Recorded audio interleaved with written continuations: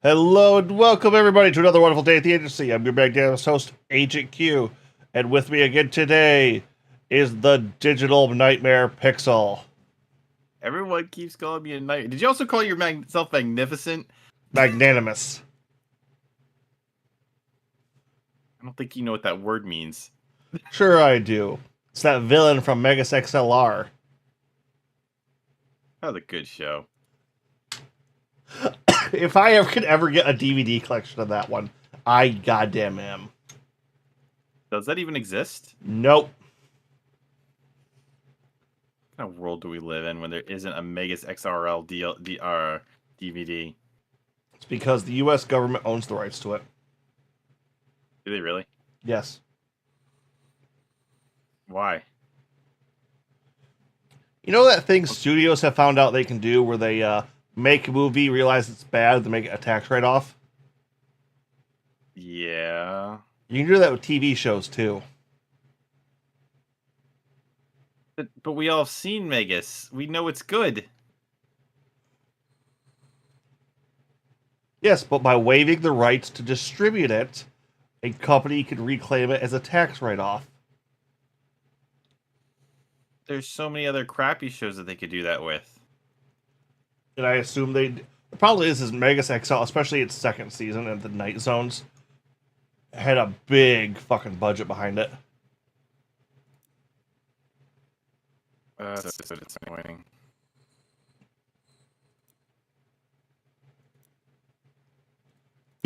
It's not letting me join your co-op. What? Why not? I turned it on.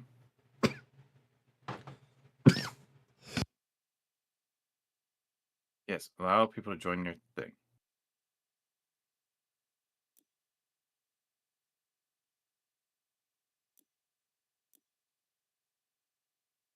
There. Try again. Mm. Did it work that time? Yeah. It's so random. Oh, god damn it. Hey, Ice. You're here early. How are you tonight?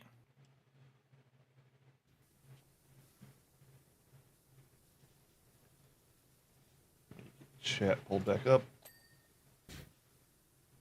Oh, it's the fucking showroom. I didn't betray anyone. Yes, I did. Ooh. I want to look around.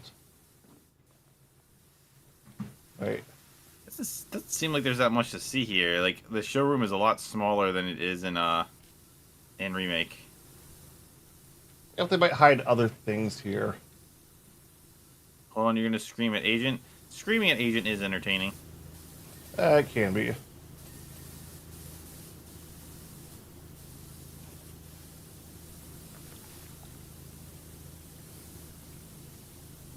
It's funny, it definitely feels like we're at the first stage, but with, like, elite weaponry. Oh, you mean it's just like how easily this is coming clean? Yeah. It might be that, like, these might be there to be able to just pick up and, Possible. I mean, if that's the case, it is what it is. I'm not going to mind it. We just get to go through this quick. Ooh, also, dramatic flare. Also, do our guns look different? Or is it just in my head? No, they still look the same. Maybe it's the angle up. Maybe because this is like one of the darkest areas I think we've ever been in. Well, I think just because how close it is, it makes it kind of look like it's like a space gun type of thing. Right? You screamed at Agent. Aim to meet. I kind of see where you're at the space gun.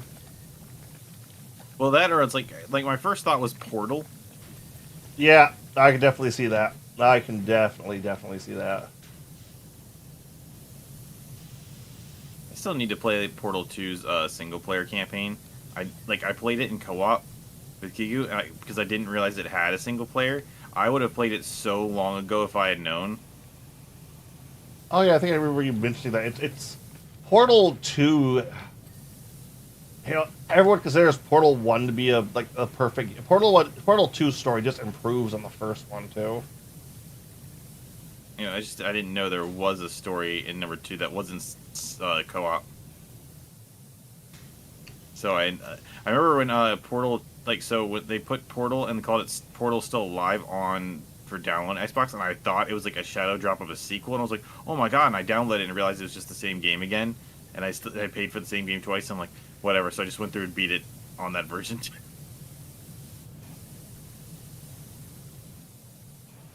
Portal's such a good game. Is there like something else we do? Because we're only at like 60% on this truck. What the fuck?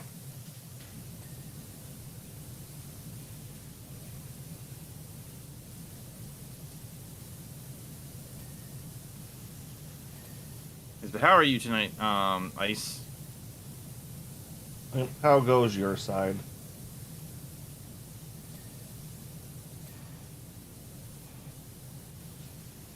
Well, there's the other thing.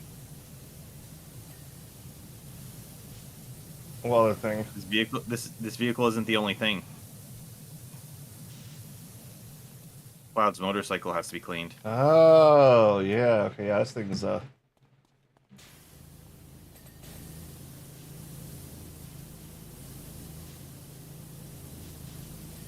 You're all right. That's good to hear. How am I am feeling better, but I was very tilted this morning.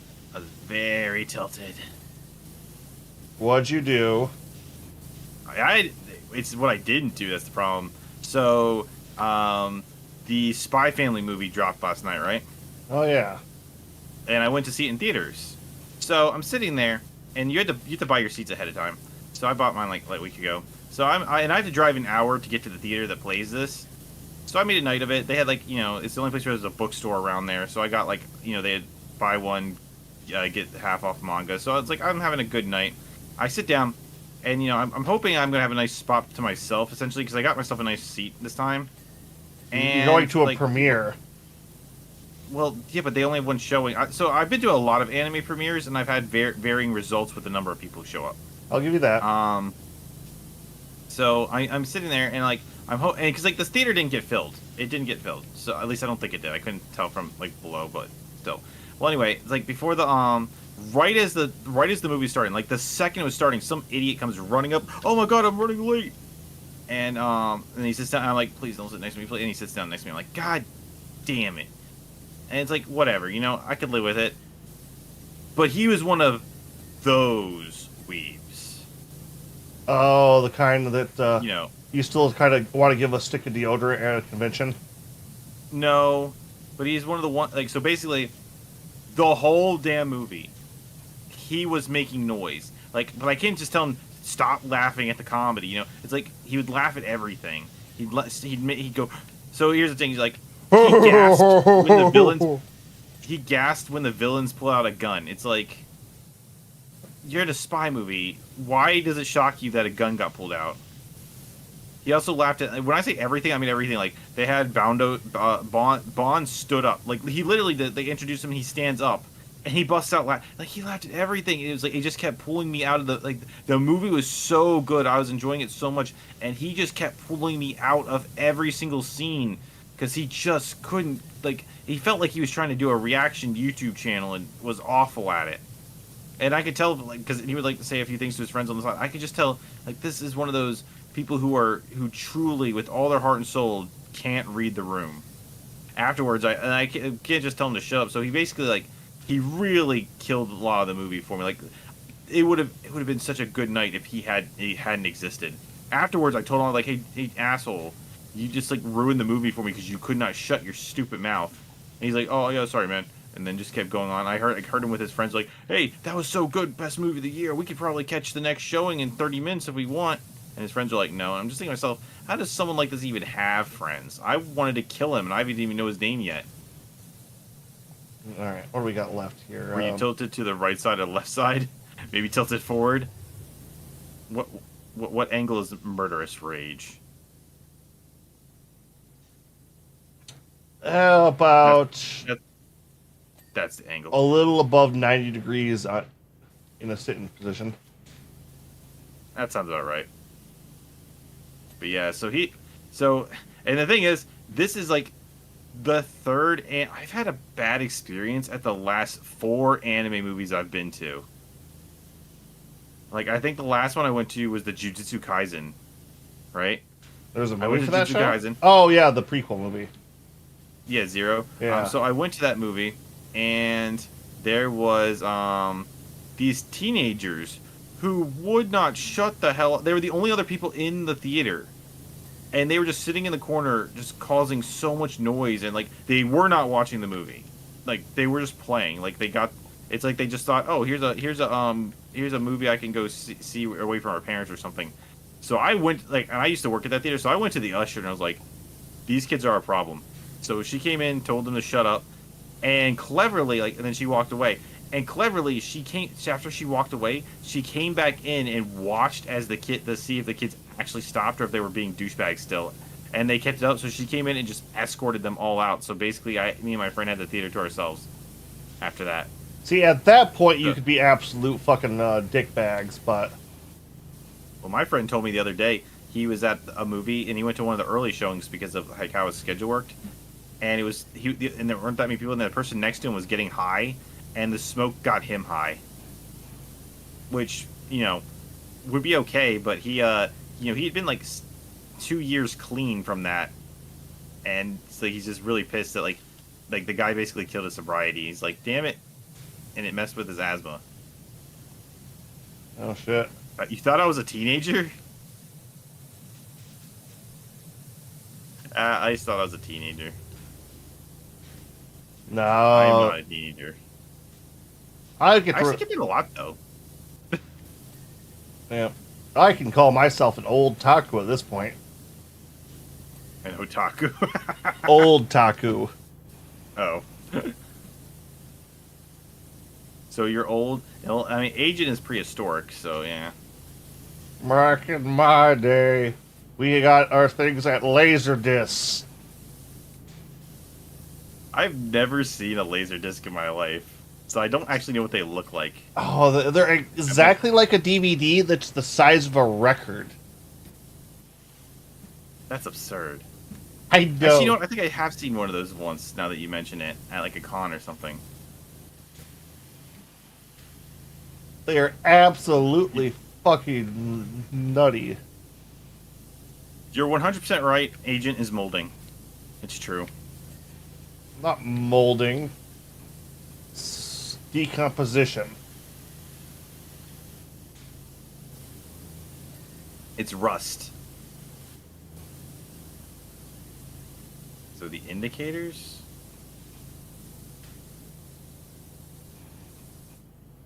If I was a car person, I would know what that means. What? The indicators? Turn signal. Yeah, I got that, but I don't. But isn't that inside the vehicle? Your lights. Shut up.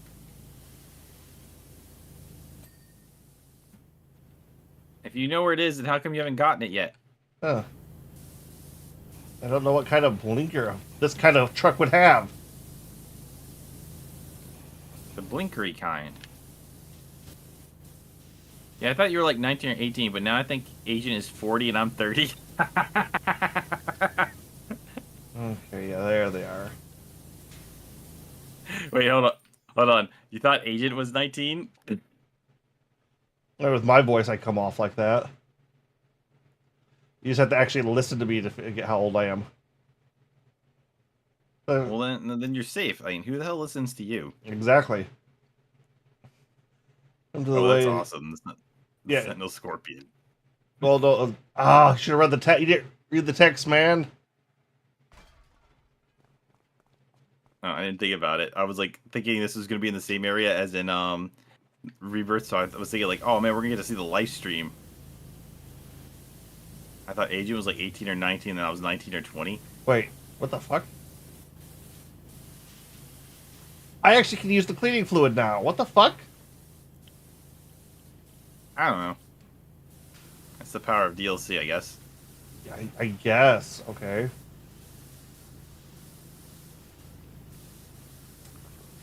Okay, the one thing I can say I'm a little disappointed with on this one is we're still our characters.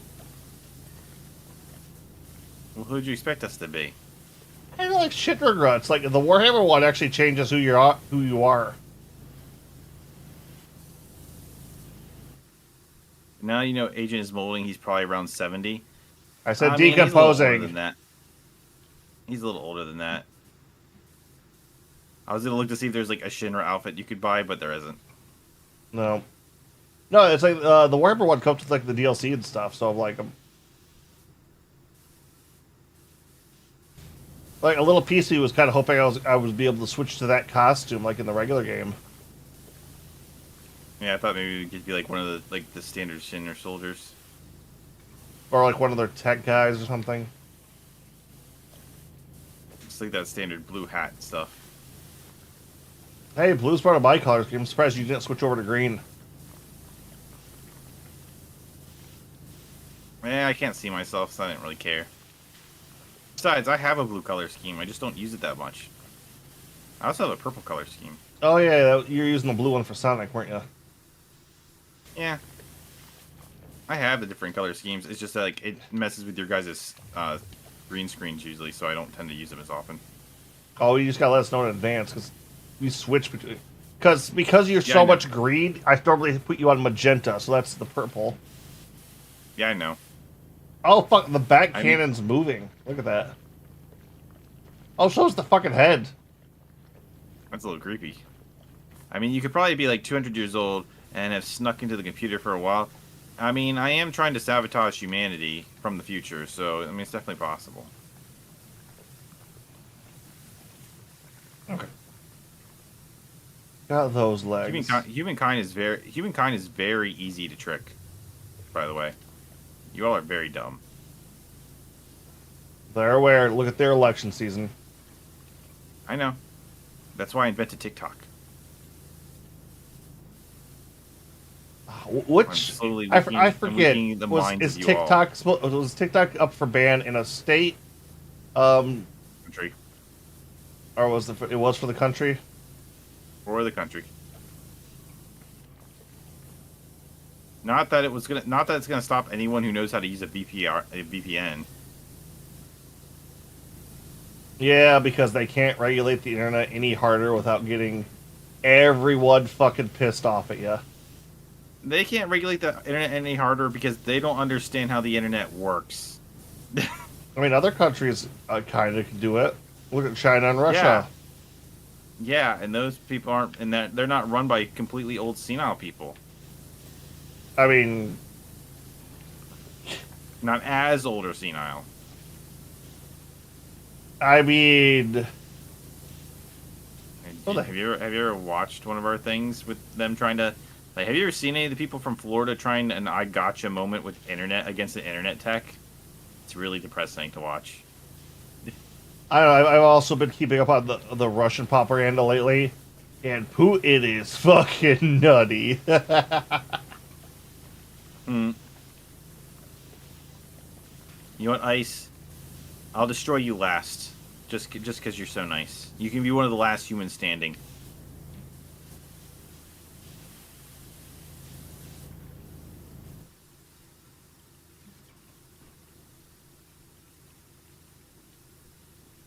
Oh my god! Like this isn't like a bunch of small pieces. Like all of this is like fucking big pieces. Shit. Look at this. We're gonna sit here. We're gonna clean this guy up, and then Cloud's gonna break him. So No. This would be after the After the battle. But how did they survive? Explode? I blew that thing up. they recovered it and repaired it. Lord.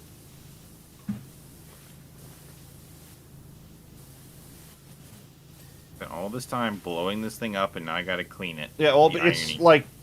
like the reason we just cleaned the bike and the truck. Those were actually recovered.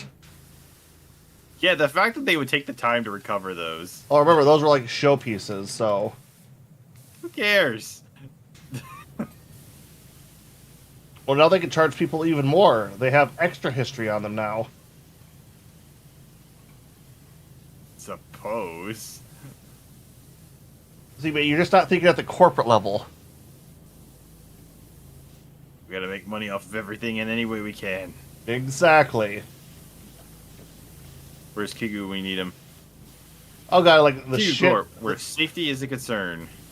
The Shinder Corp's like right up your alley for things you hate, isn't it? So it's funny because now that I'm older, I understand how terrible an enemy it really is. As a kid, all the subtext went above my head. Yeah, it's like, oh wow, big corporations evil, huh?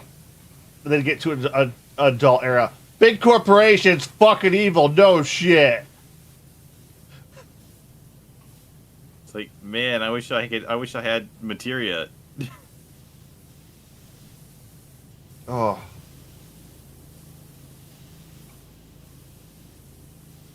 Oh, I am wanting to play Rebirth so badly. So, I haven't been playing as much as I thought I would.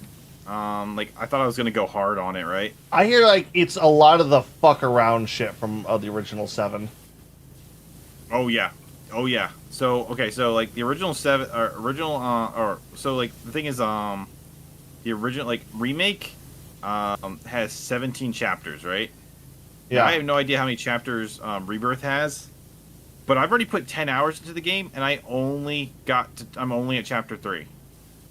But the thing is, it's because they added a bunch of the Ubisoft open world shit stuff, you know? Yep. And that's kind of that's so time consuming. Of the 10 hours, 6 of them have been spent doing open world stuff. Realistically, I could have just skipped it all and moved on, but I feel like that big boss I fought before it would have curb stomped me if I didn't do the extra leveling stuff. So yeah. Yeah, maybe. This one is harder than Rebirth feels harder than Remake. Okay, I can It definitely... also feels a little bit more Kingdom Heartsy. It feels more Cloud is more floaty than he was before. I've heard that from a couple people, which is going to be interesting.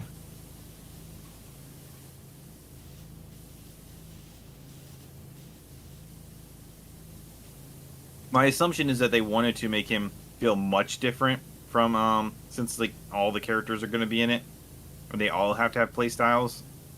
They probably wanted to make it feel more unique, you know. Oh, technically, this game's adding what? Red 13, Vincent, and Sid. Yeah, and Yuffie. Yeah, Yuffie's and in Sith. Yuffie's in Integrate. Yeah, but well, Red is technically in remake, but you can't play as him. You can play as Yuffie in remake. I know. I know. You can play her in the intermission thing, which I did do. I still need to go and do that. But she's not in the the main she's game. Not there at the. I know, but she's not there at the start of Rebirth, so she's not there yet. And but you get to start out. So one of the first things I did was try out Red's play style. I'm guessing he's going to be fast with like a lot of casting. No, actually, he is a defensive character with a counter mechanic going on. Oh shit! Nope, I'm not going to like that. Okay, what do you mean by counter mechanic? I should ask. So essentially, he has a meter, right? Like when you defend and block and counter or defend stuff, he gets a meter built up, and once it hits and then that you can activate that makes his attack stronger and lets him do special healing and stuff. So if you get good counters off, you can really power him up, get him boosted up faster. Oh, okay. And he is also really fast.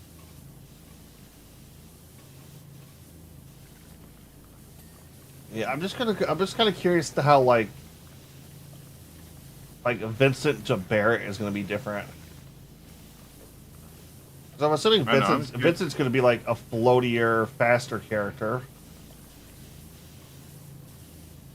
I'm curious, like how I heard that Kate Sith is supposed to be like controlling two characters at once, that type of thing, which I've never been good at. I can actually wrap my head around that fairly well. I understand it. I've never been any good at it. Like I really like Rosalina in Smash Bros, but I have never been able to play her well.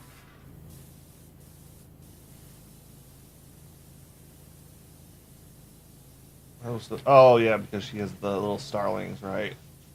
The Luma. Yeah. I was trying to think Rosalie. It's like wait, it's because when you say control two characters, my mind went to ice climbers.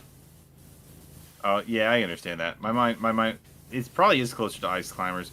My mind went to Rosalina. It also went to the JoJo game, the Persona fighter, Zatch Bell fighter, that type of stuff. It's all cool, but I'm trash at it. I mean, I'm trash at fighters in general, so yep. It doesn't really mean so much. And then it's I'm sitting here, I'm like, all right. I was thinking, I might play some 7 this Saturday night, after I get done some editing and stuff, I might play some on Saturday night. But the freaking final DLC for 16 just dropped yesterday. Is it weird? Square feels like it's competing with itself. A little bit, but I mean, to be fair, 7's been out for since over a month now, so it's technically hey, here's another piece of content for you guys. It's just that 7 is if you're doing a lot of stuff, it's 90-ish hours long. So I just haven't gotten too far with it. Where I'm sitting there going well, the 16 DLC before this was only a 2-hour run, so I doubt the new DLC is that much longer. I could see it being 3 to 4 hours long, but that's obviously a lot less than the 80-ish hours I have left in 7, so I think I might just knock out the DLC for that tomorrow, and then maybe play some Rebirth on Sunday. Yeah, I can see that.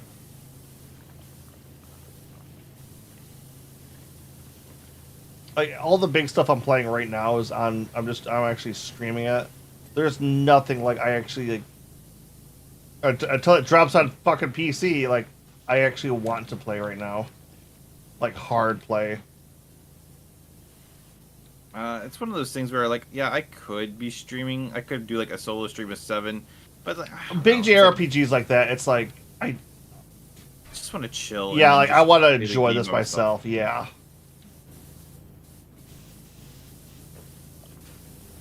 Also, the kind of same problem I was running into going through the Trails of series. Like, I'm going through it the first time, but I kind of want to sit there and explore and do my own thing. It's like, yeah, but my own thing's kind of just walking around in circles. Yeah, I understand that. It's like, I don't think people are going to want to watch that. Well, it's not even about whether they want to watch it or not. It's just that I don't want to sit there just talking into the wind. Yeah. I just want to sit there and just like focus on the game. Oh, we're playing on PC.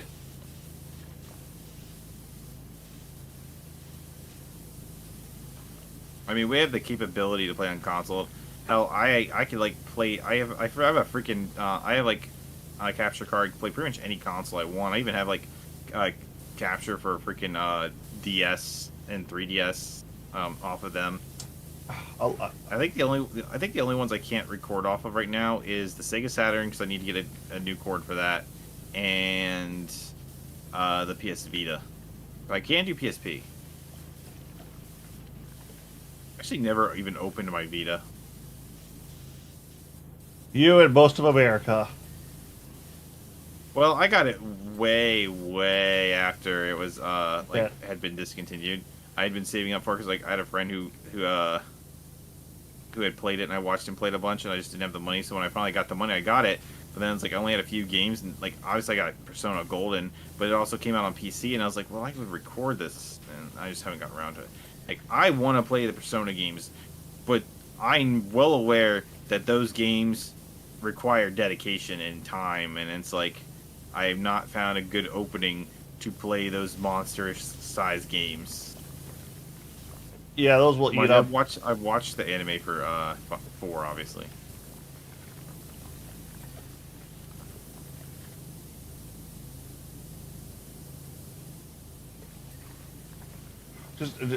Just don't try watching any of the 5 anime. Holy fuck, was that bad? Yeah, I've heard that's bad, which is a shame because the anime for 4 was so good. I mean, the Golden anime was okay, but that was obviously kind of a bridge under the assumption you watched the other ones, so it was like, whatever. Yeah, I can understand that.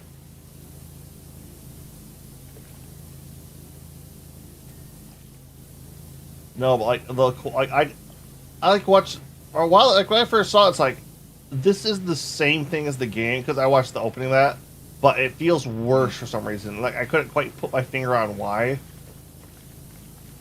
Finally, like looked up a video. It's like, okay, why does this feel so? Like somebody explain this to me. Just watched a basic side by side of like the cut scenes they go through. It is such a world of difference in quality. It is like honestly surprising. To the point where it's like, why didn't you just rip it from the game? Yours looks like a cheap knockoff, for fuck's sake. Maybe there was some kind of copyright issue with that. How? NANI? I don't know. Video game copyright is dumb. Yeah, I guess we went over last time how weird anime copyright can get too. Yeah. Like I said, it's always Just just keeping weird me to awake. me that like music can't what? I was talking on my side, Oh, okay. scaring me. Something about music though. This thing comes to life and attacks us. Or barked as friendlies. And it goes haywire. Dun dun dun dun dun. Why isn't Final Fantasy music playing? This game doesn't have music. Hasn't had any music. Yeah, okay, I guess you're right. Also, it probably costs more to license out the music. Yeah.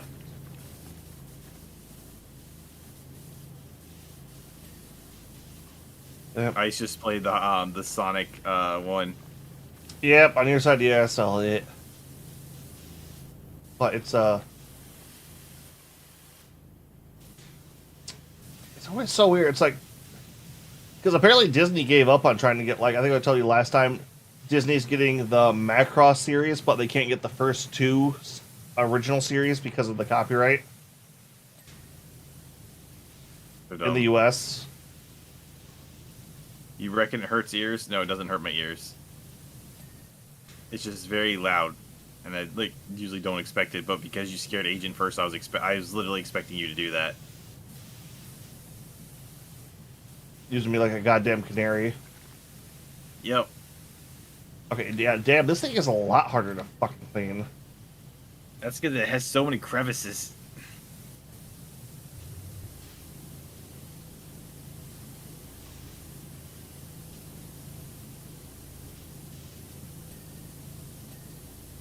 But you do have the sprays now, so that's good. Oh, fucking shit! What? I just realized I have the sprays. You're the one who told me that a couple minutes ago. Well, we didn't need it in the other room, but I wasn't thinking about it for, like, this area. Dumbass. It's funny to scare AJ because he never expects me in his chat. No one ever expects ice. Oh, I was surprised you didn't go with you. Yeah, no, he doesn't expect people in his chat. Too easy. No one ever expects the Ice Inquisition.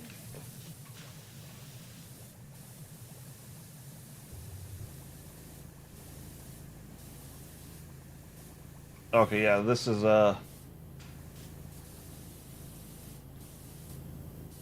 pretty good for the crevices. Speaking of Sonic, so I was watching this like video about all the multiplayer Sonic games. There's apparently an arcade exclusive Sonic game that's a 3-player co-op kind of like running dodging game that I need to find. 'Cause it actually looks really fun. I was genuinely surprised to find out that it is a thing.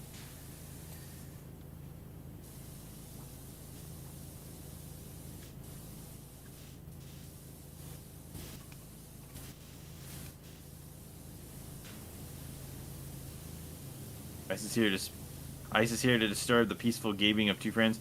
I mean, you know, to be fair, it's very rare when we play peaceful gaming. Yeah, this has been the exception for quite a bit. This might actually be like the first peaceful game I think I've ever played, actually, now that I'm thinking about it.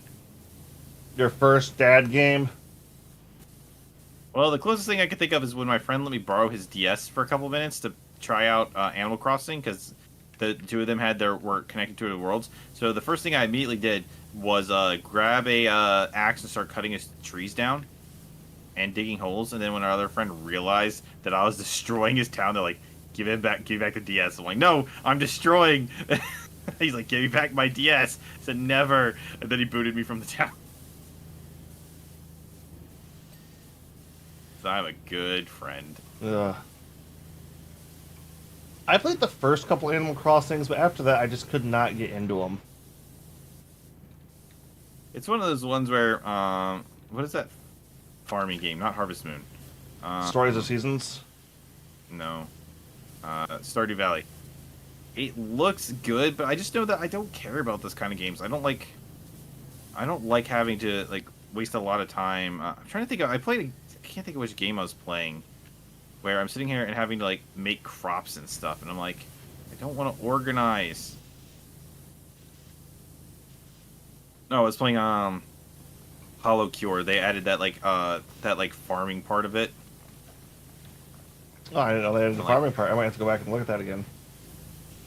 Yeah, they added like this little area where you're in this little like, you can basically like customize your own house, and there's like a lot of crap. It's all expensive, so you need to play the main game a lot. But you could also like get workers and like hire them, but you need crops to essentially like feed them. So I have to go and make a bunch of crops and plant them, and it's just like I don't want to keep track of this crap. It's kind of like berry trees in Pokemon. I just don't like it.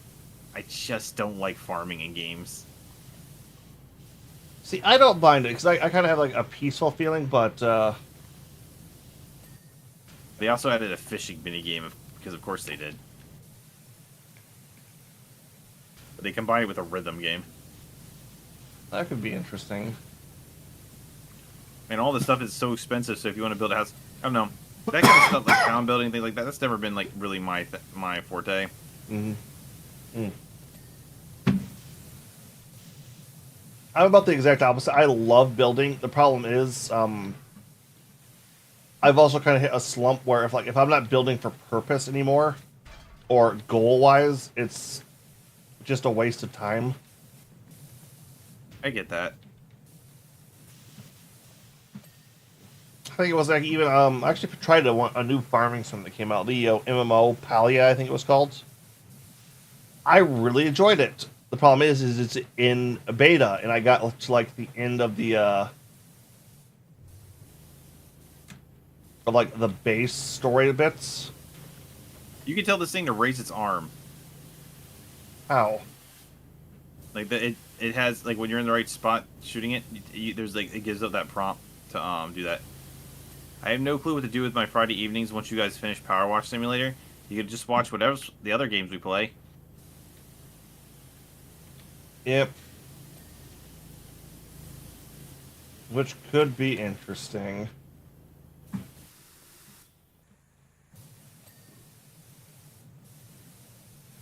Because a little piece of me almost kind of wants to turn for our Fridays into like a longer RPG night, but more chill. We could probably do that.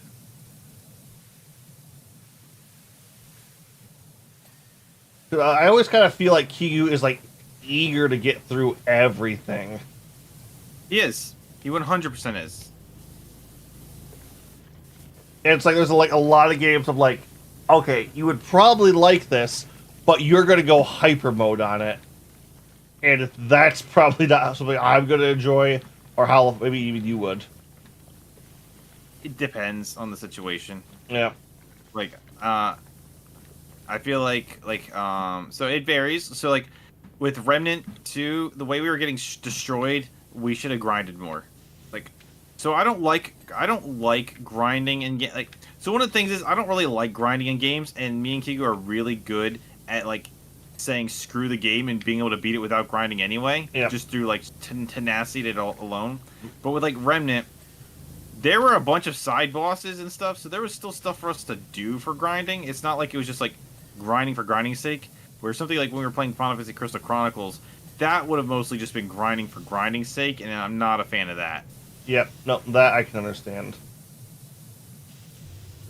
But I also understand that sometimes you just gotta grind, but I usually try to avoid it if I can. Yeah. Well, the thing is with Remnant, it wouldn't be more like we're gaining levels. It would be like we're gaining gear to better combo off of itself and increase and give us those better like power. Yeah, I know. We only had like 50% of the possible power-ups we could have had on ourselves. Yeah. And we'd only gotten enough resources to like get one of our guns up. Because realistically, like by the time we get to the final boss, we should have had each of us should have had one or two gear sets that we could have just swapped out between. Yeah.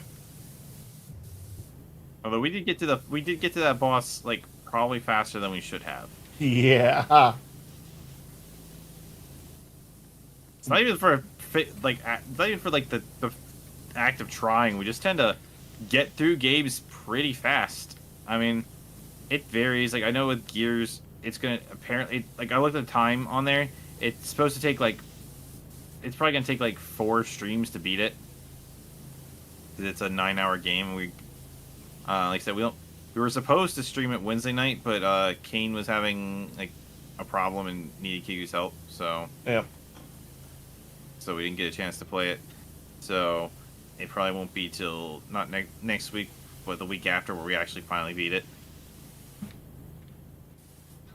But if you want to pick a Friday game, I picked this one, so once we're done with this, you can pick it and I'll join whatever you want to play. It's fine. I am very open to different games. I am like the definition of what a variety streamer actually is.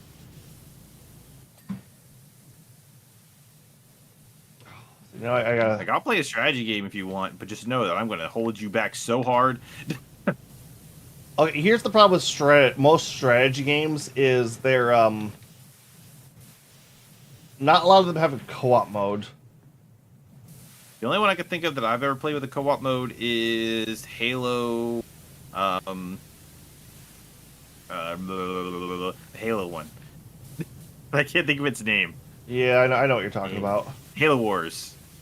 I played that on. I think I played that on. Did I? I don't remember. It's so long ago. I had the second one. And I've never even opened it. I like. You know, I heard about the first one a lot. I never heard about the second one. Yeah, it low key came out. I wish I'd gotten the metal casing for it, but I didn't. I didn't have the money at the time. I definitely understand that.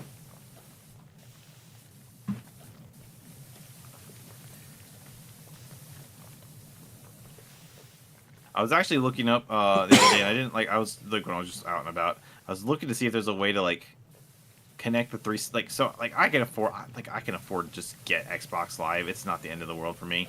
But I know Kigu like basically won't, unless I guilt him into it. Yeah. I So just like let my Switch Switch online drop. I mean, I it's only $20 a year that I forget to pay it, and it just auto pays. Well, my Where- card's going through like a little bit of a funk right now, so the auto pay got rejected. Yeah, for some Well, I know I've had reason, I've had like it did that, and I can't buy like points off like Twitch anymore. Huh. Like, I know I've had like a similar issue where like I had to tell Sony, like Sony likes to just put you on there without like take it, like put you on auto pay without giving you permission. So it's kind of like, how dare you? yeah, Um, Sony is a bit scummier on that. Does this level not feel frustrating? Yeah, kind Not of. particularly. It's not really bothering me.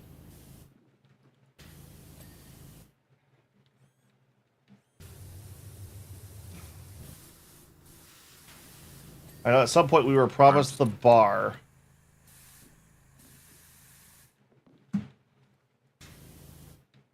Promise the bar. Yeah, Tifa's bar. Oh yeah, that's on the cover thing with the Buster Sword in there. Yeah, I was like, at some point we're promised that, so I'm kind of curious as to when that is. I'm kind of hoping not like the last area, but I honestly thought that was gonna be like the first area. yeah, it's kind of where I was too. It's like,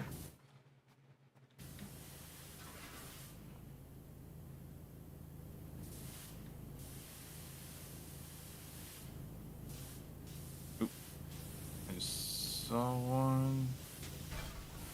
Abdomen. Okay. So the abdomen, the abs.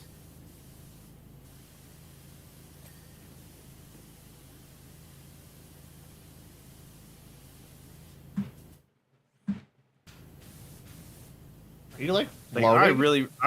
I really like RPGs. How are but you man, floating? it's just- What is this Huh? sorcery? I'm not floating. I mean, yes, I am. Float materia.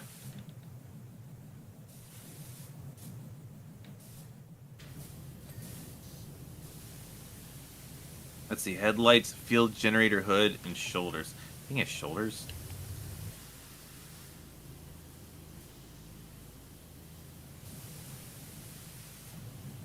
Yeah, I think are its shoulders. the ball joints in the arms.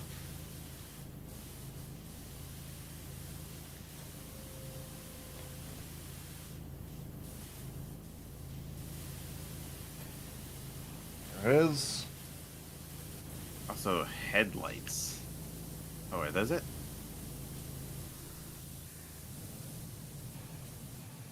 That's it. The ab light? Alright. Ooh. Headlight. There we go. It's right there somewhere. It moves. I know, right? Field generator Nice. hood.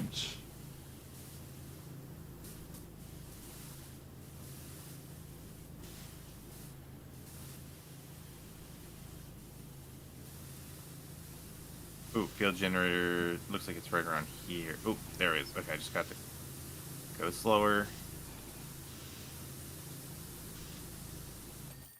Oh, there we go. You see it all twitchy. And then it kills us.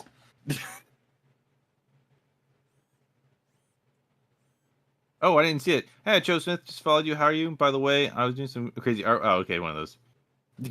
Yep. All right, read the fucking. Oh, this was from Heidegger. Oh, Seventh Heaven. Here you go. Lots of trouble with Don Corleone's grunts. Blah blah blah. Stormed in the Seventh Heaven unannounced. Ordered entire menu twice.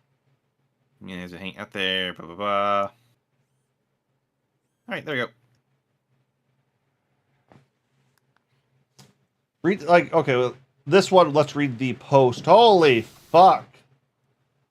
The whole room. The whole room. Um, I was reading the post out loud. the I was post. just skipping a lot of it. The like the in report. I'm not. Tifa's the one sending us the text here too.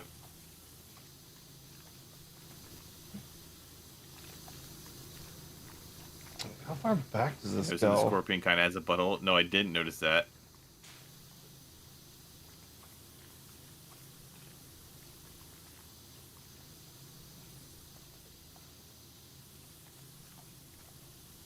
And I feel like the Buster Short sword should have a bunch of like blood on it and not whatever this green crap is.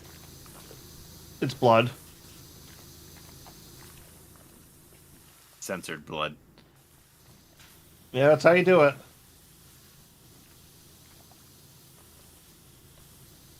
That's the reason mecha shows can seem so violent but get like a low rating. It's not blood, it's oil. Why does the machine scream? It's in pain. I mean, it's just malfunctioning.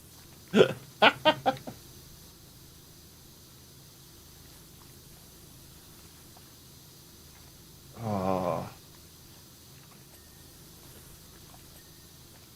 The bar top. Completely, like, wow. Yeah, what the fuck happened here? Don Corneo's men came in and just went to town on the place. With what? This is grime. I don't know. They probably remember the butt kicking they got. How do you smear grime into a house? I don't know. They're disgusting people. How does Barrett get so much crap on his gun? It's like you're fighting from a distance and shooting. Oh, that's supposed to be like the shell waste. Eh. Like they're trying to be accurate with how dirty guns get. Shenanigans. Well, they're Japanese, so they don't have gun like cleaning drilled into their heads once they get it. I would have loved to punch those goons right in their faces, but they probably wouldn't have. They probably wouldn't even have needed any materia. I never really bothered reading a lot of the texts we were getting from people about the stages, but Like this is where I was going to be like, it's going to start being interesting. yeah, it's like Tifa. Speaking of which, you know about materia and Mako, right? I'm like, sure. Hey, the TV's on. The fact that it was so dirty you couldn't even see the TV was on. That's beautiful. Mako's the lifeblood of our planet. Every living thing is on it. Yeah, but it snorts so good.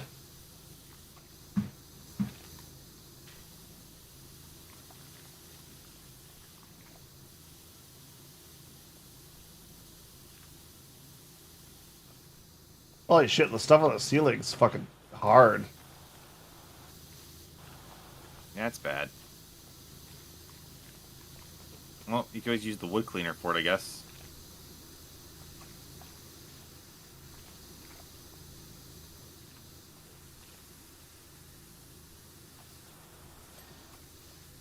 feel like Is the wood? I feel like soaking wood like this wouldn't be the best thing in the world. Oh yeah, no, you would never power wash this. This is Magic power washers. I mean, we are in a Final Fantasy game, so who the fuck knows? You know what? It just hit me. You know what the first power wash game was? Mario Sunshine. Mario Sunshine. So, okay, so last Sunday night, you remember when we raided Hylia? Yeah. I was watching her last Sunday, and she was playing Mario Sunshine, and I said, "Oh man, you're playing the Proto Power Wash Simulator." And she's like, "I am." And then other people were saying that no, like, and everyone then went to a big conversation about how Mario hasn't made it into Splatoon with Flood. Absolutely power wash the inside of a bar if you could. So they need it sometimes. Just don't do a pinball machine. Actually, yeah, I'm surprised Square hasn't like released this like as a pinball machine. Yeah, especially considering they had all those games that they've had they had like an arcade game in 15, didn't they? I think so. Also, Rebirth they added a card game. Yeah, and it's not just triple triad. No, I heard it's you a actually do brand that for new like card game. story progression too later on. Yeah, I've heard that actually. I thought it was just a mini game, but then I heard Zero Punctuation was complaining that it became like he was going to ignore it, but then they made it. Apparently, you can say no. So I don't know if you've heard, but Shinra, it's not as selfless as it paints itself to be. Yeah.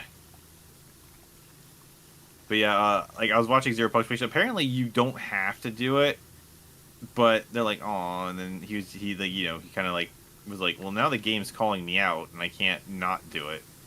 I actually like I was kind of growing like, really, you're gonna make me waste time with the card game because my brain was thinking how much I hated the card game in Digimon World 3. But I Oh, actually there liked was the card no game, good and it's supposed to be strategy fun. to that fucking game. I felt like it was just have better cards, Yeah, well, this one actually has strategy to it, so it's actually pretty fun. which you can't get better cards unless you beat people. That's not necessarily true. Okay, you can get the random packs, but that fucking shit. Oh, you mean Digimon World 3? Yeah. Yeah. They say like you can buy there are like card places to buy stuff at in 7.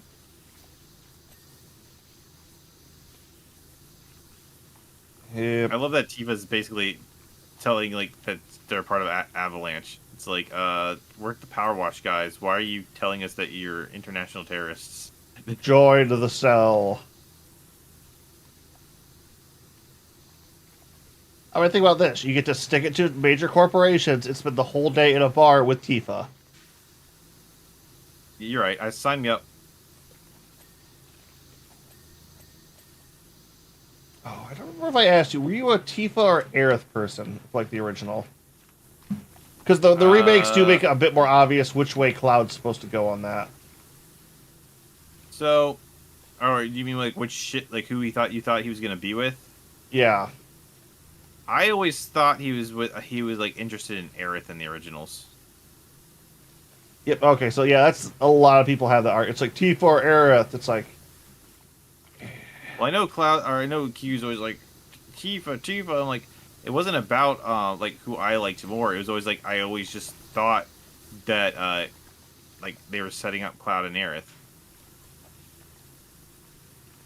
But I also heard that in the in like it got cut from the original, but they at one point like after like the night before the final battle, like Tifa and Cloud are supposed to come out of a barn together, and Tifa's like after a night together, and Tifa's like adjusting her skirt and stuff. But that got cut. yeah, I can see that. No, it's the remakes do make a better point of Tifa and Cloud than Aerith and Cloud. It feels like. Yeah, I agree. But also, like, there's also the concept where, in the originals, like, it was unless you really were paying it like. So they brought up the whole thing like Aerith was with Zack originally, but like unless you found the extra thing towards the end, you really didn't know who like Zack was. Yeah, people seem to forget like how much content in 7 originally is side or extra content. Vincent and Yuffie aren't main party characters. Yeah, I know that, and like you can easily miss like that cutscene from Zack, but now with Crisis Core, they basically like, and surprisingly Zack was even though he was just a Cloud clone, he was a playable character in Air Guys. So like they fleshed out who Zack is. So now so now it's like they're like kind of I think they're kind of going with the whole like Aerith and Zack type thing more. So they're making Cloud and Aerith less flirty. Yeah.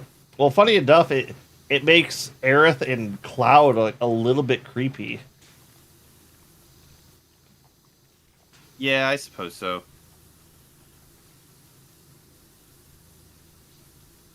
And not in Cloud's way either, weirdly enough. Well, it's not like Cloud knows. Yeah.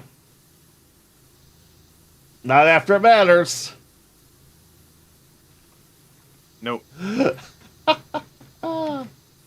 Ah.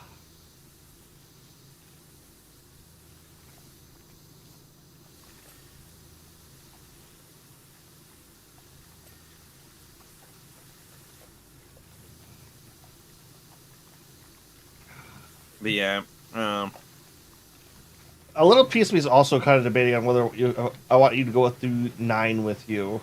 Well, I know you were saying you wanted to kind of do that by yourself at first.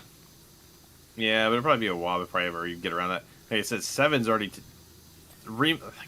Rebirth's already going to take so long. Yeah. It's one of those ones where people are like, well, you don't have to do all these extra things. I'm like, yes, I do. This is how I play games. It's not that I'm a completionist or anything, but they literally put a... Because, like, I missed, like... So I missed, like, the Bahamut summon and the Leviathan summon in Remake because I didn't know they were there, And I was watching Prez get that, the secret extra boss that he's... For his Platinum that he's been getting. But I didn't know they were there, so I missed them. And it's sad because I did want to play against them. And there's, like, these 2 extra bosses... that you get from playing Intergrade, but you have to that unlock and Remake as well.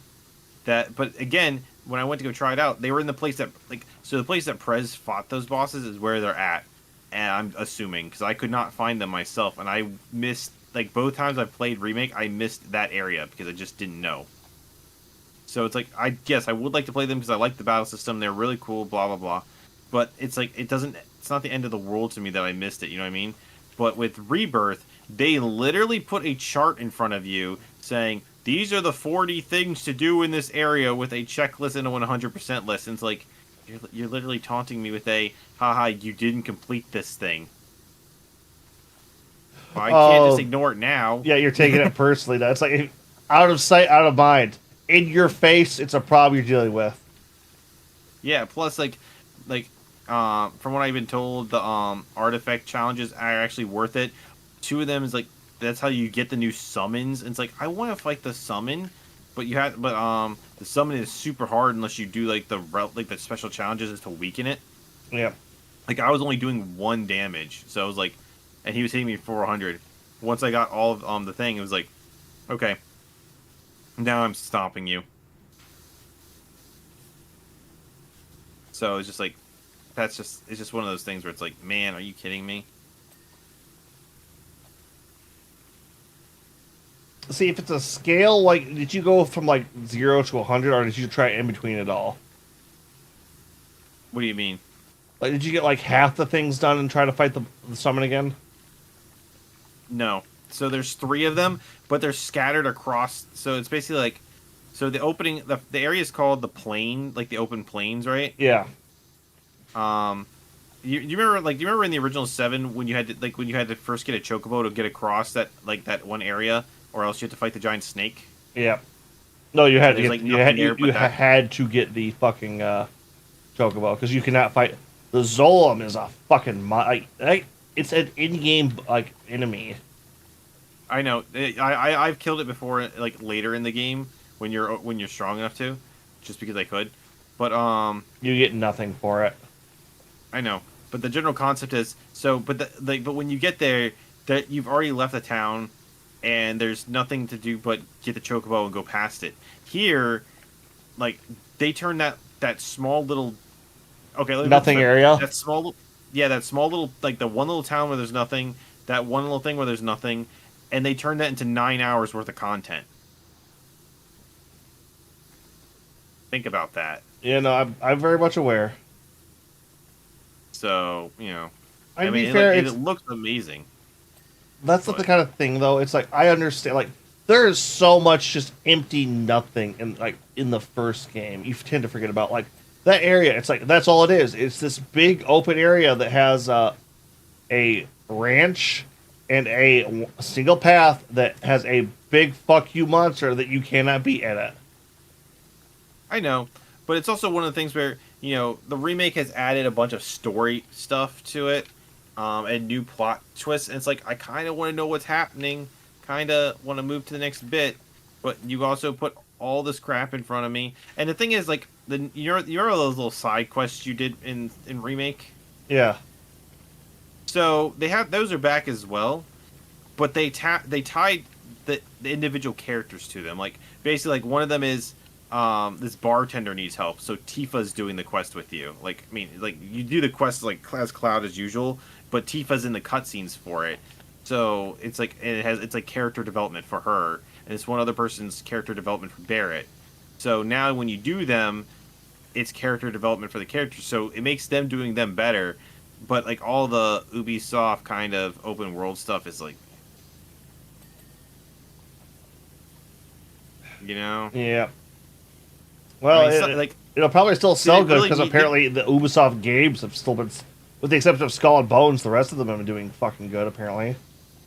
Look, I'm fine with it for what they are, but like so like I thought I knew I wasn't gonna be the only one to make that joke, but like Zero Punctuation made the joke like, wow, they added in like the towers. You know how you climb a tower in like every Ubisoft game, and it opens up a marker on your map with all the things you got to do. Yep.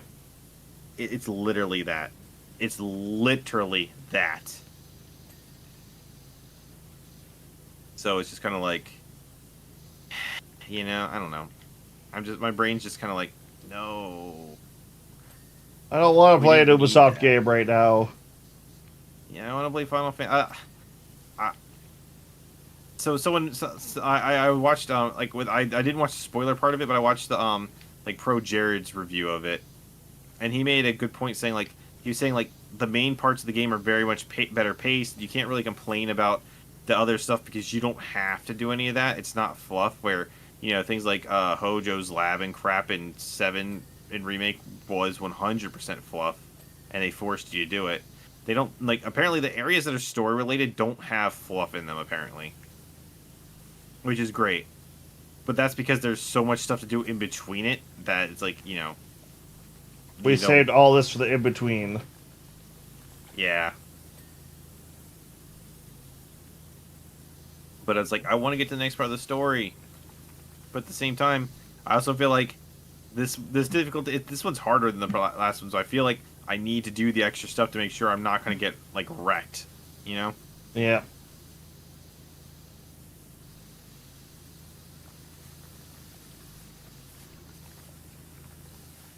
Also, they added so much Chadley.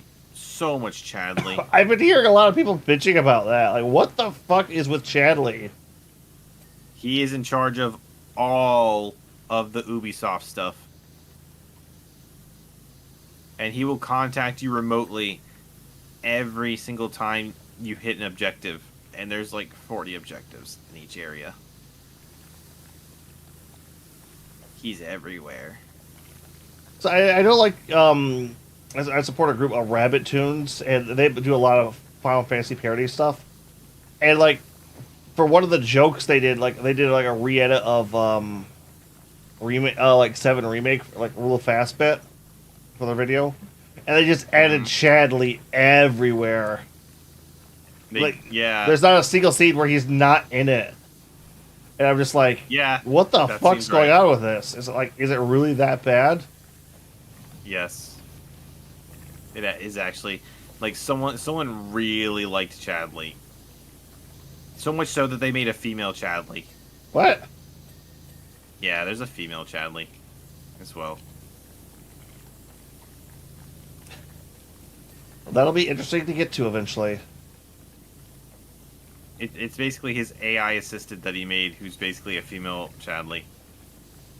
He is an AI assistant. I know, but this one's a virtual one exclusively, as opposed to a cyborg. I thought he was virtual. No, he's a cyborg.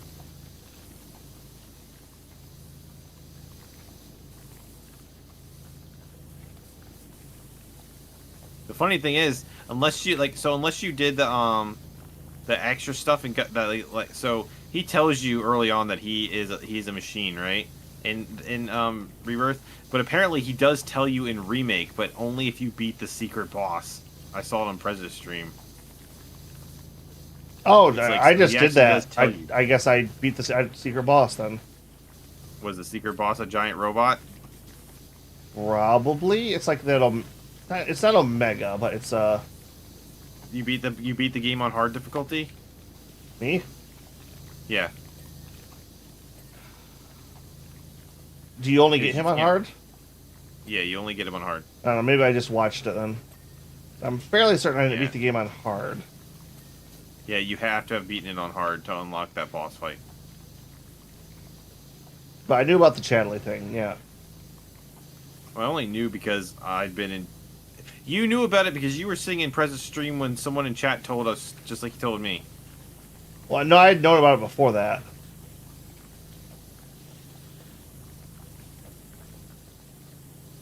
Okay. I didn't. This is...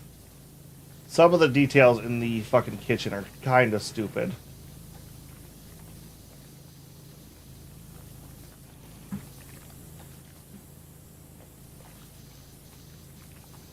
I wish you could click the thing like. Imagine if like we're like it said only 50% done, and we had to click the pinball machine to go down. Oh, that would be cool. Although you can't even do that in Remake, so. Oh. Hydrate. Alright. Ooh. Ooh. Got an ice cube with that.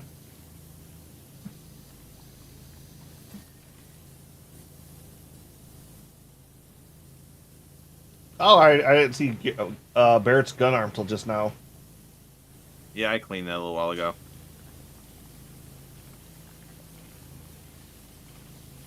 Yep.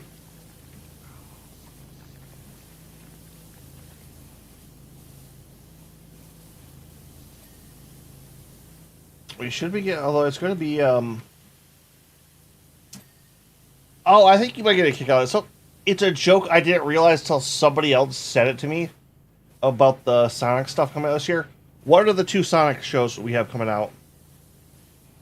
I didn't know we had any. Got a movie and a show. Oh, the Knuckles show? Yeah. But get it, this is the year of Sonic 3 and Knuckles. Yeah, I'm the one who told you that. Was that you? No, I heard that somewhere else. Yeah, no, it was me. I told you on last stream. Uh, You even made a big reaction to it. oh. Yeah, it shows you how much I pay attention. Yeah, I knew that. Oh, fuck. Oh, that also does right. Did you happen to see the CEO of Hasbro got fucking axed? No, I did not. Yeah, apparently they've been fucking up enough that like they actually got rid of him. Good. I mean, didn't he go on like TV thing saying, "I'm looking forward to firing people to replace them with AI"? Was that Hasbro? I don't know. I feel like it was. I can That might believe have it. Because this is also the Wizards like- of the Coast guy, so...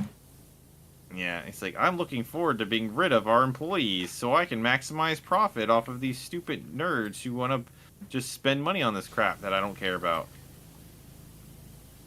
Yeah. Well, the problem is he's been fucking up so badly with everything they've been doing. Like, the only Yeah, thing that's because- been making them money was D&D and fucking Magic the Gathering.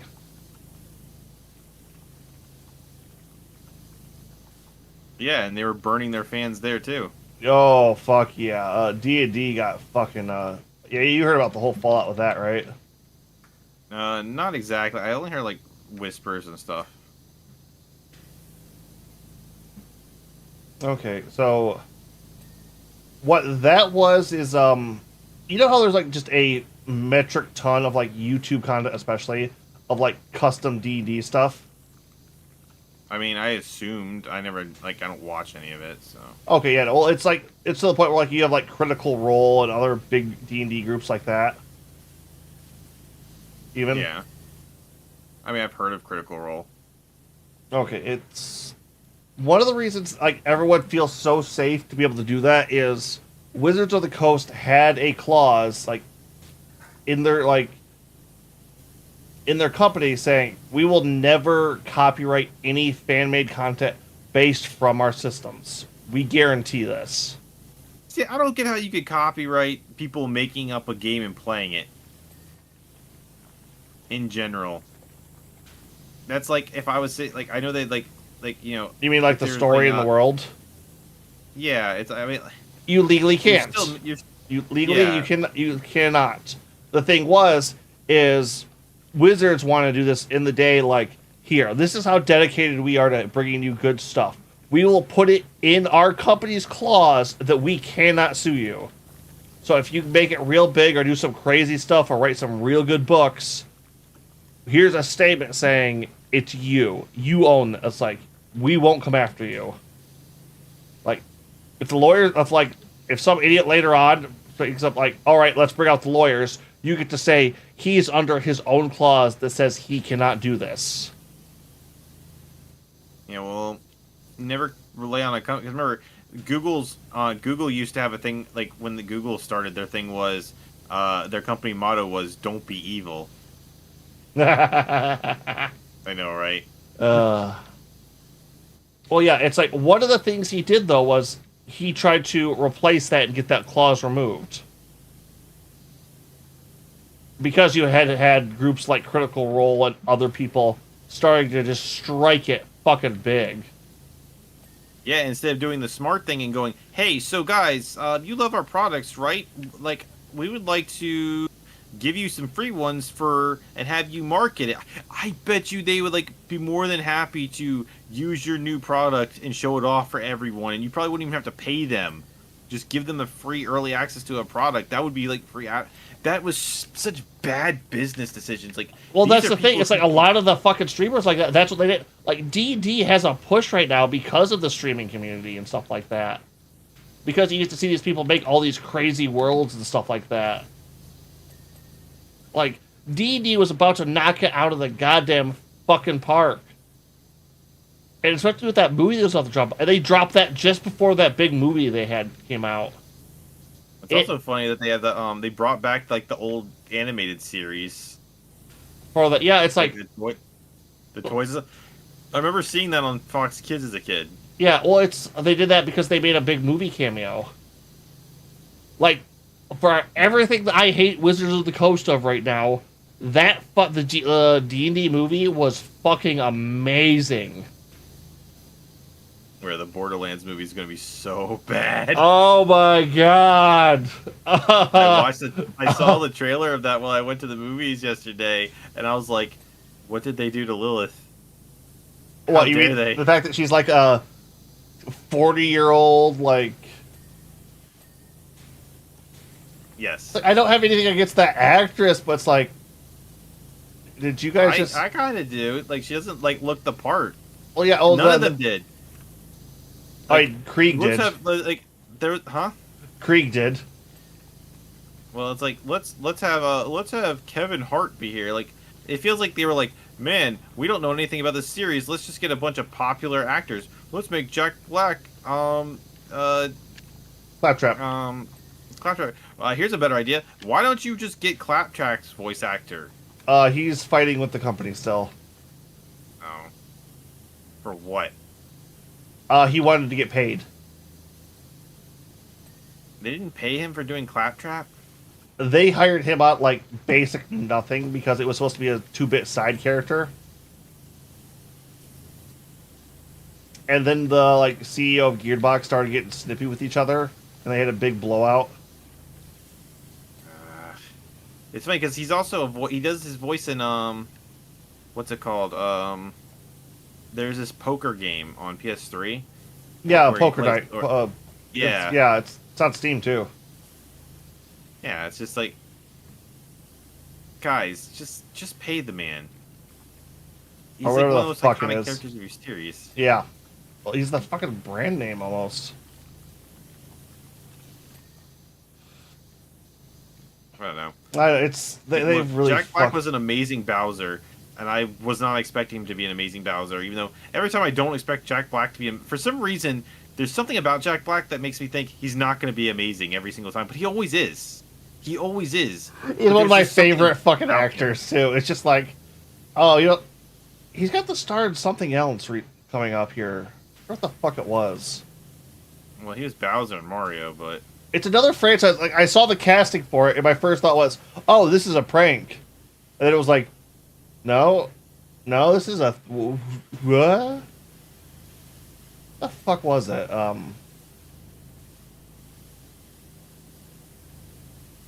I don't know. It's we could put the Borderlands movie next to the Halo series for bad adaptations right now. it's I don't. It's just when I saw the Borderlands, it looked so generic and bad.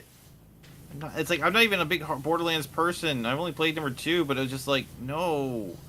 You don't even have any, like the original. It looks like they're doing the first fucking movie, which is like, where's Brick and Mordecai? Like, Tiny Tina and Krieg weren't in that movie. What the fuck? Like, we're in that game. And like there wasn't a single funny thing in the trailer either, which means the writing was bad. Imagine standing at the top of the counter and spraying a water on a TV. I don't have to imagine. I'm doing it. Yeah.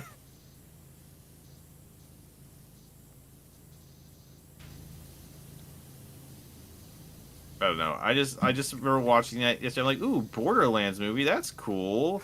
This Nope. is awful. Oh my god. Yep. On the other hand, we actually just got an awesome trailer today. For Transformers 1. Hmm. They're finally doing a prequel style movie. Like from Michael Bay. No. Like from the comic lore. I say I've just never really cared that much about Transformers. It looks really good, and one of the big things in the lore is in their younger days, Optimus and Megatron are like supposed to be old friends. So kind of like how Magneto and Professor Xavier were friends. Yeah.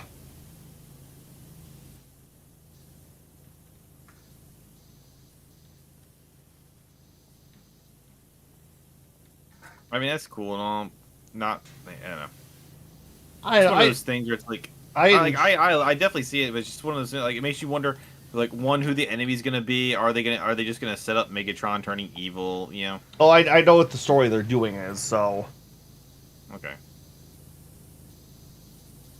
I mean, here's hoping it'll be good. because at that point, the history that they're going for is the Transformers were slaves. For what? The Quintessons. How do you enslave a Transformer? Those things are massive. The Quintessons are. I'm not gonna go to the deep lore, but they're like they were another incredibly powerful like alien race. And like when they took over Cybertron. Cybertron was like in the middle of like a peaceful golden age. Well, we know that didn't last. Oh yeah, they got invaded, got enslaved, and then they went to a kind of a colonial power after that.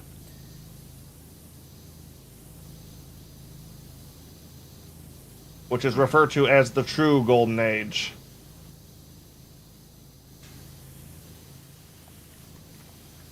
And then from that point on in the timeline, you have the worker class getting repressed, Megatron's uprising, the reformation of the Autobots, and that eventually leads to the Civil War. Autobots kick ass. I mean, kind of in the story, like the Autobots and the Decepticons were actually allied forces at the start of the war. I mean, I don't know how they expect it to end. They have deceive in their name.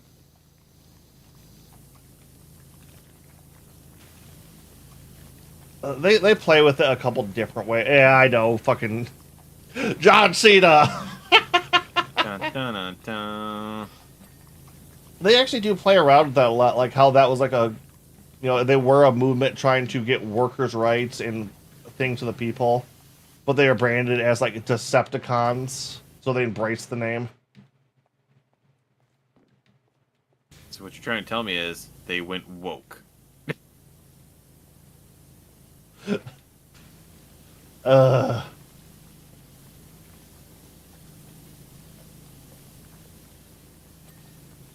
I mean, like, fundamentally, they're supposed to be communists. That's not woke. It's the opposite of woke. No, the Autobots are woke.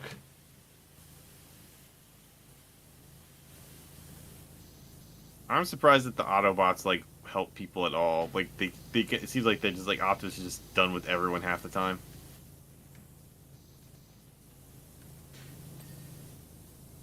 Well, you're mostly familiar with the Michael Bay movies, aren't you? I've seen a little bit of every single one, ironically.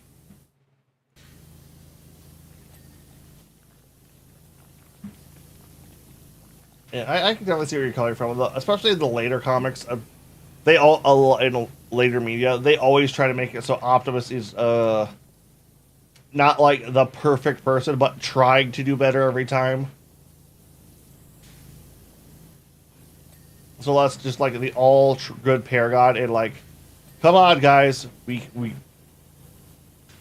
want peace, we want like freedom, we want rights. We all agree on these facts. Can we all just kind of come together and be and have a nice day? No. We need war. Like, that's always been like the not so much earlier Megatron stuff, but actually like they started like thinking about character wise. Megatron turns into, it's like, hey, our history has shown when we are peace, when we disarm, and we're not like at the brink of war, we get fucked. Even though we're still giant robots.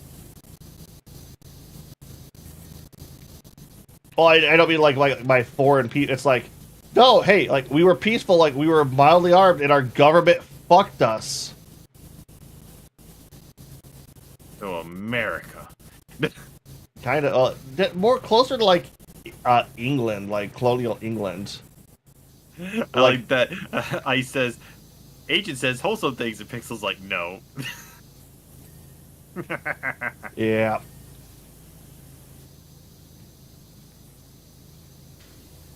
We don't do wholesome here. We only do death and destruction. Yeah, I'll give it that too. And sometimes comedy. Yeah. Now that's the joke. But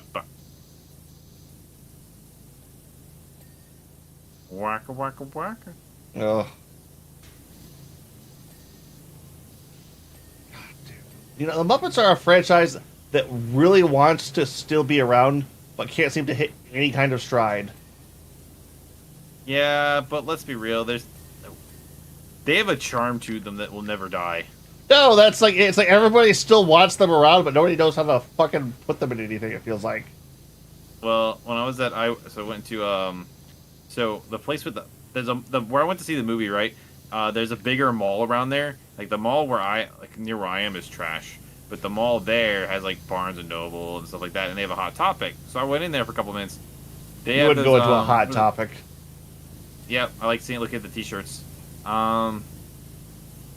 had the Funko Pops of the Kermit and Evil Kermit meme. I'm just like, okay, that's kind of clever. You gotta love how meme culture.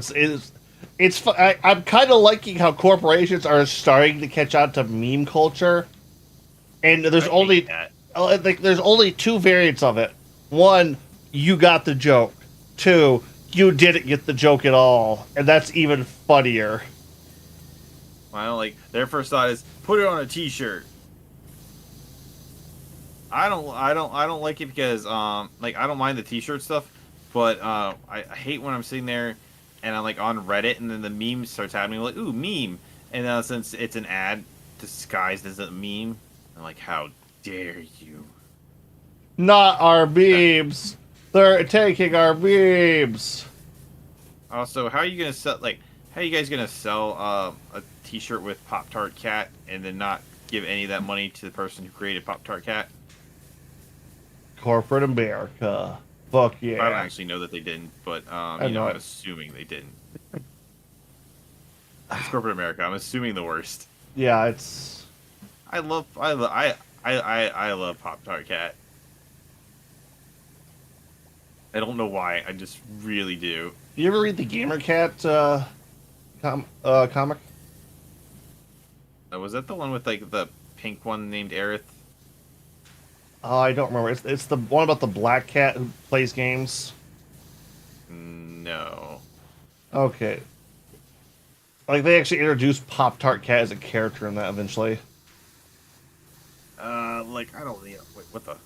I don't need all that crap. I just need. It's a fun gag comic is the thing. So this is like I saw someone made like in was it I think Unreal Tournament. Someone made a gun, but instead it shot Pop-Tart Cat and it was the homing missile. So it'd be firing and it could fly it around with the rainbow coming out and be like nah, nah, nah, nah, and then when it hits, it explodes. That was funny. Yeah. I actually have left. Oop, just hit something. Oven pipe. It's this thing right here.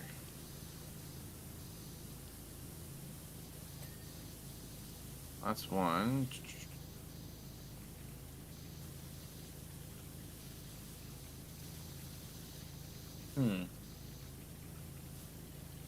What are we missing still? Let's get this radio over here I'm trying to work at. So ceiling beams. There we go. Ceiling beams. Metal container, that's vague. Wall columns and wall lanterns. So ceiling beams, wall lanterns, and that's like so there's so we should as soon as we get one of them down, we should essentially unlock like the final little checklist at the top.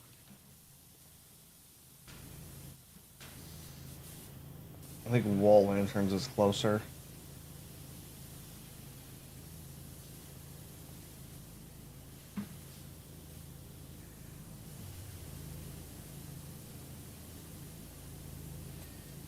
Boom. Let's see. Wall columns, wall lanterns. Column.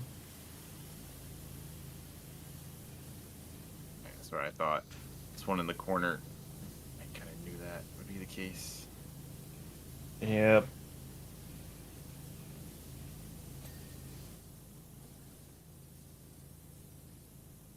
Boxes. How am I supposed to get... It's hard to get back here with this barrel.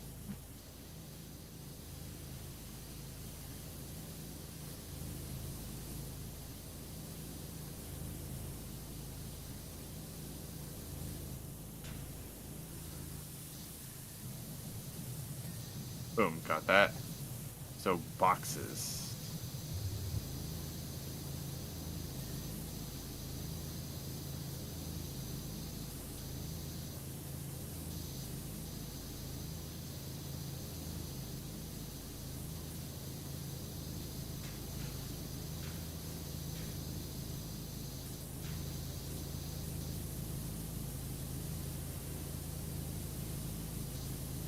This is some bullshit. There we go. I'm about to say, how are we missing that?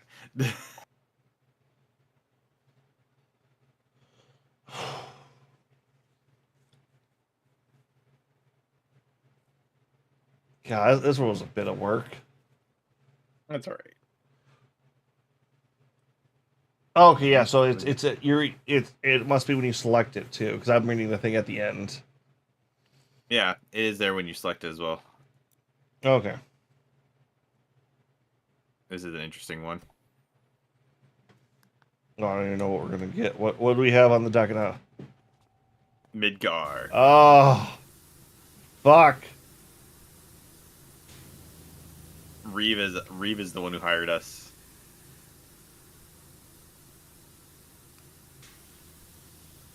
How the fuck did this even happen? Avalanche. Oh, it's Barrett snuck off and did this when nobody was looking. I could believe it. Although I feel like he would just shoot it.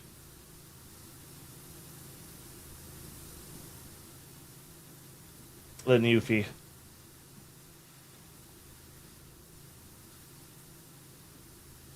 I could believe that too.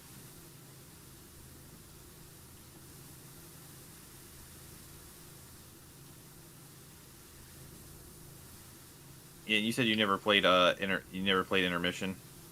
Me? Yeah. Nope, I have not. Yeah, I know, right? Green Gunk. They introduced a new character in that, and I was like, he's probably gonna die because he's not in the original game, and they're not gonna make him playable. And yeah, One of those you called it? Spoiler. Yep. Yeah, I mean, like, I know who you're talking about. It's like, oh, you're gonna fucking die. This is why Yuffie's by herself later on. Yeah, it's like, yeah, there's no way in hell you're surviving this.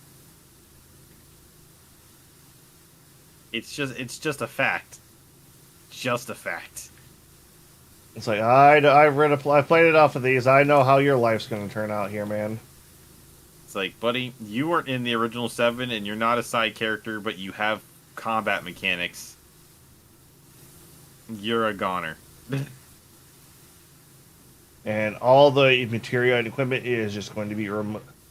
Okay, am I the only one that thinks if a character character like story dives or perma leaves your party, you should get all the shit that's equipped to them? I mean, you usually do.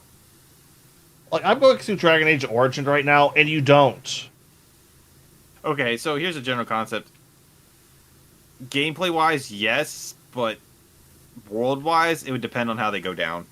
Like, if the character falls into lava and is gone, all of his stuff would get incinerated with him. I can kind of understand that. You know what I mean? Yeah, but, like, story-wise, no problem. Mechanically, though, it's like, okay, here's the thing, like, it really fucking bugs me in Dragon Age. You played Dragon Age Origins, right? No. I have like, played no... I haven't played any of the Dragon Age games. Okay. I'm not going to, so feel free to spoil it. I was going to anyways. I was just gonna get my thoughts in order. So, would you like to become like the Grey Warden, like the big hero group guys? Like, there's a rite to go through. There's a good chance you don't survive the final, like, entrance into the rite.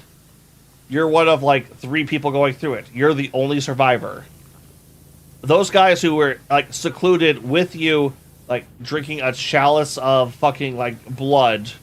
When they keel over and die, you don't get any gear you've put onto them.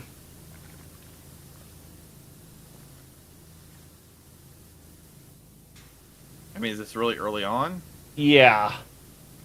And it's not that big a deal. It just bugs me. It's like, that's loot.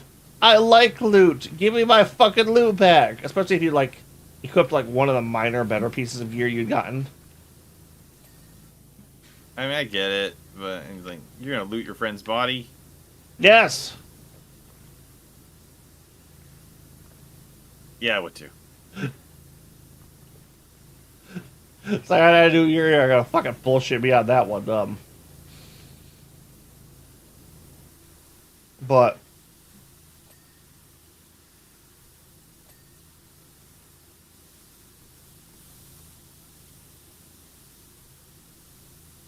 Geez, the details on this one are gonna be an issue. Oh yeah, I can already tell it's going to be one of those fucking. I'm almost like I'm saving the sprays for like a little further down, but it's like I mean, to be fair, even using like the biggest spraying thing is getting a lot of it off, like a lot of it off. yeah, but it's the devil's in the details. And that's why I'm using the big ones because it's hitting a lot of the middle stuff.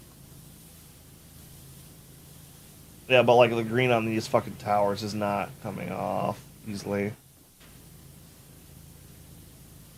Really? I'm using the biggest spray and it's coming off from it. Oh, never mind. That was just on the small part. Yeah. Like I've kind of hit I've also hit them once already with like the green layer one. So by the time you're hitting it, they're getting double tapped.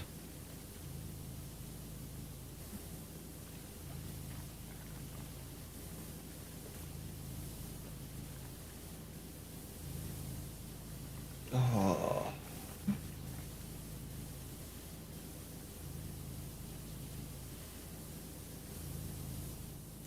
Well, man, other than that, have you been keeping up with the new Konosuba?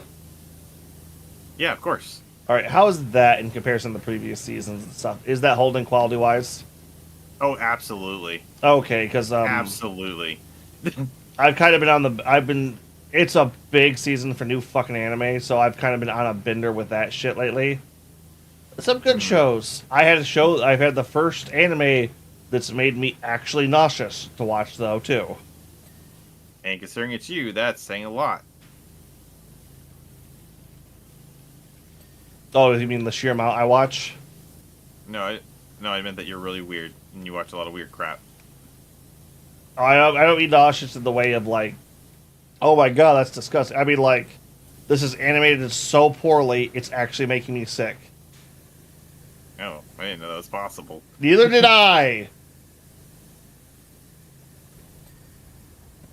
But it's like I didn't even, I thought it was just like I was started just not feeling good or something because I've never sat down and watched a show and felt like oh, let's go spray for a second. What's that? I thought I heard something.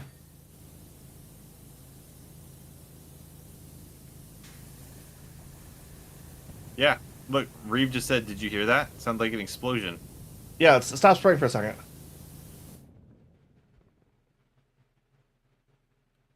Oh, he's still sending you texts?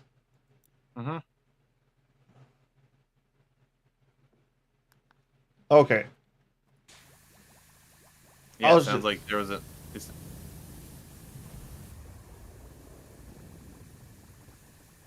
Yep, there's explosions going on.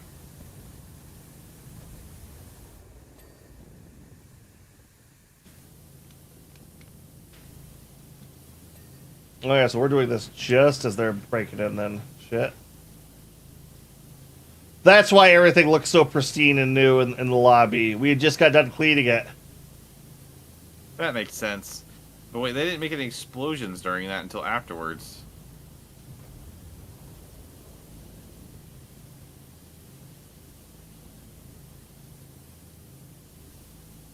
Yeah, I think the breakout's happening like right now. Hmm. It's funny, like they made a little Easter egg where you essentially get like you're playing Final Fantasy 7 and you have this save file on there and then so next time you play this area you walk in to find these characters just cleaning the place. Agent, you won't get your loot back. Ice says you can't have your loot back. Yeah, this season's a lot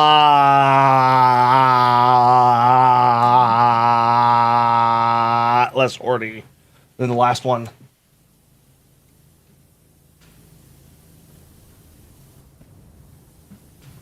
There is stuff happening this season. Like I pop on my thing to find out that what's it called? The Demon King show came back. I didn't realize that. Yeah, like, oh, I saw that. Like, what the fuck?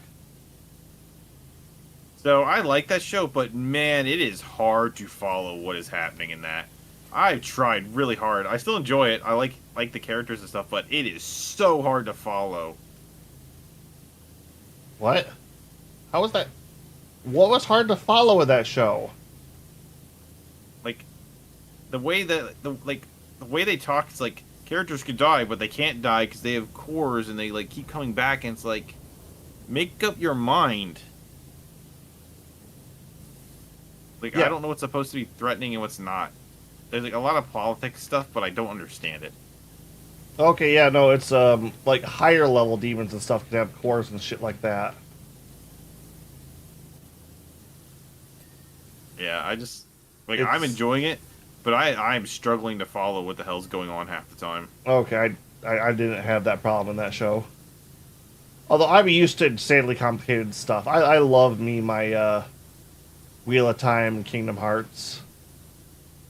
I like Kingdom Hearts, but it's just like, and I can follow that for the most part. Like, I don't know. It's like when you combine all the different characters with what's going on. It's like sometimes I just can't tell what the hell's going on exactly. Like people are dying, but they're not dying. It's like, and then all the names. Oh, I can't tell you a single character's name. It's just they say something. My brain will input those words as, oh, that's that character. I don't remember what the fuck it was though. Yeah. Holy fuck. Okay, yeah, the details on this one are a bitch.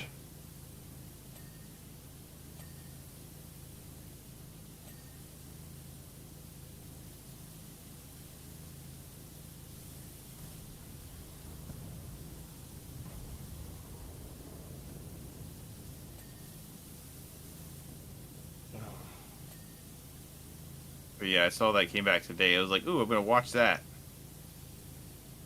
Oh, there have been some interesting shows this season. I will say that much. I But haven't watched that much this season. I have done through. I have gone through episode 1 of everything. Ugh. Apparently, with one of the rom-coms I missed, I had to like the extra co-host. It's like, what's the Omegaverse? Omegaverse. Yeah, it's a fan fiction writing mechanic. Oh, that right. Have fun with that. Which I don't know how much time do you spend on A3. I don't even know what that is. Not enough. Got it. I'm not going to bother explaining that then. A3. The website is like its name is like 3 A words. It's shorthanded to A3 a lot. Nope, never even heard of it. I think it's like Archive of Your Own or something like that. Nope. It's like the biggest fanfic site. Oh, so I always thought that was like fanfic.net or something. No, this site overtook it. Just because it has a better tag and search system. I've actually only read like 2 fanfics in my whole life. You know, for a lot, I will say like they were like I will still say like 90%, if not more, are just the cringiest cringe fest that ever cringed. Well, so when I read them, I was so young that I didn't understand what fanfic was in general. So I was under the impression that they were like some kind of like lore things, you know? Oh, that must have been weird. I was a very dumb child. I fell for a lot of things on the internet that I should not have fallen for. Yeah. It's like, so like one of them was when like the original Smash Brothers, they said like there was this thing saying that you could get Raichu, like your Pikachu to evolve to Raichu if you could do this one thing. So me and my friend spent like the whole night trying to get Pikachu to evolve in the original Smash. Oh, Jesus. So you were the kid that tried to get the Mew under the cart by the SS and? I did. Absolutely. I even figured out how to get back there without having to get a friend to help me. Or to trade someone. If you like when you're going for it, if you get like after you get cut, if you make sure you leave some trainers alive and they knock you out, the ship's still there. Yep. Yeah, it won't leave. I figured that out. I tried doing a lot of stuff to get Mew. Absolutely. And it's Also, the there's one most where, disappointing feeling once you get there. It's like, oh, this was a lie. also No. I also did the thing where, this like how little I was, is like, there was a thing where if you do all this crap with a Lickitung and you go to the spot where you catch Mewtwo and you do something, it evolves into Yoshi. And I tried that. I never heard of that one. Yeah, I don't remember what you had to do for it, but, I tried. It was like, I think it was like you had to have a rare candy and make Lickitung level 99 and be standing in the spot that Mewtwo is in. Okay, then. Like, I fell for a lot of stupid stuff when I was a kid. Yeah. I didn't really understand that people lie on the internet. That's the majority of what they do. Yeah, but I was little and didn't understand that at the time. Deception.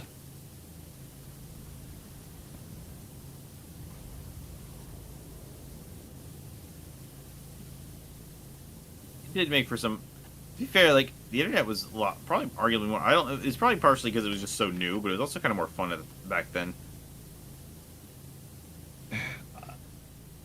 Well, the best comparison I like to make to the internet is it's like a person. Like, we remember the early days of the internet being like a young kid. It's stupid, it's random, you're not quite sure what the fuck's going on, but for the most part, it's harmless. It's not there to do anything. It's there to be dumb and stupid. And learn.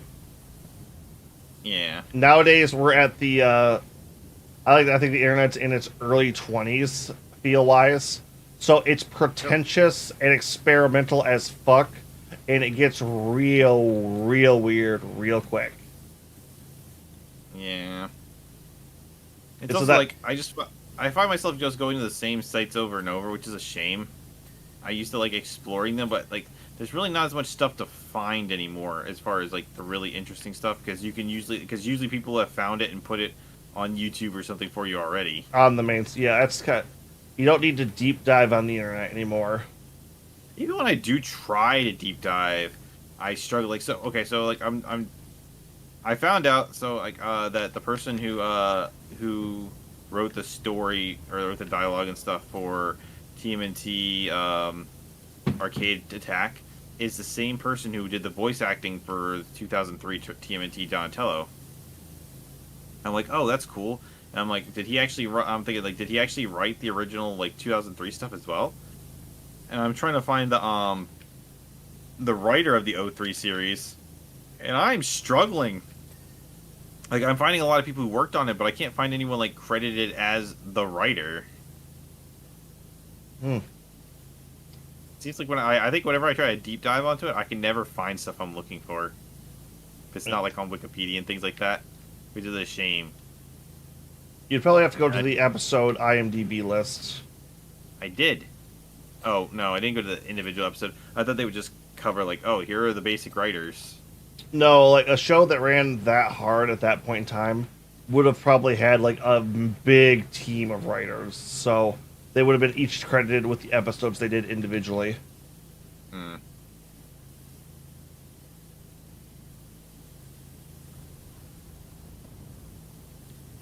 It's the one thing I watched a bit of Angry Joe, and as they would like going through different series and stuff, they're looking at like the episode writers, and it's very much like, oh, this is why some episodes like this just feel so fucking weird.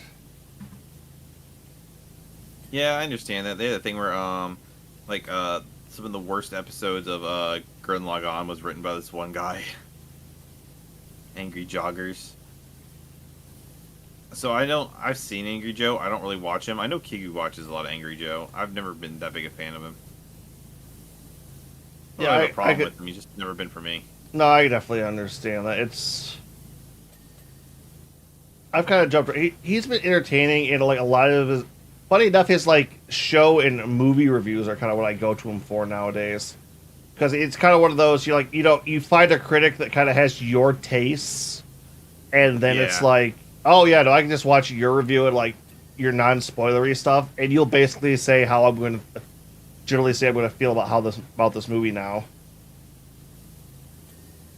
Anyways, I know that AVGN just dropped a new video today, and he was that was definitely interesting.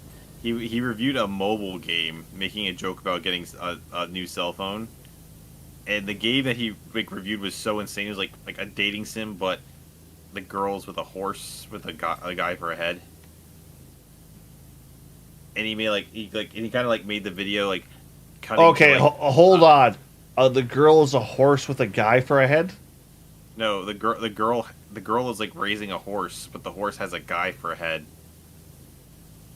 It was so weird. It was something that you don't expect him to review, especially since it's a mobile game with microtransactions. But so it's definitely not old school AVGN stuff. But I feel he just wanted to try something. He wanted to try something different. I think because he had a lot of scenes that were with him in front of on the mobile size of a screen as opposed with the vertical instead of the other stuff. So I think he was just playing around with something silly. Yeah. Did he actually do the whole AVG and review style then? Yeah, he did. Oh shit! Okay, that sounds legit because it's I kind of oh yeah no, let's. I kind of liked when he's stayed in character, but all right, let's touch on some of this modern bullshit. And he pulls out a GameCube.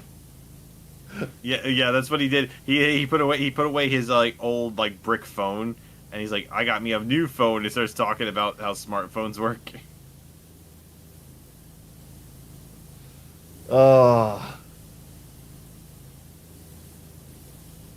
It's yeah, his stuff isn't as funny anymore, I think. Well, no, actually, it's been improving ever since he stopped letting ever since that other group stopped writing for him, and him and Mike went back to writing.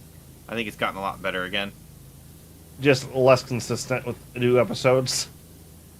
Look, that's 100% true, but I'm okay with that. No, that's exactly right. It's I would much rather I don't know if it's just because I've gotten so used to the indie internet age where, I don't mind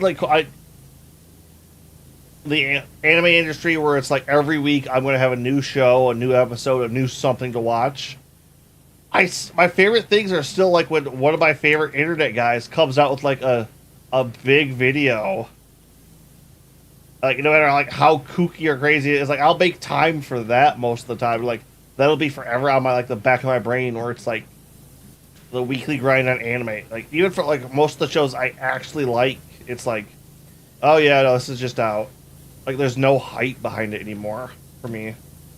Yeah, it's one of those things where yeah, I'm kind of like that too. It's I like seeing it when Scott the Woz drops a new video. It's usually once, maybe twice a month, but they're always really, really good. I like watching the AVGN. Fate Stay Night's Unlimited, Fate Stay Night Abridged only gets 1 to 2 new episodes out a year. Sword Art Online only drops 1 abridged episode a year. Yep. They're always so good that it's so much fun. And then I see the comments, people are oh, the new episode's out, time to binge the series again.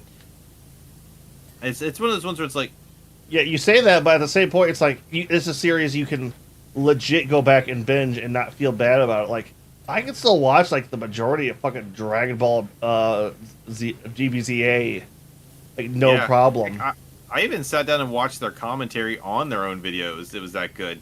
I did too. I'm actually going did you see they picked up? They're going through GT now. I haven't watched any of that. I knew they were doing that, but I haven't actually watched any of it. Okay, let me ask you this: have you watched? How much of GT have you watched? I watched GT on Toonami back in the day. Okay, so they're going through the Japanese version, which the Toonami version skips the first 20 episodes. Yeah, I remember them. They released it one time as the lost episodes of GT. I watched. So actually, at Walmart where I live, there is a box set of GT for $20. I really need to just buy that on DVD. I can't. I honestly can't recommend going through and watching that. It's I know, but I kind of want to anyway. They forget they can fly for 2 episodes. I didn't say it was gonna be good. I don't mean oh no, they're running from cops and they forget they can fly. There's a point where they're trying to jump from building to building. I don't know, tell you, man.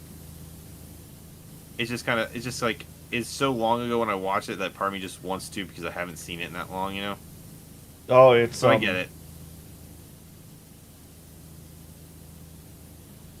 Yeah, It's one of those. It's one of those things where, like, some things I like to see every day a little bit of, you know. But I find that the stuff that spams out every day I lose interest in it after a while, you know, because it's too much, too often. It's like it's that like, oh, you can have candy for every meal, but at some point you're gonna get sick of candy. Yeah, it's the overexposure effect. Um, like the AVGN only pops out a video like once every 2 months now, which I would like one a month if I could. You know what I mean? Yeah. Sometimes it's like 1 to 2. It's 1 to 2 like 2 times. But it's usually I get to the point where it's like I think to myself, huh, I haven't seen a new Scott the Woz in a while, and then all of a sudden it pops up. And I'm like, hell yeah, Scott. Scott's here. I met Scott actually. He's really nice. Yep. But yeah, so like that kind of stuff. I don't know. It's just one of those ones where I understand with the way YouTube works that you need to crank out more and more and more, and there are different times where that works. But it's like with streaming, you know, gotta like if you want to make money from it, you need to be doing it a lot, and there need to be people, and it's a job thing. But I feel like with streaming is a little different. You know what I mean? Well, it's not everybody can catch everything you do all like. So like if you're just on different days, like, oh, he's played this game. Well, I like that game. Yeah. Like I know even like a handful of like people that like get on there and chat with me regularly will just drop off the minute I go into like one of my indie strategy games. Oh yeah, I know. I've experienced that too. Like a lot. It's like you don't see Mo that often. Like I bet if I put on there playing Sonic, we'd see Mo in a heartbeat and be like, haha, just kidding, we're not playing Sonic.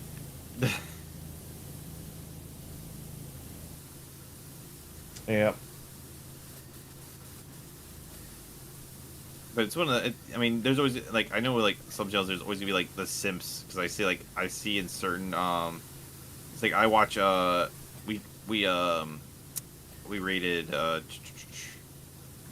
name just popping up. You know, whenever I'm trying to like name someone, that's when their names pop out of my head. Yeah, I definitely know that feel. Mooney? Ember. Okay. No, Ember. We rated Ember, who's playing. He's been playing through FF16 on Thursday, and I like watching Ember's stuff. And she was like talking about wanting to play FF10. Like she plays a lot of games I'm interested in general. She also has a really chill vibe, so I even hang out in the ones I'm not too interested in if I have the time for it. But it's like but I do see like people who are there every time, you know, where I missed like the last 3 streams prior, and it's like whatever, you know. I can understand. I actually have a guy I follow, a John. It's just like I just love very chill streams, very memey, and it's like, oh yeah, no, I come in there to joke around. He'll generally throw on like what was it? He was getting the platinum trophy on Kingdom Hearts 2, but he had to go through the final cutscene again before he could like fight the actual final boss, secret final boss. You can't skip that cutscene, by the way. And it's all like heavily copyrighted music. So he's like, okay, guys, we're going to come back to this. But you know what? He's also trying to get Green Hill on Sonic Adventure 2. Oh, God. I feel bad for this person. Yeah, it's been kind of funny. So he's like, okay, guys, I think he like threw on like Rail Canyon for like Shadow. It's like, let's get some more A ranks. I think he does like 2 of them, comes back, and like Kingdom Hearts is still playing, and he's like, what the fuck? How is this still going? Yeah, I find it's just one of those ones where it's like, you know, if come for the personality, but at times it's just like, but some of the games don't interest you, so it's just like, you know, it's whatever if I miss it. Yeah. And then it also just depends on like what I'm doing and what time of the day it is. It's like Prez streams at very good times for when I can like when I'm working on stuff that I could like, you know, have him on. Yeah. It's not a problem. Where I know you tend to stream like at a later time, which isn't the best for me. No, that's but like Prez streams at like the perfect time for me. Yeah. So I tend to be able to pop in his stuff. Mooney on occasion. Hailey is on it at that late time as well. but it's also at a time where there isn't like a problem for me to be up at that hour. So it's kind of like it's like whatever. Yeah. You know. I've actually been having running into a problem with like rating people. It's like I'm starting to have to like pick up new because by the time I'm turning off my stream, it's about 2 or 3 a.m. And it's like, okay, who do I know that's still on? Yeah, as far as like Friday, Saturday, and Sunday night goes, it's like the only person I know on is Leah. That's why I like trying to like raid. I don't mind trying to raid new people. It could be interesting. Plus, you never know when you're gonna like see someone that like interests you that you like. Like I said, we raided Ember because Kigu knew them, and I was like, oh, I'm feeling this vibe, so I've been like hanging out in Ember's streams ever since. And I should probably do that. The problem is like the people's streams I have time to hang out with and are like mid afternoon, so they're like even if they go for like a long time, it's like oh yeah no they're not going to be on. Well, there's also that concept with like going with Ember for the example. She also specifically has a like she only like streams like 3 days a week, so it's easier to catch them.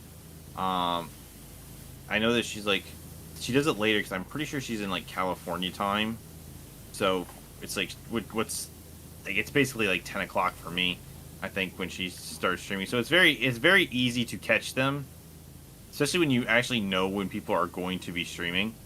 I know when Prez is streaming, like I don't know when times he does it, but I can kind of but I could see like the little microphone thing on his Discord up, so it's like Prez is probably streaming. If not Prez, then it's Silva. So so if I see their thing, I'll check to see which one of them is on and what they're doing. Yeah.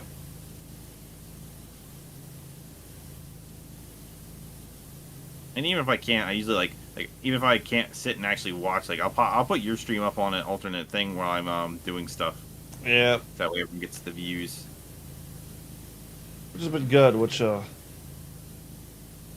Funny enough, like the minute I threw on Dragon Age, my viewer count just fucking spiked. I was not expecting the blip in that.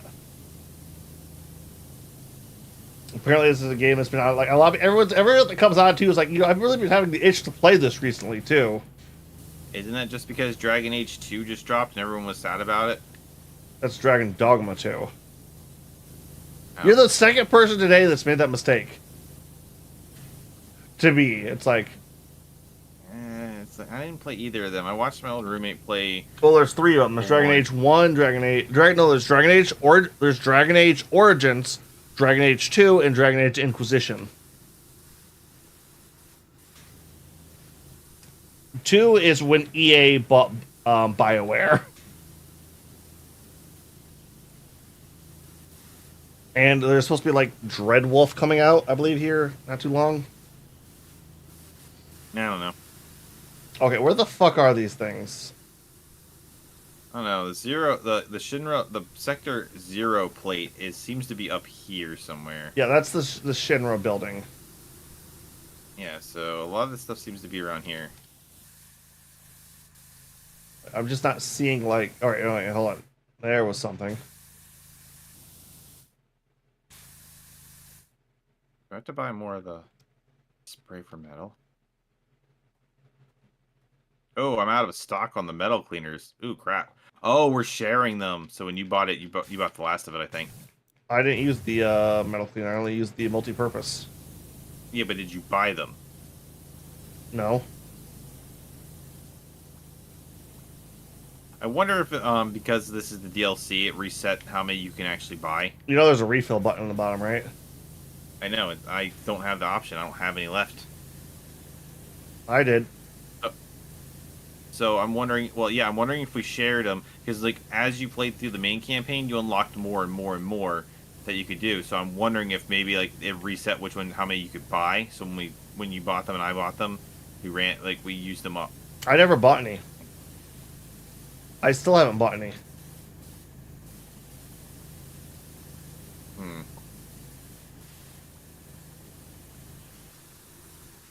I don't know.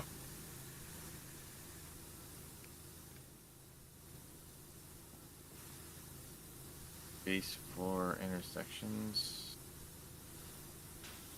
So the base floors are in between these things right here. So which one is it? Here it is.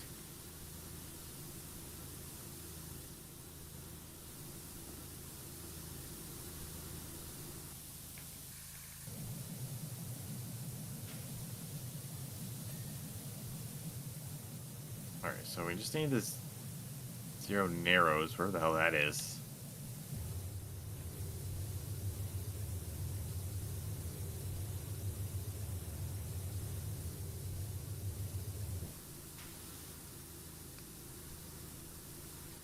Zero narrows, where are you at? Where are you at? Nice. Got it.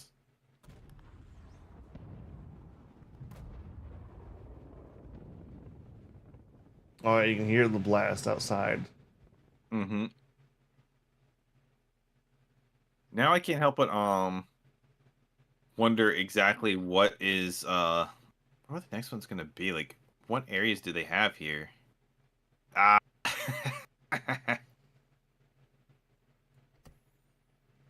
All right, what's up next? The Air Buster. What? Remember that boss that explodes? Oh. Taking Cloud for a drop? Completing operation brief.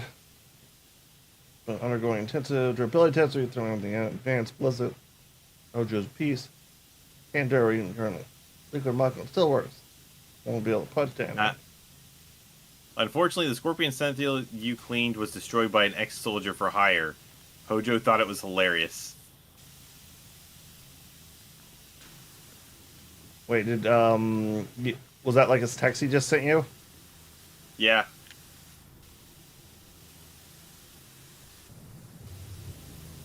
How do we? I forget. How do you destroy this?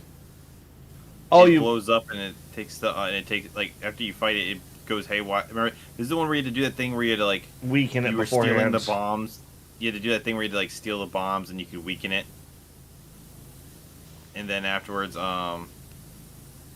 after you did that, it was like it exploded and Cloud fell to the church. Yeah. Okay. I just didn't remember how it exploded. You beat the crap out of it in a boss fight. Yeah. But like, if this thing was that tough, like, how the fuck did there must have been something extra we did to beat it? Because normally, if like, oh, this has like the ultra durable armor, it's like, okay, yeah, because there's a way to break that.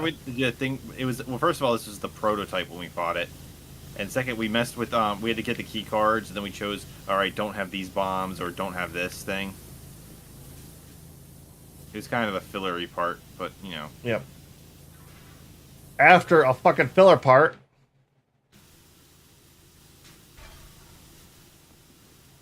Like, people bitch about Hojo's lab. I hated the underplate more. The underplate. What was the underplate? The area you went to before you got to this area, like right after you jump off the train with Tifa and Barrett. Oh, yeah, that was kind of a maze, wasn't it? Yeah. Hojo's lab, like, at least stuff was happening, it felt like. Not really. That was just wander around till you figure out a way out. Yeah, I suppose.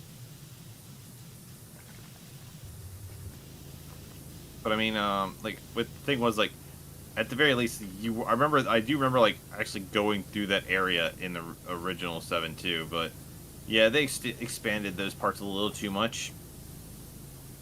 It's like, I would have been okay with a slightly shorter game with less fluff, guys. Although I still, the more I think the part, every time I get to it, I'm like, come on,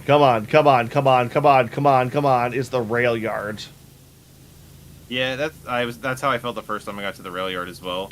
It's like, I know what's next. I know what's next. Come on, let me get through this. Because I think I remember, like, I was like going to put it down, but it's like, oh, I get to do the big thing now, and it's just like, come on. Like, I ended up playing the game like longer than I actually wanted to just to get through that. Yeah. And I think by the time I finally fucking did, I actually put the game down. And it was just like, I'll save this for next time now. I'm like thoroughly exhausted. Well, when I replayed the game, I actually enjoyed it a lot more. Like as far like the rail yard a lot more on the second time around because I wasn't as eager to because I already knew it was going to happen, so I wasn't as eager to see it. Yeah. But at the same point, it's like, oh yeah, no, when you go through the second time, you're like not as like go go on it. It's Well, it makes you wonder if like people who didn't play the original and didn't know it was coming next, how if they were like how they felt about it. You know what I mean? yeah, that's kind of the problem. It's like we like all the old fans have a bit of a bias going, don't we? Yeah. I really wish I could have like deleted my memory of the original game, like or like just like made it so I couldn't remember it, and then just experience the game from this thing, and then see which one I liked better. Yeah. But the other problem is too, it's like that's not a good comparison either.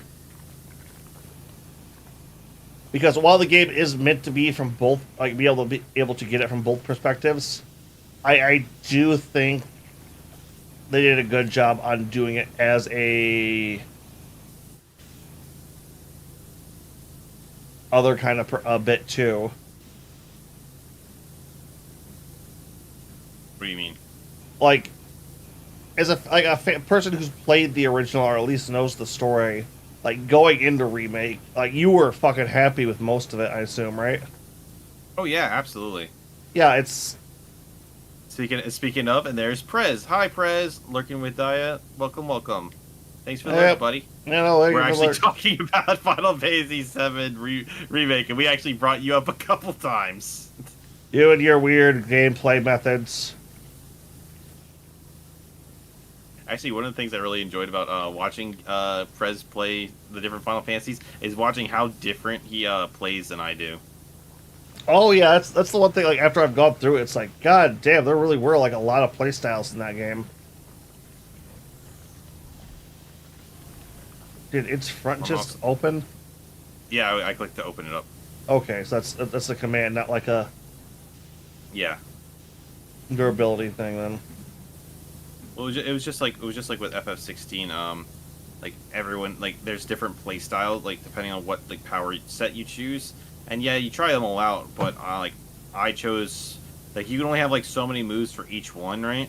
Like you can only have so many for the Phoenix move. You can only like you basically get like 5 different attacks, but you can only have 3 equipped. Yep. For each thing. Well, here's like the weird thing. Like I didn't use summons when I played through remake. Huh. I did. I haven't been using them as much in Rebirth because you don't have any good.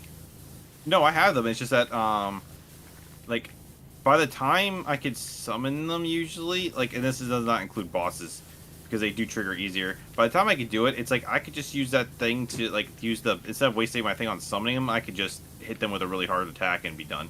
Yeah, summons are better for, like, long-term DPS overall. Yeah.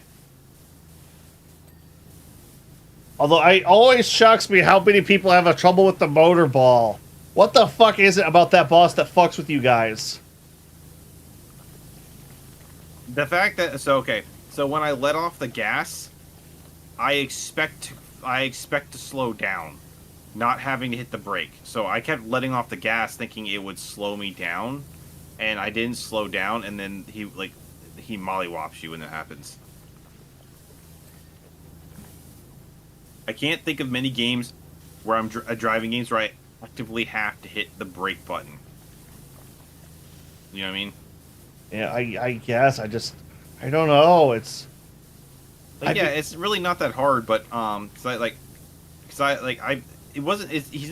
a particularly tough boss. It's a very simple pattern, but it has the 2 issues where one, it can absolutely like because that fire attack, if you get caught in it, it could literally like take out like half your health with just one catch.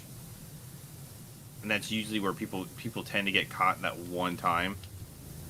And 2, it's like I said, I'm not trying to sit there and like brake. I'm sitting there just like, okay, just let go of the gas, and I should just automatically go down. And instead, it's like, nope.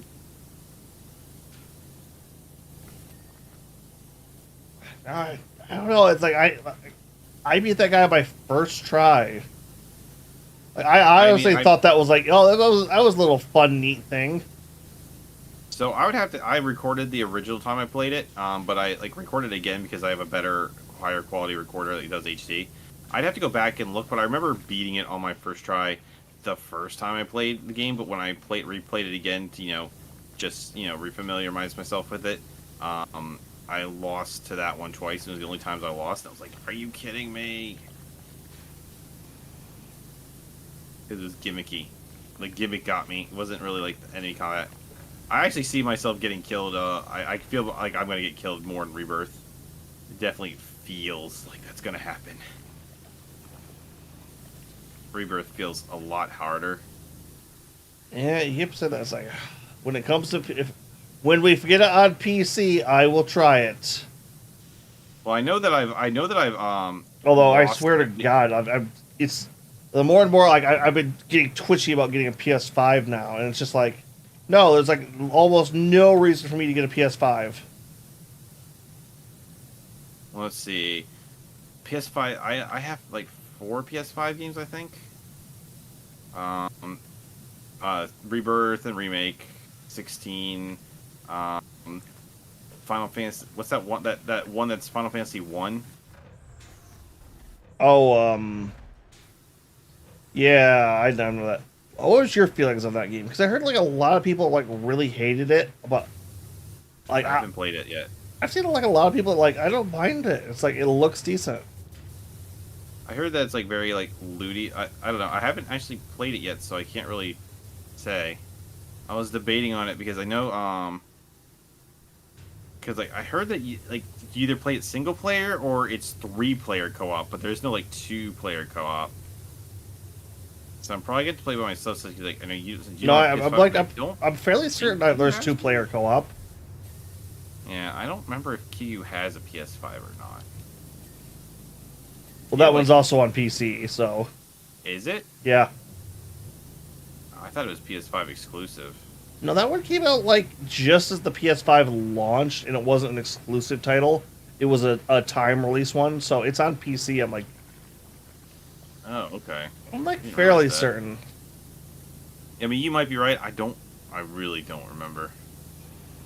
I just remember there was one that was so bad, like Square apologized and took it down.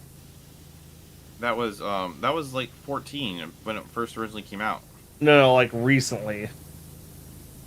Like they tried doing like a paid service Final Fantasy, or a live service Final Fantasy. Oh yeah, I know what you're talking about. I don't remember the name of it, but yeah, I know what you're talking about. And I always get that and one mixed up, and I can never remember why.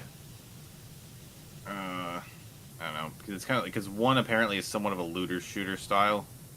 Yeah. Apparently. Well, they kind also, of introduced the class systems, like the leveling system too. They also made the same mistake with like freaking the Chocobo Racing Chocobo GP. I was gonna get that, and I was like, I can't get a physical copy. Where's it at? And it's like, oh, it's online only with microtrans. Like, really?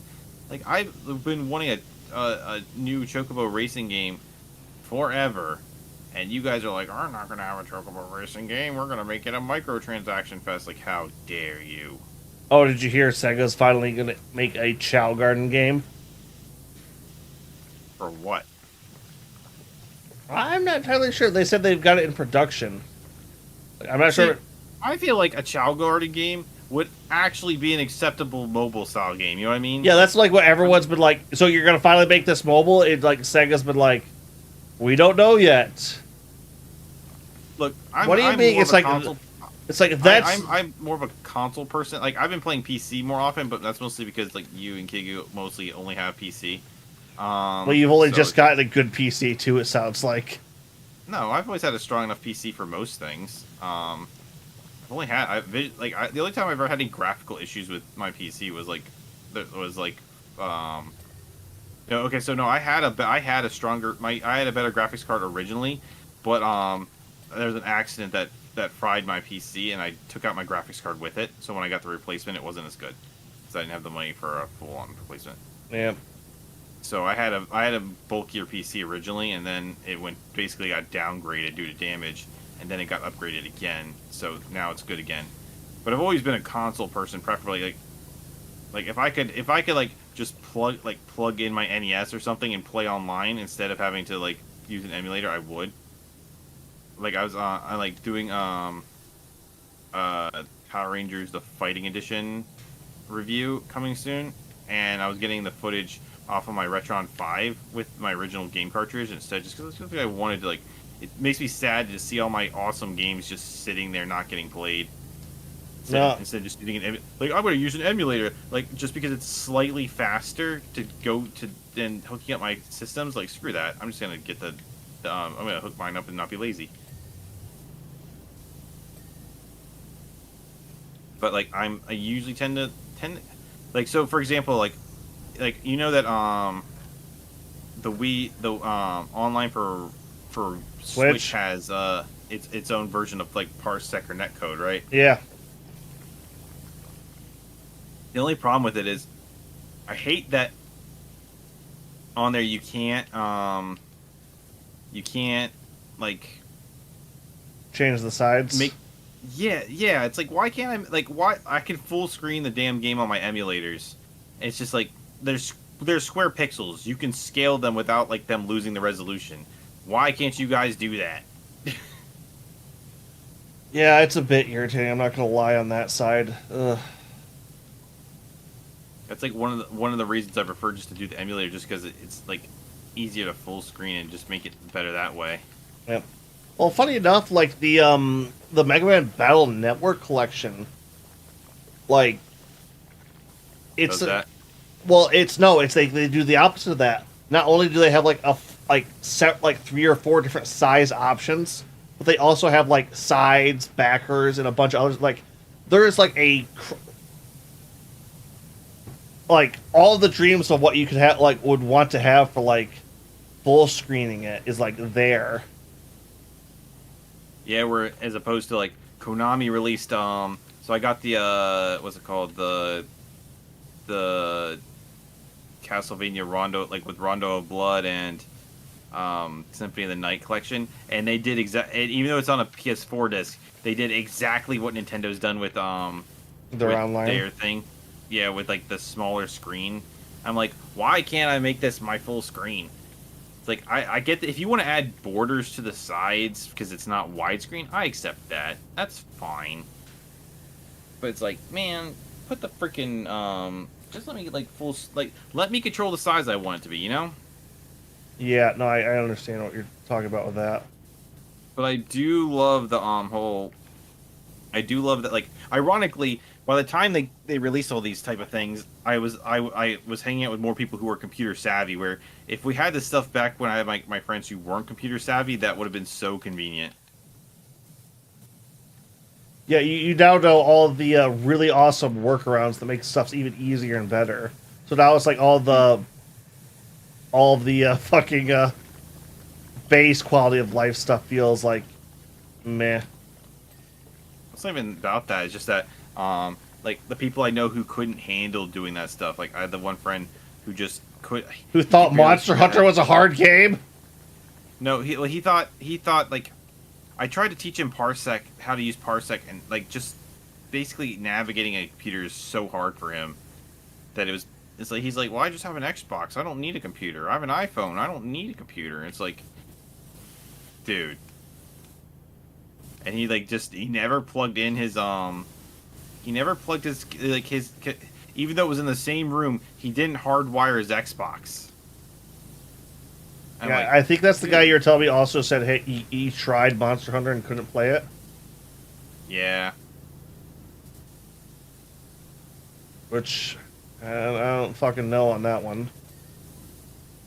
Yeah, he was mostly just like, he mostly just wanted to play Destiny all the time. Destiny was fun. Like, I really liked how it controlled and stuff like that. But it got boring after a while. The same mission after the same mission after the same mission. Exactly. Like, sometimes it was fun to just go in there and mindlessly, like, just attack things. It was like the equivalent of this. It was just like, I just go in there and just mindlessly attack stuff while we talk about things, and that's cool. But, like, I need some real gaming as well. And that was not it. Yeah, no, I can understand that. Plus the online versus mode was BS because there was like no There was no like balance in that at all. Like apparently I chose like the weakest race and I was getting annihilated because of it. Well, yeah, you don't like meta play, and that game's going to be nothing but fucking meta play. Yeah.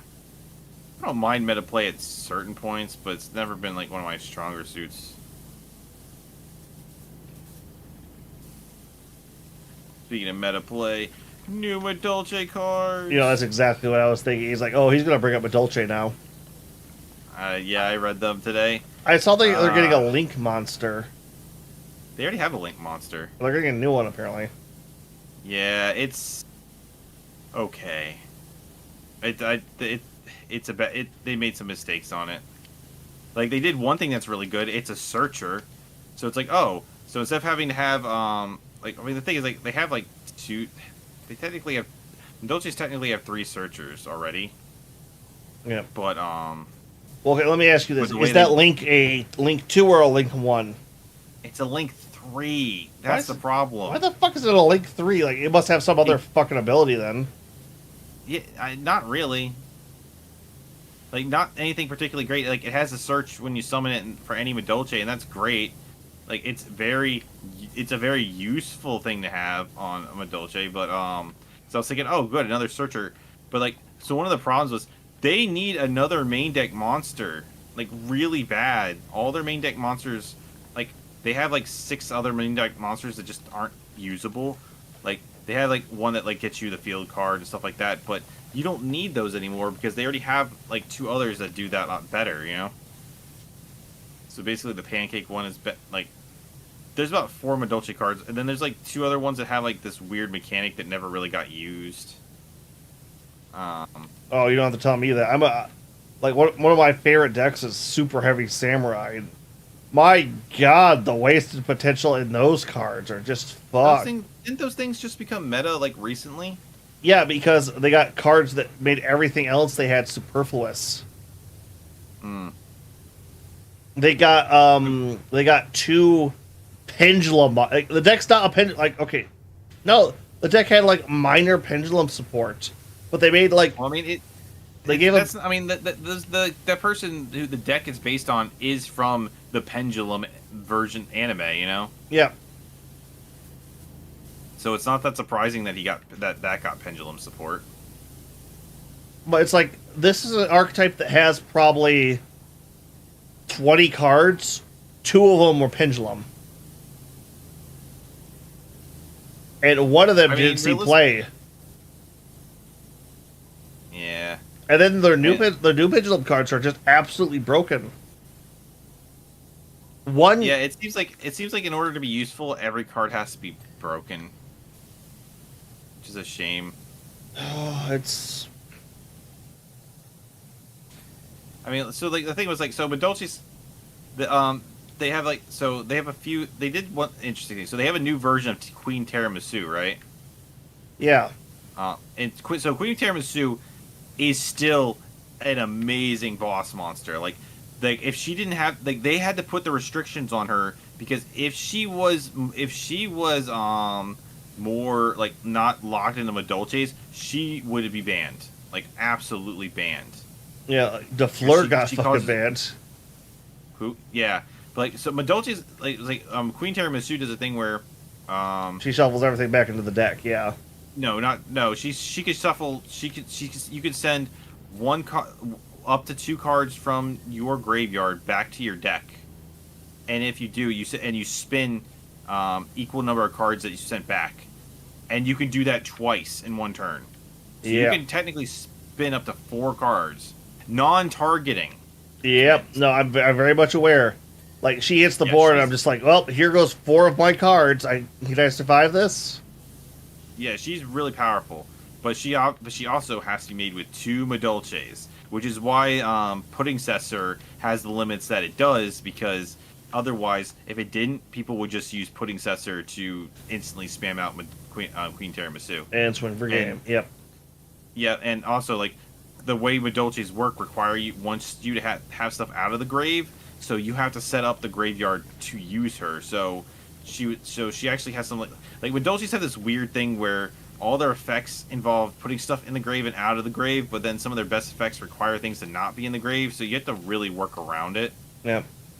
It can hamper itself. Well, you know the two restrictions Super Heavy Samurai have, right? Yeah, no magic cards. It's worse. Or spell cards. Or, I mean, trap cards. Yeah. Yeah, there's even worse. I trust me, I'm aware.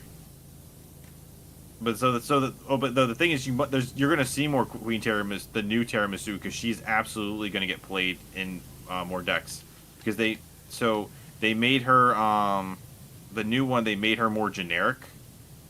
So it's still hard. Like, so basically, she has 2 summoning conditions, right?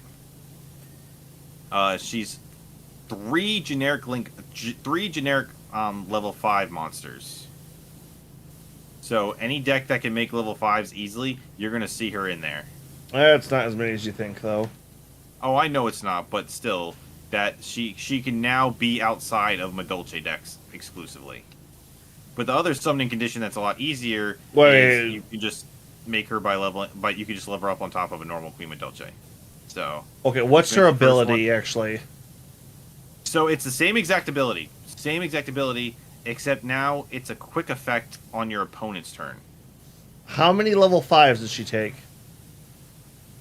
3. You know where I'm probably going to use her in my Earth Machines deck. And she is Earth. She is Earth. She is Earth Fairy. Oh my god. Because that deck runs Earth Fairies too. Yep. So she's gonna be available to anyone who has a rank 5 engine. At least it was. I don't know. I had to retire that deck because it just could not compete with anything anymore. Like they got a spell card called Clockwork Town, and that was about the last little life a bit Earth Machines got, and they haven't got any extra bit in a while. Yeah, it's kind of surprising considering people really liked Gears. Well, it's Infratrax, Machina, and a splattering of other really powerful Earth Machine cards. Like there's like Regulus. It runs the trains. I had made a little deck kind of like that originally too, just because all the machines played nice to each other with the Machinas. Yeah, the Machinas, the Infra. It's like they all just kind of work with these Earth. Like I said, Earth Machines is an archetype because there's just enough generic support for all of them. They all kind of mesh well together. Yeah. Well, but yeah, Queen Madolche basically it's easy. She's super easy to bring out. But so now it's just so what it did is it gave Madolches a first turn. So in the original first turn setup for Madolches, if you were going first, the best thing you can usually do is just make a you could do like the whole combo and basically end off on a 3,000 beat stick. Something that can defend itself, like you make it so that effects don't work on your beat sticks, and maybe like a 2 defensive thing and another defensive thing.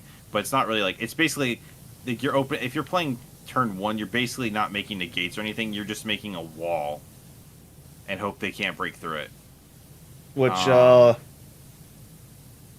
Which a simple sphere mode would destroy you.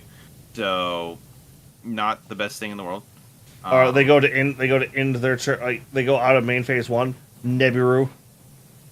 Yeah. Well.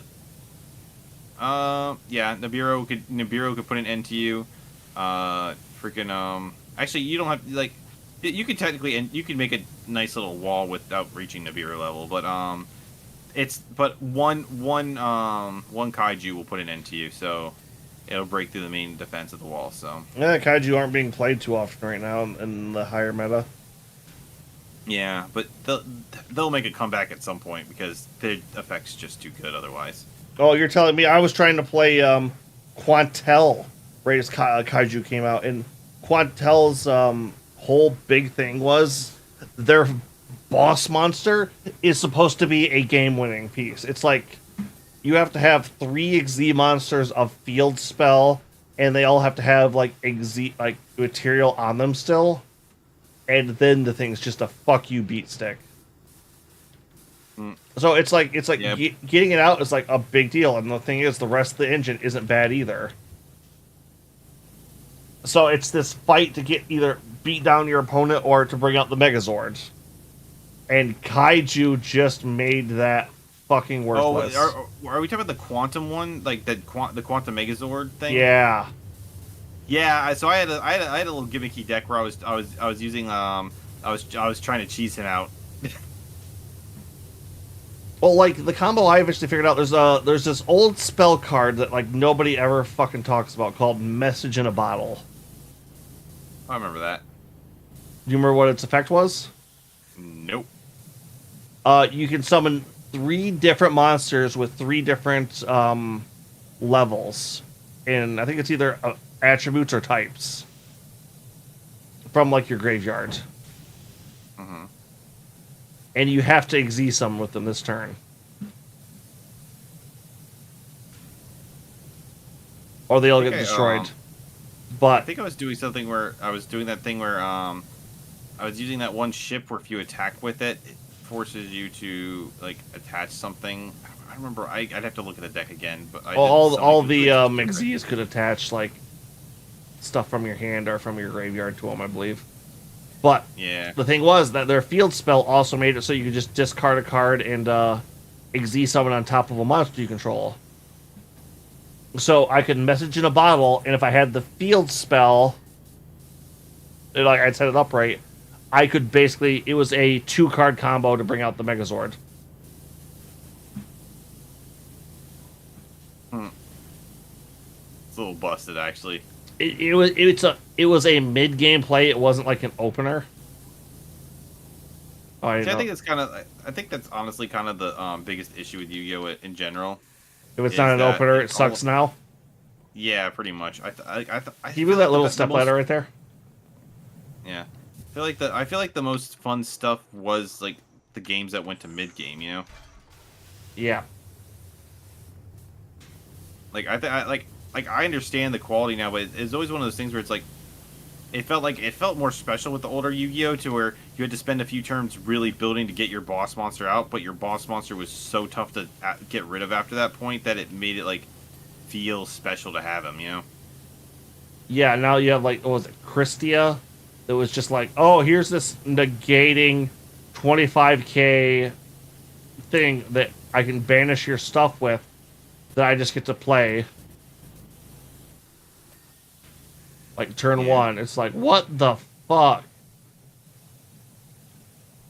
But yeah, the new that won't be that like. But the thing is like, so I'm wondering if Tiramisu like the new one will get more play because basically her ability is the same thing, but it's now a quick play on your. So basically now opening turn, Madolches could go first and then basically just quick play spin people's cards back to the deck during their combos. Yeah, that means their first couple plays are going to be. You're going to see that on the board. Your first thought is, fuck, there's 2 cards gone. Yeah, and that could be field or monster. So Yeah, it's like, or spell. yeah, spell, it's like, So you, but the thing is, so that's a really good. That's a really good from Adult Chase. It's really good from Adult Chase. However, they didn't. They still have the same weakness. Like Ash Blossom can base if I don't have 2 starters, Ash Blossom basically will wreck. Like the general concept. If I open up with just like Witch and I get Ash Blossomed, I basically have to pass my turn at that point. Unless I have if I don't have well, that's why you play Princess Leia. all the banish cards with the graveyard. What's that? That's why you play the banish card from the graveyard. The, not called the haunted, those cannons, are you putting those down? Oh, yeah, you are, okay.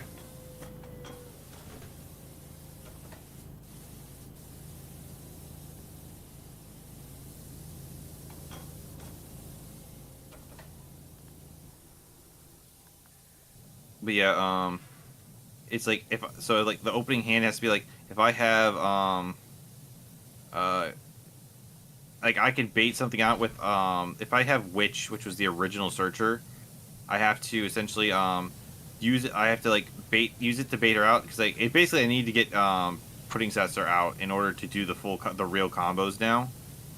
If I don't have pudding sensor, I have to search her with witch.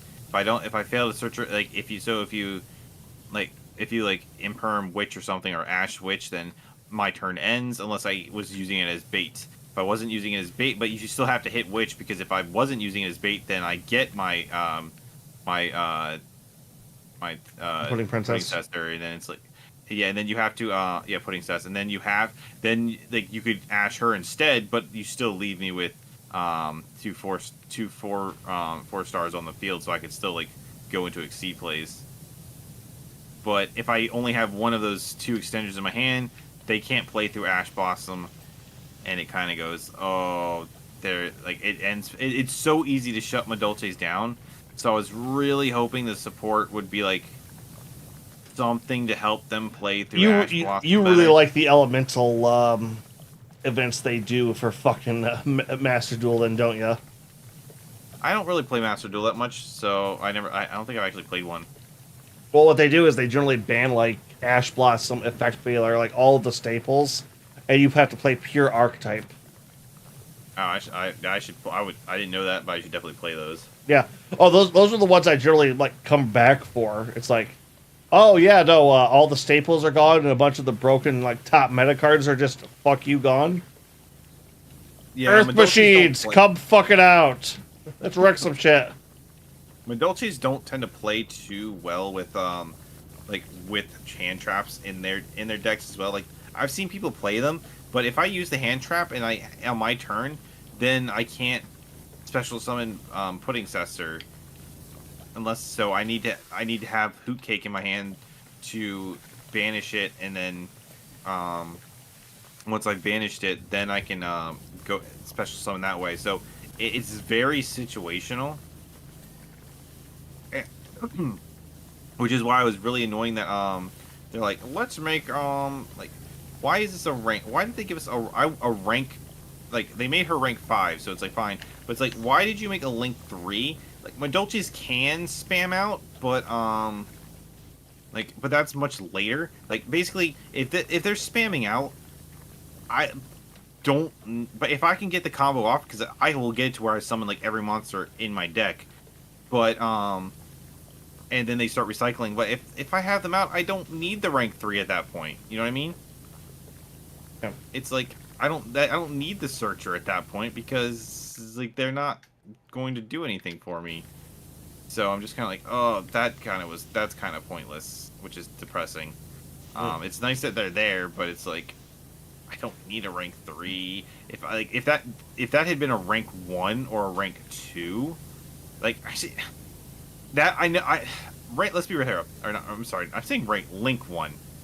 Link 1. Yep, I know what you're saying on that. So here's the thing. Link 1s are broken. Let's not kid ourselves. Link 1s are kind of toxic. The whole point of an extra deck is that you're supposed to be using like 3 to 4. Like it's supposed to be like trading 2 for 1. You know what I mean? But the 1 is better. That's the whole point of the extra deck. So link 1s, that's why not Zeus, what were those animals that stack on each other? Oh, Zodiac. Zoo. Yeah, Zodiac. They're busted because they're all just link 1s on top of each other as exceeds. Yep. Or fucking goddamn prank kids when they have their link 1. Yeah. But Madolche really needed a link, like they needed a link 1 that was basically like, oh dang, wait, do we? Oh, I think we beat it.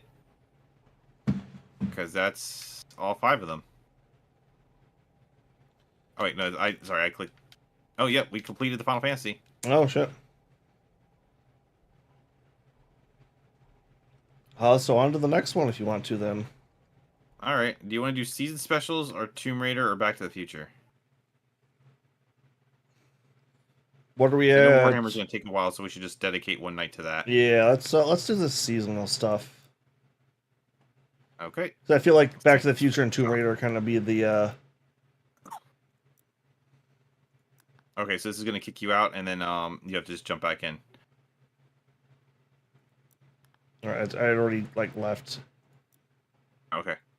But I figured that was going to happen. Yeah, like Back to the Future and like Tomb Raider feel like they're going to be another thing where like we're going to want to like, go through. Yeah. I feel like Back to the Future is going to have like a lot of buildings. It's probably gonna be like that one, like the clock tower that got struck by lightning. Yeah, I was like, that's what I said. I think it's going to be like a lot of building things. High school, What probably. the fuck is this?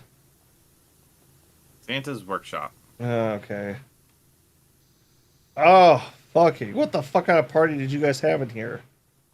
But yeah, I was like, yeah, but don't you sport, but man, that really needed to be a link one. So if someone, if someone Ash Blossoms your opening card, like if someone Ash Blossom Witch, I'd like to be able to just link it off into another Witch type thing, you know?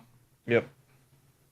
So it'd be like, that way it could play through Ash Blossom. But like that link 3, it's like, I don't need a searcher. If I could get 3 monsters on the field, then by that point I don't need.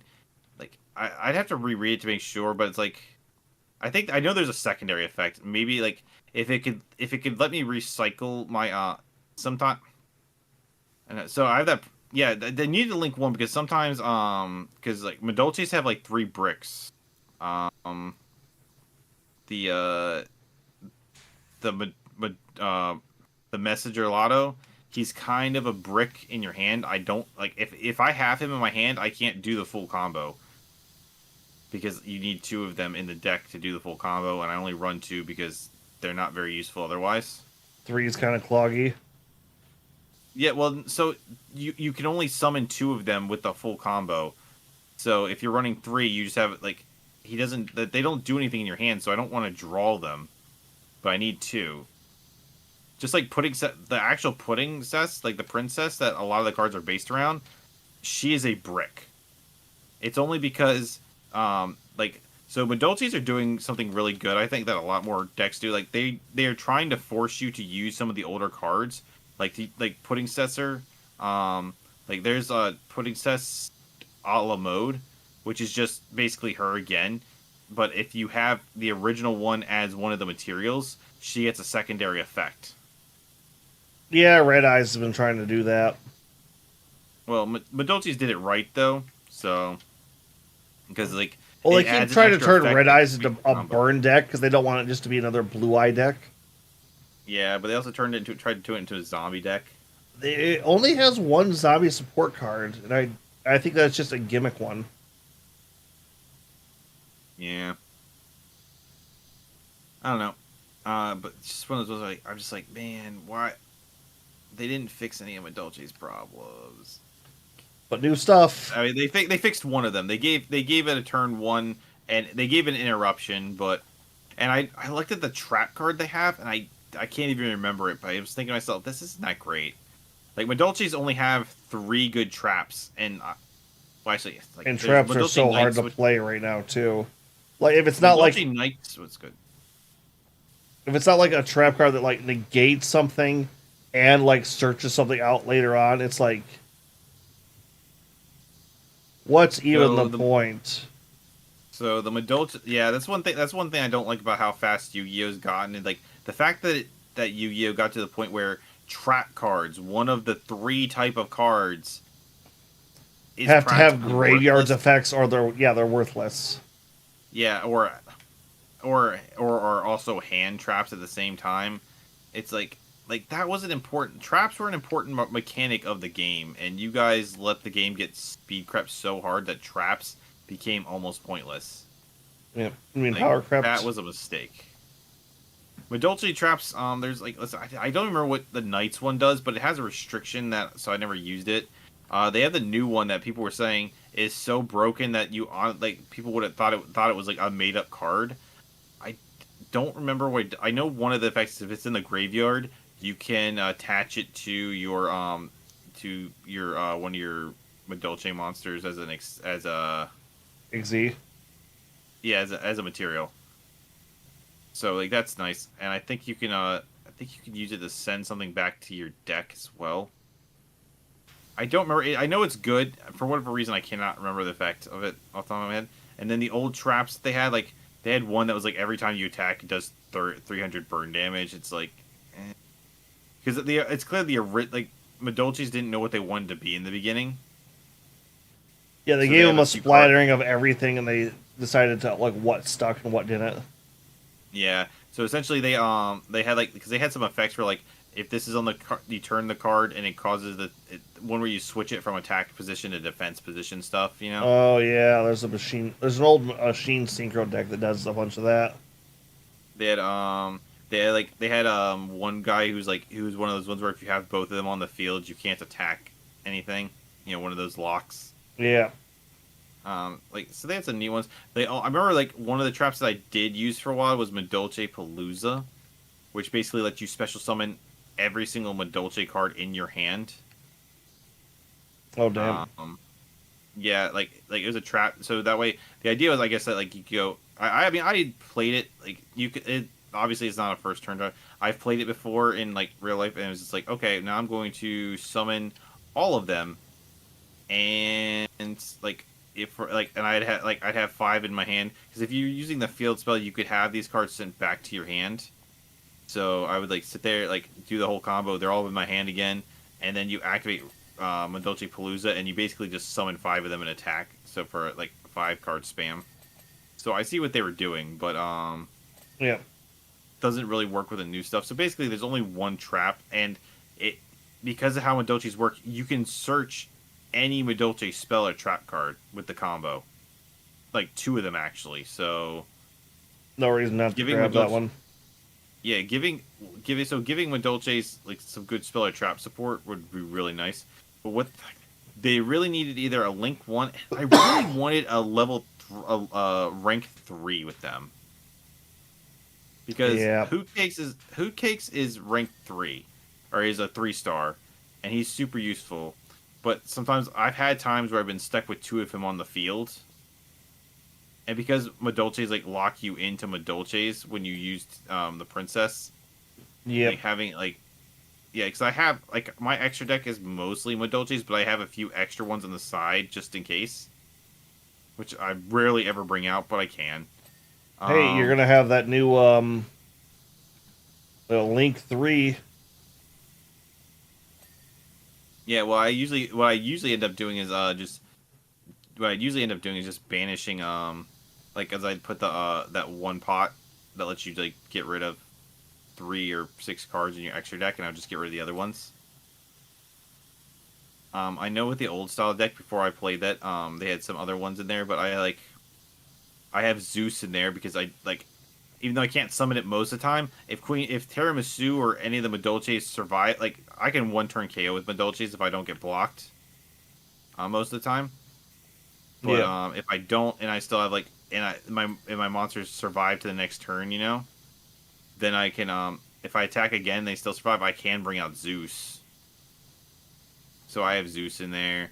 Yeah, but it's situational, yeah. Yeah, I mean, I've had that. I have that one little heart monster, where it's like you discard it and it can attack for like directly if you get rid of its things for like 2,000. Just kind of like a little extra game closer if people are blocking me. Cowboy. No, this is like a direct attacker. Yeah, I know. I'm just like referencing like everybody used to fucking run. What was it, Gaga Cowboy, just for that fucking 800 burn. Yeah, for time matches. Not even time like that card won me so many fucking games. Because back to like, I would love to pick them back up, but they're just so hard to play right now. It's a Harpy Lady. I love that deck. Ironically enough, they have kind of the opposite problem Madolche has. They don't have any good in-game boss monsters. I do like Harpy Slasher. I tried incorporating her into a deck once. Is that the synchro? Yeah. Yeah, they gave Harpy Lady a synchro in a deck archetype. So Harpies are generally level 4. We have one level 2 that's a normal monster, one level 6 that can only be summoned through Elegant Egotist, and we have 2 level 7s, which can be tricked out through Channeler. Oh, I think I actually have. I actually have a. I when I was like this is before the pandemic. I found they randomly had an old tin at Walmart for the Dragon Rulers, so I bought it and I pulled one of the embossed of Channeler. Oh shit, that's a rare one. But here's the thing. So Harpy Lady has a very good level 7 engine in it. They don't have any level 7 XZ monsters.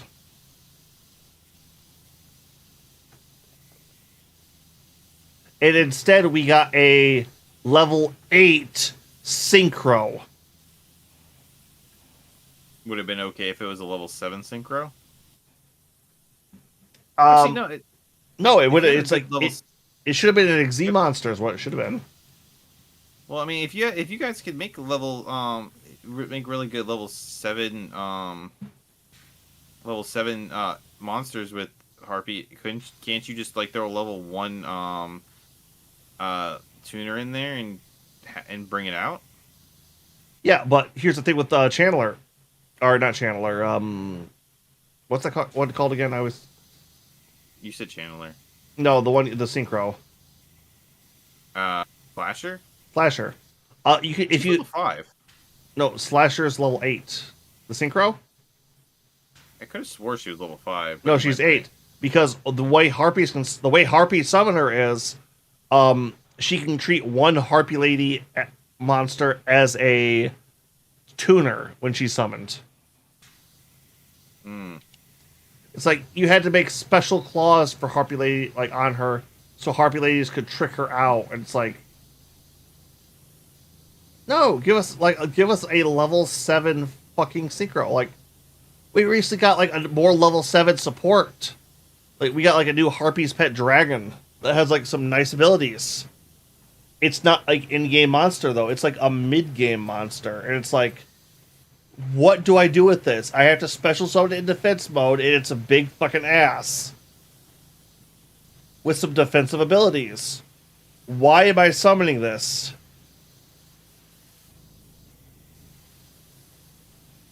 Yeah, it's one of those ones where it's like, I like that they introduce new decks into Yu-Gi-Oh all the time, but they really do need to like have more support for older decks. Every single set should have at least like, I want us to go with like six old support cards, and like you can have like 3 be fan favorites, but then you have like 3 that are just like kind of out there. You know what I mean? Yeah. Well, it's like Harpy is actually came back a minute when XZs were at the peak of their game, because they could bring out Big Eye, they could bring out Draco Sack, they could bring out like Lucky. I used to be able to drop 3 level 7s in the field before anybody else could, just fucking because. Because the way they do it is so you know who Harpy Channeler is, right? Yep. You know, basic. You can summon her out. You could discard 1 Harpy card and special summon another Harpy card from your deck. Any monster in defense position. Mm-hmm. So you normally summon out Harpy's Pet Dragon. Well, the thing is, when a dragon's on the field, Harpy Channeler becomes a level 7 monster.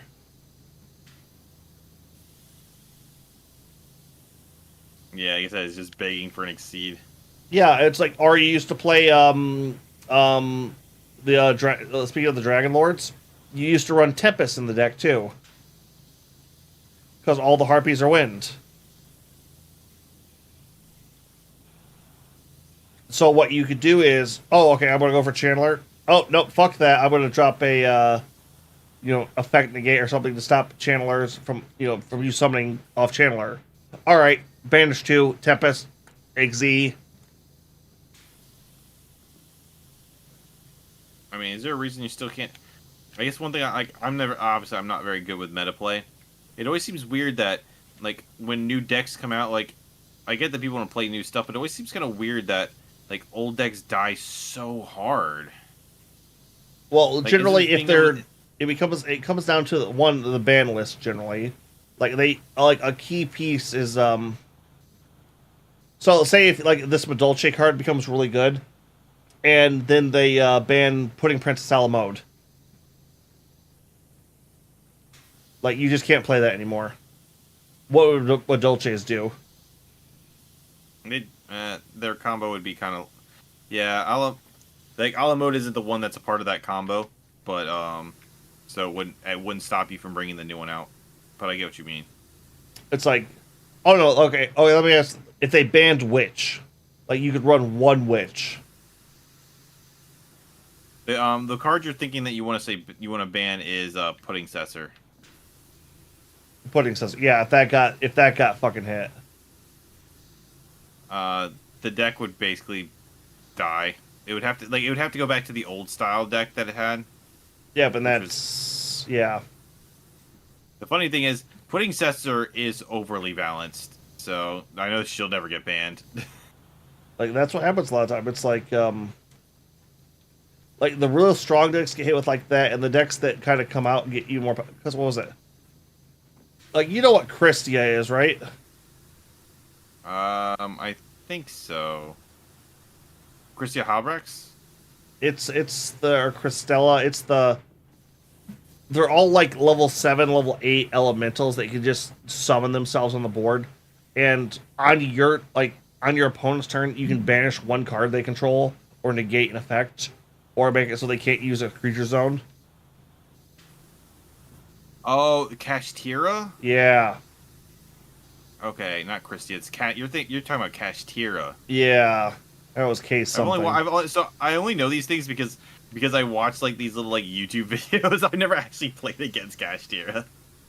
Oh, they're so ass. They're just look. Because here's the thing. So they have so much recursion. It's obnoxious. Yeah, and they're all banished. They're all negate, and they're all like 25, 27, 2800 attack.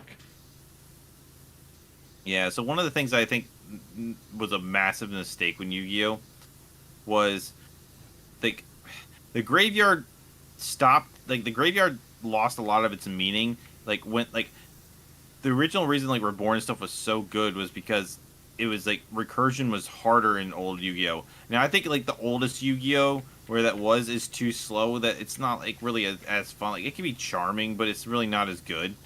But like they made it so that the graveyard isn't a punishment anymore. So they had to make the banish zone, which was fine. Like there needed to be something to take out cards, but now it's like, well, now the people use the banish zone. Like I can understand using the banish zone as something to power up. Like how many monsters are banished? Like the Maju, you know, it's like, oh, stronger for more banish. That's fine, but it's like banished was supposed to be like the equivalent of like a new graveyard. Like once it's gone, it's gone.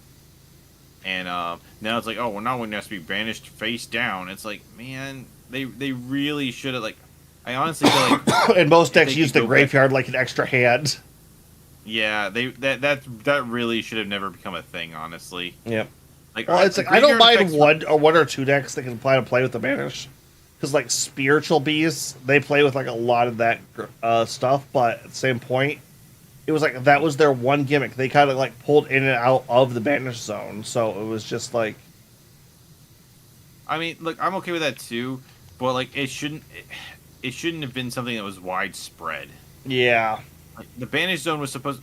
In fact, I feel like the whole archetypal recoveries and stuff like that probably shouldn't have been a thing either. Like the graveyard should. If you could go back and like change Yu-Gi-Oh and like fix it historically without like in fixed cards, I probably would have made it so that like the graveyard couldn't be easily accessed.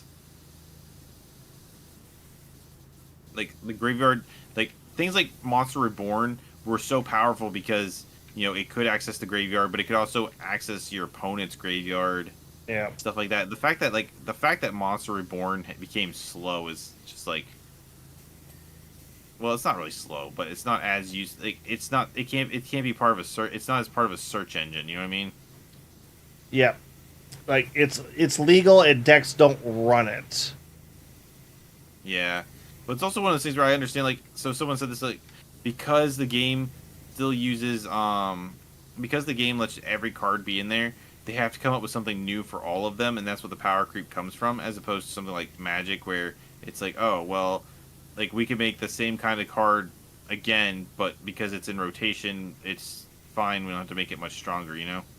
Yeah. No, Magic having their 'cause Magic has Legacy, Modern, and Current. I forget what the fuck the current one's called. I don't know either. And here's the thing: it's like Magic is probably the easiest to get into because of that. Because you start in whatever archetype you're starting in, and then like okay, so for the first couple sets, you're not going to have a good like strong deck. But by the time like the stuff you initially bought in with gets to the point where it's about to be rotated out, you have a pretty good fucking deck. Yeah, I believe Pokemon works the same way. I mean, so here's Nope. the thing. I really like how, huh? Only Magic has the cutoff. Pokemon has rotation. Are you sure? I am 100% sure. Maybe they had to add it because I know Pokemon was having some fucking crazy power creep, if I remember correctly. Oh, they did, but they do have rotation. It's rotate. The rotation is, I think it's longer. It's every time a new game comes out. Okay, so yeah, still though, it's like I think Yeah. Yu-Gi-Oh is to the point where it needs to get a rotation going. Yeah, I've seen people say that. It's just one of those things where it's like, I really love the idea of how Yu-Gi-Oh, like the idea that an old card can all of a sudden like. So I liked how with like Thunder Dragons, what's it called? You could use Insta Fusion and bring back that really crappy fusion vanilla monster from Legend of Blue Eyes, and all of a sudden now it's useful and has a purpose. And it's like it took like 15 years, but because of its typing and that combination of cards, it becomes. I love when those old cards become so useful because of what they are. Grinder Golem. Yeah, like I love when that happens. I love when someone brings an old Yu-Gi-Oh card back that was originally garbage, and it's just like it just had to have the right time and the right place. I love when that happens. There was It's actually like one a of the best world parts. championship where that happened. Where, like a guy figured out some crazy combo with a bunch of old cards that was just like obnoxious, and he went to like the world championship with it and fucking won it. Yeah, I love that type of stuff. That's like one of the absolute best parts of Yu-Gi-Oh. And then they had to ban like half that deck afterwards because they're like, "What the absolute fuck no." Yeah, so it's like I understand it, but at the same time, like every single deck has to have some like if things aren't in if everything is in rotation, like well, then what makes this deck different than that deck? You know. Yep. Personally, since they do retrains and like they re-releases as often as they do, I just feel like they should half a deck or half a new set should probably just be powering up old decks or trying to get old archetypes up to snuff. Well, if they put it into fucking rotation, then they could have like all those waste cards just be like older reprints. Like, yeah, no, we brought this back in here. Like this archetype should be floating around with like a bit of its support right now. Yeah, maybe their version of rotation could actually be like archetypes. Like for example, they'd be like, all right, for this year, like Madolches are banned. There'll be no Madolches this year, type of thing.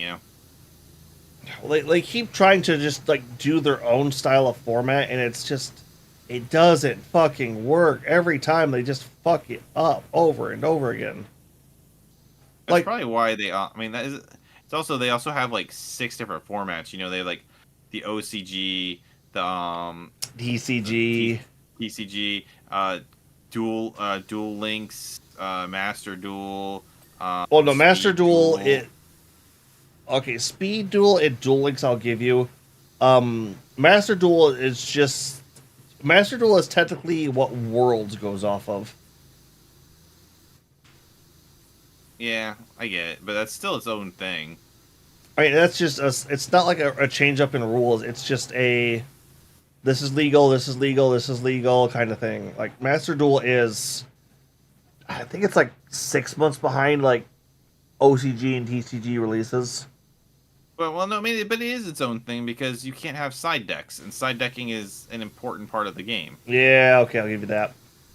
And there's no best 2 out of 3, so people can cheese you easier. Yep. And that's when I fucking start losing it on Master Duel, when I just run into a shit cheese deck and I'm just like, alright, did you get your combo? Yep. Alright. Later. Alright, The funny thing is, did you not get the your funny thing combo? is with that, Alright, yep, later. funny thing with that is, like, I actually like turned it back on again after we talked about it last week, and because I don't play it enough, my rank always drops back down. So I either like destroy someone really fast with the Dolces, but I was like, I'm gonna play Dragon Maids, and I never really like got really good with that deck. So like I usually tend to forget the combos, and like like my Badolce deck is pretty fine tuned. You know, I like it's one of those things where I was like, all right, how do I tune this? How do I tune this? Yeah. I didn't do that with Dragon Maids, so it's pretty bad. But the other people who were in bronze were like clearly playing like crap decks too. So it was actually pretty fun. When there's like some actual back and forth. Like I bricked so hard, and like for 3 turns, but they were I don't know what kind of deck they were playing, but they weren't playing like a 1-hit kill. So just putting something in defense mode, I was able to like survive long enough. Well, you set that down, you're like, holy fuck, I'm not dead. I didn't actually have anything to set down the first turn. They didn't OTK me. Oh They shit. just hit me for like 4,000. And then I was like, oh, awesome. And then I like blocked something. And then I was able to like destroy something. And they kept, oh, it was Dark Magicians. They were playing Magicians. And they kept spamming out Dark Magician. And but eventually I was able to get like, a little bit of combo going. And I got it where I could bring out like their 4,000 beat stick with a negate. That when it negate, like their negate, they have an Omni negate, but it sacrifices itself to use it. Yeah. You lose your big monster to use it, but it floats into the other it floats into their other boss monster. Yep. I know what you're talking about. I just can't name it at the moment. Yeah. So that was fun. They eventually gave up. I was like, when I started like being able to get monsters out every turn, because like if you could I'm not very good at it, but pure Dragon Maid, once you get it going, it will start recursion really, really well. Yeah. But you need to get it going, and that's a little slower. Plus, one of the fun things is since the Dragon Maid's fusion is super easy to spam, I was like, sometimes I could get 5 dragons out there, and I just go like 5-headed dragon. I was just doing that for finishing games out. Yeah. If you can get all the elements going too, you might try throwing in the 5-headed link too. Well, getting all 5 elements is kind of tough because, so the thing is, all the Dragon Maid monsters are good, and they're all different elements: wind, fire, earth, dark. The only one that's not in there is water, because water is bad. Poor Laundry Dragon Maid. She's so bad. I still can't believe like Konami can get away with some of these deck archetypes.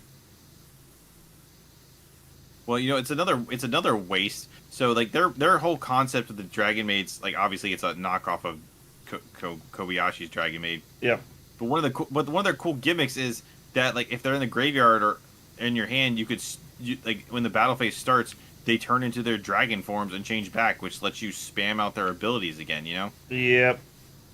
But it's like, it's been so long, and they made a Starlight of Chamber Dragon Maid. Chamber Dragon Maid was in the little engine that people were putting in their Dragon Links and stuff like that. So you do all that with Chamber Maid.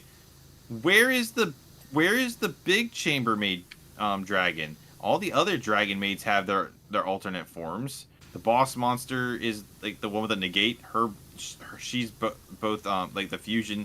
She's both her own boss monster as well. Like that's both her forms. Yeah. She tags that for. But there is no Dark Dragon Maid dragon. Like that's the last one. Like where is she? Oh yeah, I guess they never did quite get that. Yeah. So there is at the very least one more Dragon Maid card that should be made. Although it's not like there's any reason you can't make more Dragon Maids, you know? They'll wait for the It next doesn't have. season. It's like give us some more Dragon Maids. Ooh. Then yeah, it's just one of those things where like give us more. It's also like I always thought it was weird. I know they called it like it spells out dark, but like they have they have the Dark Magician Girl strategy, the one with all those like different Dark Magician girls from the movie packs. It's like just make a bunch more of them. Like who cares that they don't like they spell out dark? Like nobody cares. Just make more of them. They're fun. I thought they were fruit Like, based. they are, but they are fruit based, but their name like the first letters of their names like ends up spelling out like dark or something. I had no idea about that. Yeah. It's like chocolate magician. I don't remember what it spells out exactly, but it's supposed to spell something out, which is why they didn't make more. It's like, who cares? Screw that. Just make more of them. They were kind of neat. Yeah. They also got to be a bit careful because Dark Magician got fucking strong for a while there. Why? From what? I've never heard of. Um. I've never heard of Dark Magician being that strong. Oh, it was when Oh, it was when they had the Red Eyes fusion monster with them. Oh, I wouldn't really. I wouldn't really say Dark Magician got strong from that. Everyone just had that engine. Yeah, but with Dark Magician, like there was a real like that deck got nasty with that. It's fun. Well, it's funny that it's like that. Red Eyes Black Dragoon. Yeah, Uh, I think it was before that they like had Soul even. yeah, but but they freaking banned him in Master Duel before he ever even got released.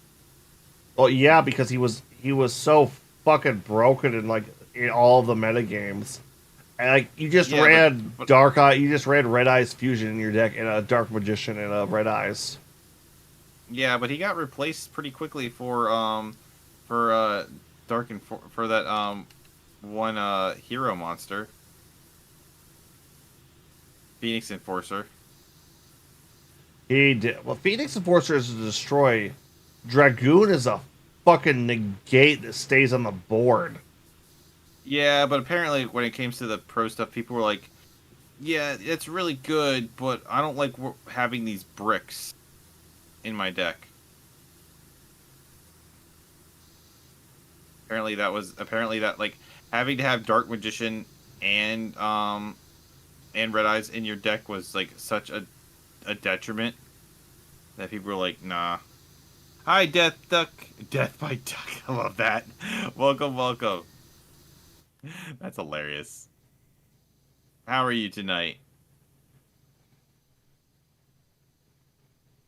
I have no idea what that little symbol is. Okay, it's on Kick, isn't it? It is. I was gonna say what? I don't have that chat. I don't see anybody on chat. Okay. Thought maybe somebody get frozen on me. Nope.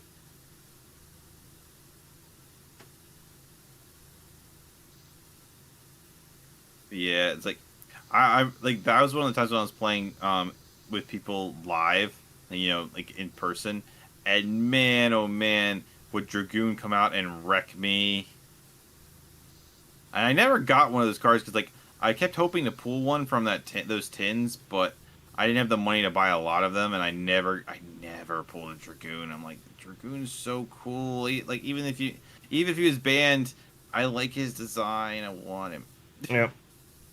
I mean, I guess I could just buy him now if I wanted to, really.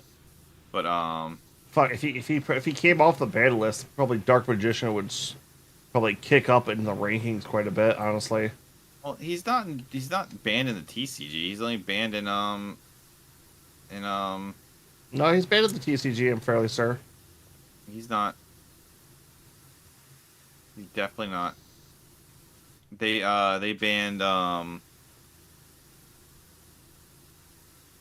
what? what is that monster's name? I was annoyed because I had finally gotten one. Predaplant. Oh, the link lets you. Yeah, Anaconda, yeah. yeah. They banned that because like that was letting people get around. That was letting people put that package into anything. So it's like, oh, now I could just Yeah, use you'd the. have to draw fucking. It also got around the downside of the thing because like the original problem with like Dragoon is like also that if you get the Red Eyes fusion, You can't and summon you use anything it, else that turn. Yeah. yeah. So, like, mind you, that thing is so busted that do you really need to? But it's one of those things where it's like I get like that was one of their downsides where you could get Phoenix like the same combo would get you Phoenix Enforcer, but Phoenix Enforcer would also like if you did the combo right, it would also get you like an extra draw, a bunch of other crap like that. Yeah. So, although I feel like Phoenix Enforcer wasn't as strong, but it had more combo potential. Less limited. It was overall more irritating just because of all the extra shit you could do besides its destroyer card. Yeah. And if the person was smart, you couldn't get. It was nearly impossible to get fucking rid of the damn fucker.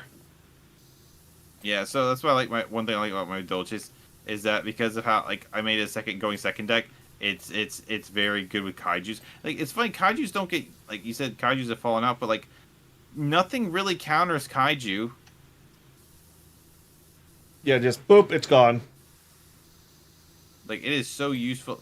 It is so useful to draw a kaiju, like to have one in your opening hand and be like, nah, screw these cards and screw these cards and screw these cards. Honestly, like probably the deck I want to see get a little bit more support that I know it's just a couple pegs away. Plunder Patrol. Mm. Yeah, I remember you stomping me with that deck. Oh yeah, that deck. Well, I think that's right when they were at like they weren't quite at what you would call their full power because one of their couple of their cards that they were running with was had just gotten banned. But they kind of have the same problem Madolche have. They have like 3 starters. Yeah, but one of the other problems Dolce has, though, is that because of how their graveyard effects work, you can't really run hand traps with them. Yeah, no, I can definitely understand that. It's like I said, it's Plunder Patrol. Like they were doing good because the Adventurer kit worked really good with their engine. But when Adventure got Adventure, though. What? Did they ban Adventure? The big Adventure cards got banned down to like 1 or like straight up banned. Oh, see, I was under the impression because like I heard that like nobody was using Adventure anymore, but I was like, I didn't think they actually got banned. Did they get limited to 1? Yeah, like their big card got limited to like their big Searchers got limited to 1. And unfortunately, that Searcher was the part Plunder Patrol was running because it worked well with the way the deck works. Because do you know Plunder Patrol at like 2 gimmicks? It's the one where like they get to summon something based on the element. Yeah, whatever type of cards your opponent's playing, then you get to summon your extra deck monsters. So if your opponent plays water monsters, you get access to your link, which is like a extra draw, extra summon. If they're playing, kind of like how that's also how like that one deck used to run with the one sorcerer that would damn, Weather Sorcerer? Huh? The Weather Sorcerers? No. He was one and he had like a bunch of fusions and he would recycle his own fusion card. Gem Knight? No. He was like one monster. Alistair. Oh yeah. Their Plunder Patrol is kind of like Alistair, but as a whole archetype itself. Yeah, well, here's the thing. It's like, so Dark was the Xe monster, which lets you banish one monster your opponent controls. Fire was the synchro, which let you destroy a field or trap, and also gave all your other Plunder Patrol 500 attack. And light was the fusion that let you negate one creature effect. So Plunder Patrol had roughly 3 problems. One, you can only do those summons on your opponent's turn. 2, if your opponent was playing Earth or a Wind-based deck, you were kind of fucked. And wasn't like wind really powerful at the time too? Yeah, or something like that.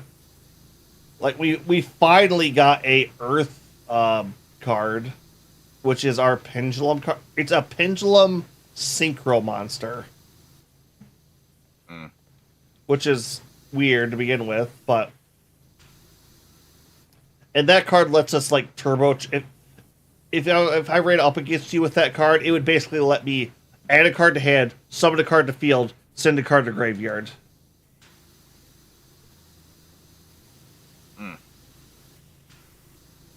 One of those things where, like, I'm not really good at learning new decks, but I, like, definitely, like, wish I had, like, more time to learn better decks, like, other decks. 'Cause, like, it's one of those things where it's, like, it's also kind of sad just to see, like, decks fall off and then they just kind of, like, vanish when there are, like, so many fun decks to play. So you have to be, like, playing, Yeah, but... you kind of have to be playing meta stuff if you want to compete. But, like, it seems like road decks are the most fun decks. Oh, yeah. Well, it's like, they could also generally hit any of their things. It just took a bit of work. But I think the thing that people really got pissed off about Plunder Patrol. Most of my combos with Plunder Patrol on my turn. Field spell, summon 1, summon 2, set 2, pass. And then my opponent passes to their turn, and oh my fucking god, dude! Then I spent more time playing on my opponent's turn than I did mine. I was wondering if maybe it would be better in Yu-Gi-Oh! If there's like a limit to how many cards you could play per turn. Yeah, it's called Nebiru. Something other than a Biru, because now everyone like tries to play around it. I do. People would just start that in a duel. Your opponent will start eyeballing you. It's like, oh, you son of a bitch. Yeah, I know. I just wonder if I know like all these 1-card combos. It's always annoying. Like I start the game with a hand of 5 cards, yet somehow I manage to get out 20 cards. It's like I feel like that makes turns take a little too long. Yeah. Although I think my favorite part about Plunder Patrol was there were so many times my opponent would have like this like a couple set like I would know there'd be like really crazy powerful traps or a really crazy powerful field spell. And, like there was just nothing I could do to get rid of it. I would start going into my combo. They would play Ash Blossom, which is a fire card. So they would play that, and then I would go into my my fire synchro, which kills. It's like, well, you ashed me, and that gave me access to the card I could use now. Just the look on their opponent's face is like when like they realize Ash fucked them.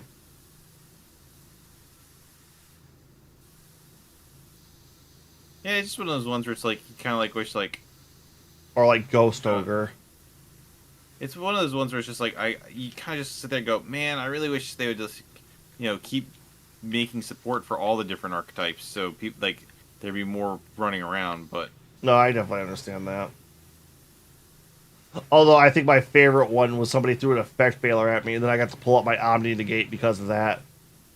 And they just kind of went, oh, fuck. Yeah, well, that just means they don't know how Plunder Patrol even works.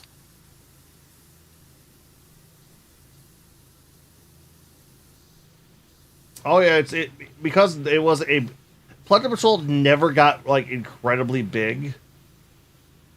And like once you know what you're doing against it, you realize what you should and should not do where, and it becomes a lot easier to play against. But if you don't know what the fuck Plunder Patrol does, like so many of their cards are just weird.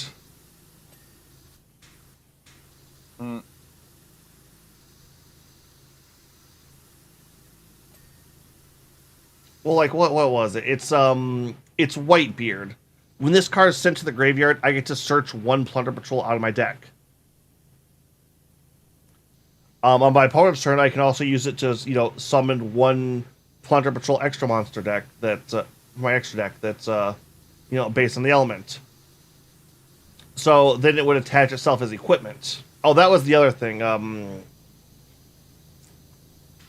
With Adventure, it also revolved around equip cards. So it made the Plunder Patrols that were equipped to themselves a lot stronger overall. But so I would, summon out some big monster, and they would be like, "Oh, fuck that, no," and blow it up. And then I would get to add a card, and they'd just be like, "What the fuck?" So this card lets you summon a beat stick, which lets you break something, which lets you add a card, which then I kill, which lets you add another card. Yeah, I think it's one thing I love about Madolche is because I'd be like, no, I'm just going to spin you back to the deck. No graveyard effect for you. Well, remember, it's the equip card that gets de-equipped and then goes to... After its equip monster goes to back somewhere. I mean, technically, I could just spin them both.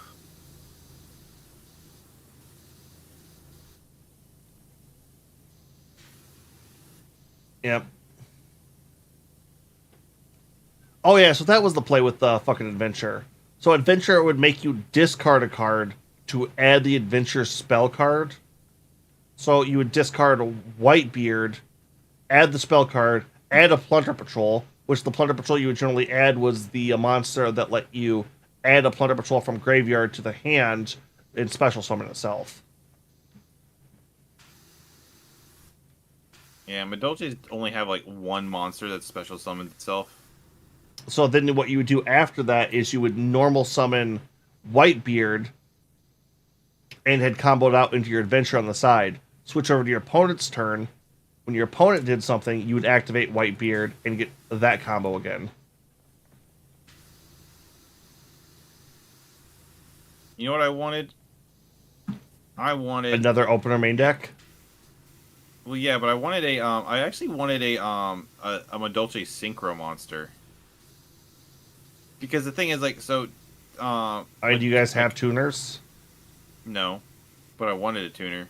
Because here's the thing, so Pudding Cessor, special summon... So Pudding Cessor's effect is really interesting.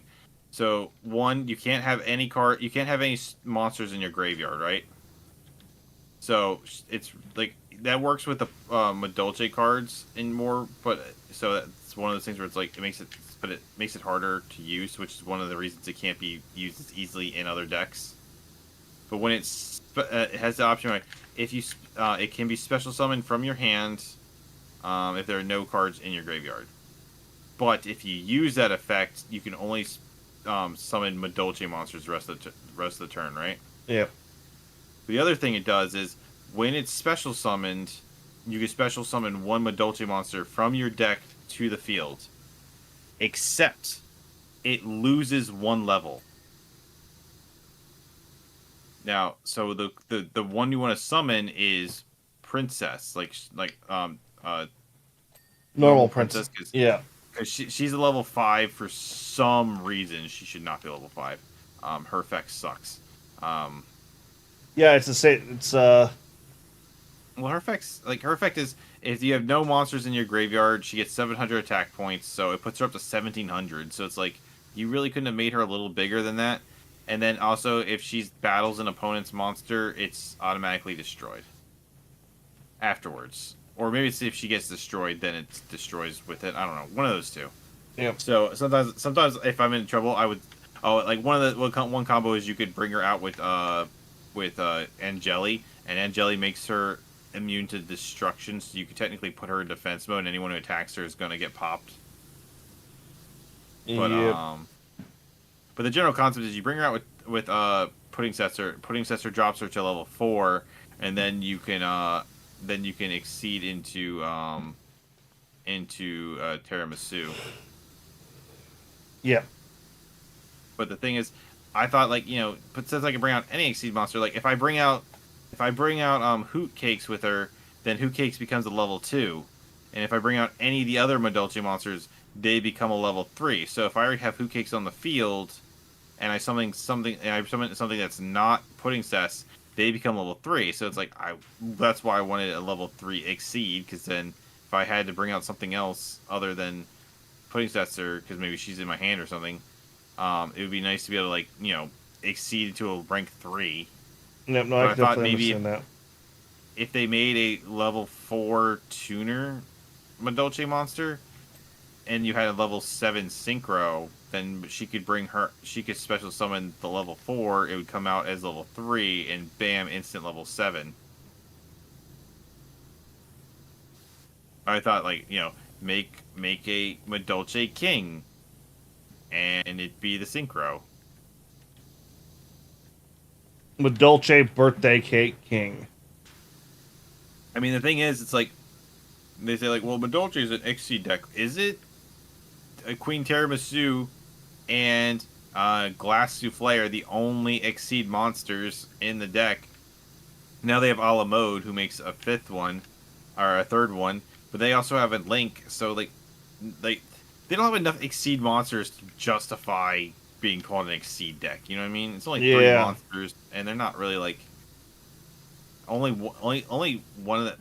I mean, one of them in the combo is just used to combo. It's not even really used for its effect. Yep. So I thought that would be I thought it would be neat if they just gave us a tuner. Well, you're getting a second Link monster now, aren't you? Yeah, but it's a Link 3. Doesn't make any sense. Hey, it lets you trick away that Hoot Cakes you don't care about anymore. I don't want to trick away my Hoot Cakes.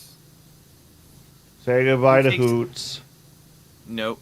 Hoot Cake. So Hoot Cake is really important because, one, Hoot Cake usually ends up becoming invincible, which is nice. But you need Hoot Cakes on the field because when you summon the Messagelato, his effect only works if you have a beast monster on the field, which is Hoot Cakes. And he's the only one. It was supposed to be like the old combo was you're supposed to use Madolches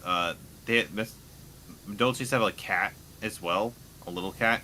Yep. And if you play from your hand, it's a normal summon, but you can special summon another Madolche from your hand if you normal summon that one. So the idea is that you play the kitty cat, and then you use its effect to special summon Messagelato to the field, and then that triggers Messagelato's effect. But the whole combo is to use like the whole combo ends with you getting Hoot Cakes on the field and just summoning it through a big combo chain with Hoot Cakes being on the field. So you don't want Hoot Cakes to go away. In fact, Hoot Cakes is usually there in the OT because the OTK is very specific. It usually actually ends with exactly 8,000 damage, and Hoot Cakes is a part of that. Yeah, we'll see what the new Link does for the deck, though. There might be a combination with the older cards, though.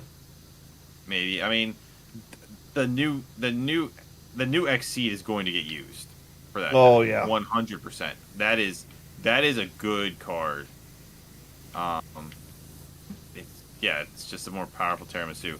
But I don't know if the Link will get used.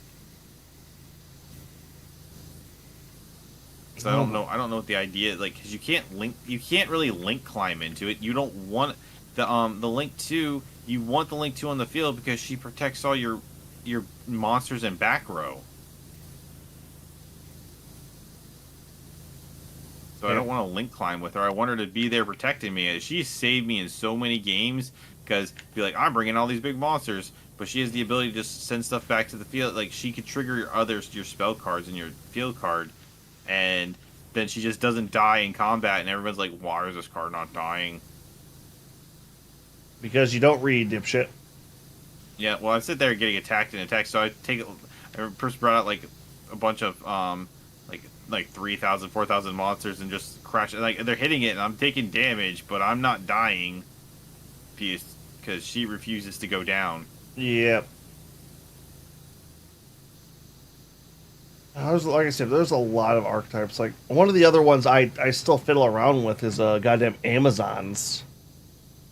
Like Nice. yeah. Well, it's like their deck is very interesting because they're a fusion deck that weirdly enough fusion climbs. Because I don't know if you know what their big fucking boss monster is. I don't. I've never seen anyone play them. I thought I played them against you once or twice. I don't remember that. Well, their big boss is called Amazonian Empress. She is a level, I think she's like level 10 or 12. And she's like a 3800 beat stick. Her ability makes it so other Amazon cards aren't affected by your opponent's spell or trap cards that can't be destroyed by battle.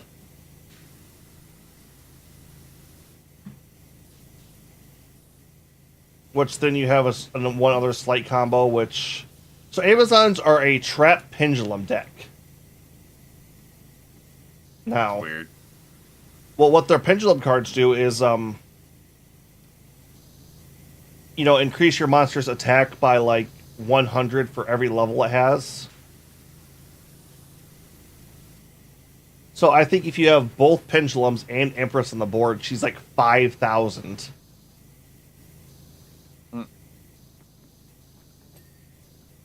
Well, here's the other thing. It's like one of the cards that you build into her, because she takes a Amazon Fusion card and an Amazonian... I think she takes an Amazonian either Queen or Empress. No, she's not. It's Queen. It's Princess, Queen, Empress, and there's one other in there. I forget what the fuck it is. It's like the mid-level one. And the mid-level one makes it so all other cards, because Empress specifically lists all other cards besides Empress. So you can't, like, drop two of her and then she becomes invulnerable. But there's, like, that mid-level one also has the same ability. So once you get the mid-level one out, you basically have two 5k beat sticks that are unaffected by card effects. Dang.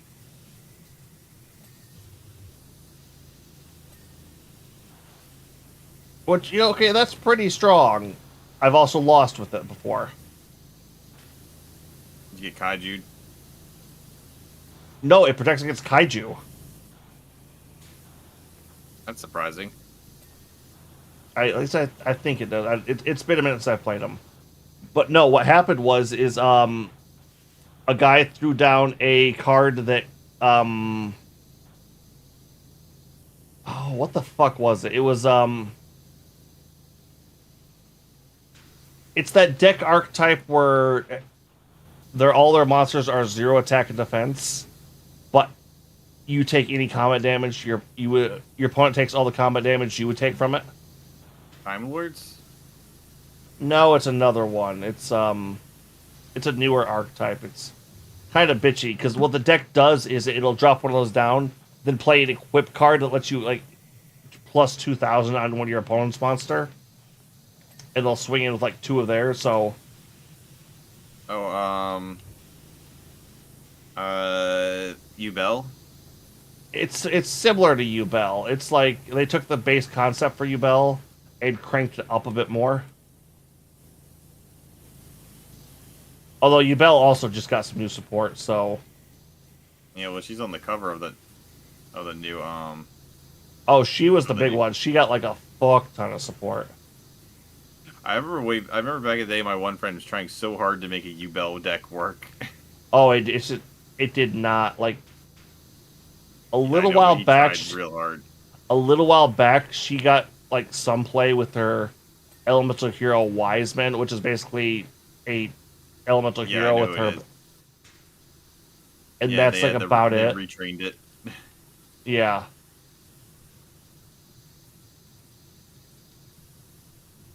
but it's just the fact that like her deck is so passive. There's nothing you can do with it. Well, so my friend tried to use it. He made the deck using that one. I think it's banned card, but it's like a field card that makes you battle. Yeah. Like Battle Stadium or Frenzy. He's trying to. He did stuff like that. Oh, see, so what I did with them? Are you familiar with the Fire Kings? I know of them. I don't know much about them though. Okay, they're like a Fire Winged Beast deck. One of their big mechanics is they destroy their own cards. So I would do is I would play one of them down, destroy a card from my hand, and destroy Yubel, which that would trigger her effect and summon Yubel like Terra Incarnate out of my deck. Which is like the second form, one of the ones you have to get. Because base Yubel sucks. Base Yubel sucks so bad. Hmm. And even like the Ultimate Nightmare isn't like even her like ultimate form isn't good. It's just like, oh, that's nasty.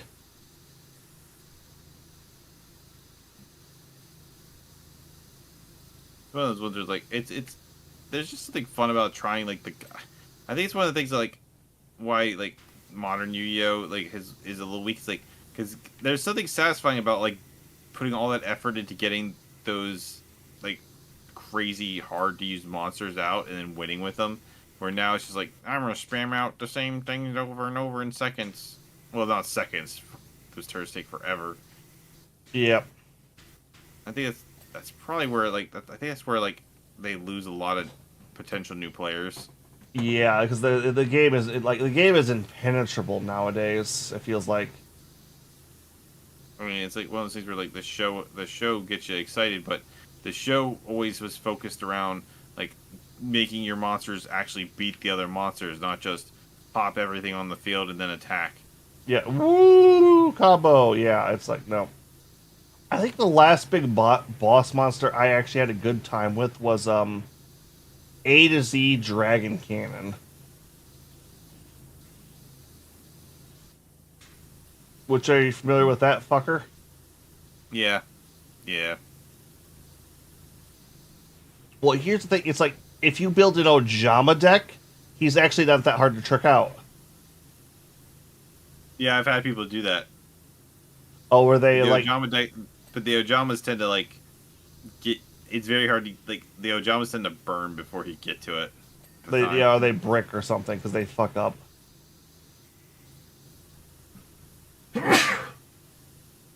Although, whatever the fuck that, what was it? What is it? WYXYZ? Or WVXYZ Catapult Dragon Cannon is like the most worthless fucking card they ever made for that archetype. They like so like I don't I was back when me and my friends like were playing a lot in person and like I didn't really like understand none of us really understood competitive Yu-Gi-Oh, so we made decks all the time that were definitely not good. Well, it's like it's not good. Like, okay, so what you'd have to do to get this card out is, are you familiar with like XYZ Dragon Cannon, right? Yeah. Are you familiar with the WV variant? I know what they are, yeah. Yeah. So what this card is, if you get the WV combiner, XYZ combiner, and an armored dragon on the board, you can summon this thing. Mm. And it's like, it's a minor beast. I think it has to be like armored dragon like level 7 or better too. It's like not even like level 5 or like the 3 or something. It's like, okay, like one of these is hard to get out. I need 3 of them, and the card that I'm getting out is like just a really good beat stick. Like A to Z is still better. I just like when I would play when I was playing like a bunch of really bad decks, like we didn't know how to play, so we were just kind of like sticking the cards in there. I really liked I played I had like 8 different decks back then. I let my friend, like when I moved, I let my friend have all my cards, but then like I got back into it, so I had him send them to me. But I didn't get all the decks back. He didn't like keep them for money; they just got lost. Yep. Yu-Gi-Oh cards But devalue like no fucking business.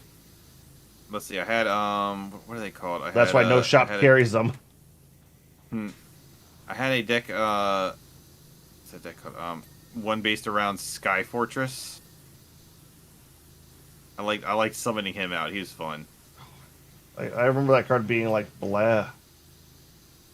No, like, if you could get like the parts that built him up were kind of crappy, but if you get him like he had like a thing where, I think it was like you send one of the cards that were in the graveyard. Like he destroyed something and did like 800 damage every time.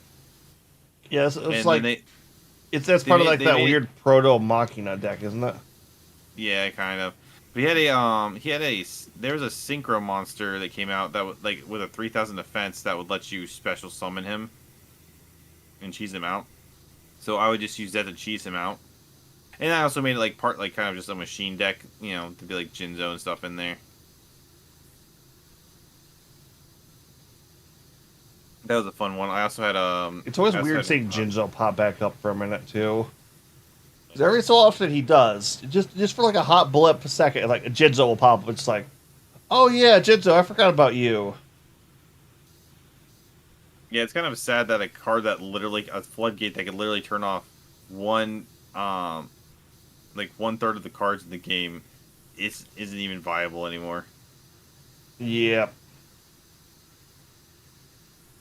And then what was it? I'm trying to think so hard. What is it? Maleficent. I had a Maleficent or Malefic's deck at one point. That was fun. Well, wait, is that the one that summons like the Sacred Beasts out? No, it's the one that it's the one from the movie where they summon the Oh right, like the field spell. Yeah, I remember that deck now. Yeah, but you get like like I can just send Cyber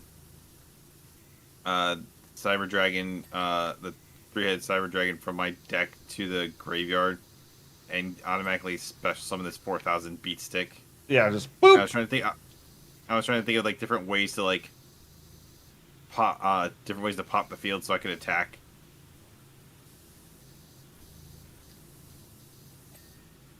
Yeah, because that thing is nuts.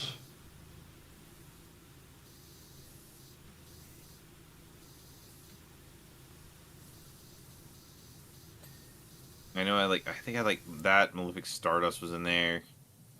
Malefic Rainbow Dragon. I love summoning Rainbow Dragon. And like way before that one fusion card, when it was really easy, when we and my friends were playing, I would do everything I could to summon Rainbow Neos. Yeah. Crystal Beasts are still like the every time there's any kind of like fan vote and they put Crystal Beast down there because oh yeah, Crystal Beast always kind of gets a turnout. It wins it by like a fucking mile. Like the fandom is desperate for some Crystal Beast support. Yeah, those Dark Crystal Beasts that were in the that one set that came out just recently, they are not like there's like why? Well, like none of them are like god awful for like Yu-Gi-Oh 5 years ago. Well, it's just like they're all retrains, but they're not particularly good retrains, you know? Like I said, it's like if they would have come out 5 years ago, Crystal Beast like would have been actually like a fairly good deck. It's just like they're all so slow still and vulnerable. It's like they didn't address any of the problems. Yeah. It's just irritating. I don't know. That's part of the reason I said I've ended up enjoying Master Duel is because of all the events they have that like limit certain things in certain ways. So you get to have all the like. The reason I have an Amazon deck, the reason I have a Sacred Beast deck, and I think there was one other deck I made specifically. Like, well, the reason I rebuilt my fucking Super Heavy Samurais was because I wanted a Synchro deck. Amazon's because I wanted a Fusion deck. Fucking the Sacred Beast deck Like, I have that because there's a format they love to do where it's like no extra deck monsters. And being Yeah, able but to don't people just like go to use Dracos for that? a bit, but like I love it when I see that because I play my Sacred Beast deck and it's like, oh yep, here's a 4K beat, fuck you, turn one. Goodbye now. He attacks 3 times. Yeah. So I think the thing is like, I feel like low power Yu-Gi-Oh is way more fun. Yep. But it's like Although we want to play low power. We want to play low power Yu-Gi-Oh, but without the having to play like uh speed duel or like we want all the cards we have now, but we want them to be low power. the deck that gets spammed the most in those is a fucking Time Lord. So I always kind of wanted to try that because I kind of liked how they seemed like they were really cool. Oh, they're so fucking irritating. Yeah, they're really hard to get around. Oh, they are just the grindiest fucking decks.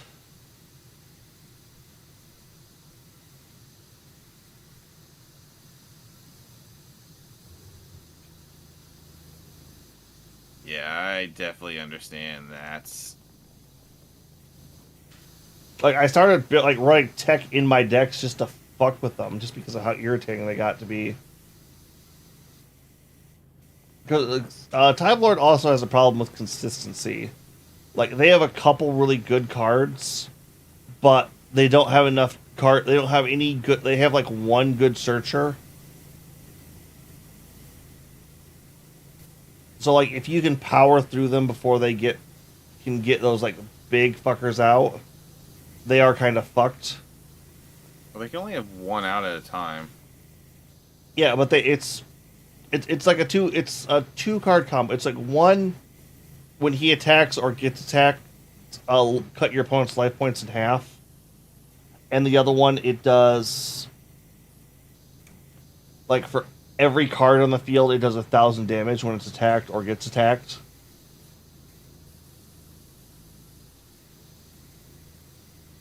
So like the best way to play against Time Lords is to not do anything. Ain't you like, like that's what you like? I'm just gonna kaiju this guy and then get him. Yeah, oh yeah, they auto lose the kaiju. And I was starting to fucking run those in there just to deal with Time Lords. Because it'd be, oh, he's got Time Lords. Well, I'm going to reduce it down to 1 monster, and I'm going to put him in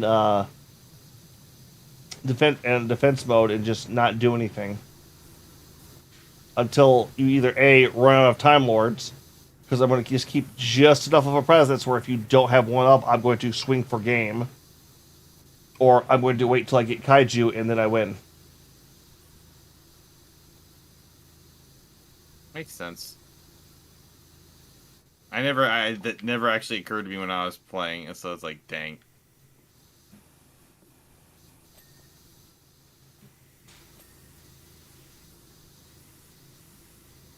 Yep, no, they just... See, I hate deck interactions where it's like, alright, do you have combo? No. Alright, I do. Go. Yeah, it's one of those things like, I know when I pull up my Dolces, like I whenever I just feel like playing again, I'm at the lower level. It's like if they make a summon and it doesn't do that thing where it's like it slows down, like oh they don't have it interrupt. Okay, well guess I'm gonna win then. Yep.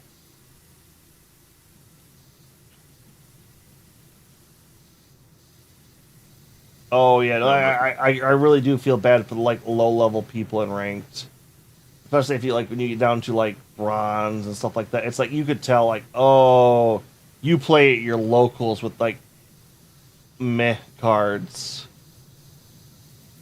People at my locals all played like high level stuff, and they were just like, yeah, like hey, you get to get your play set of this card, and like that's gonna cost $300. I know, right?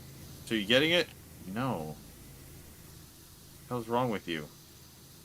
I have a lot of money. Well, must be nice. Yep. You could get it if you really wanted it, man. Yeah, I could, but I don't want it that bad. Yeah. No, that's about where I'm at. I'm kind of. Also the locals that had Yu-Gi-Oh, I found out that the store just closed.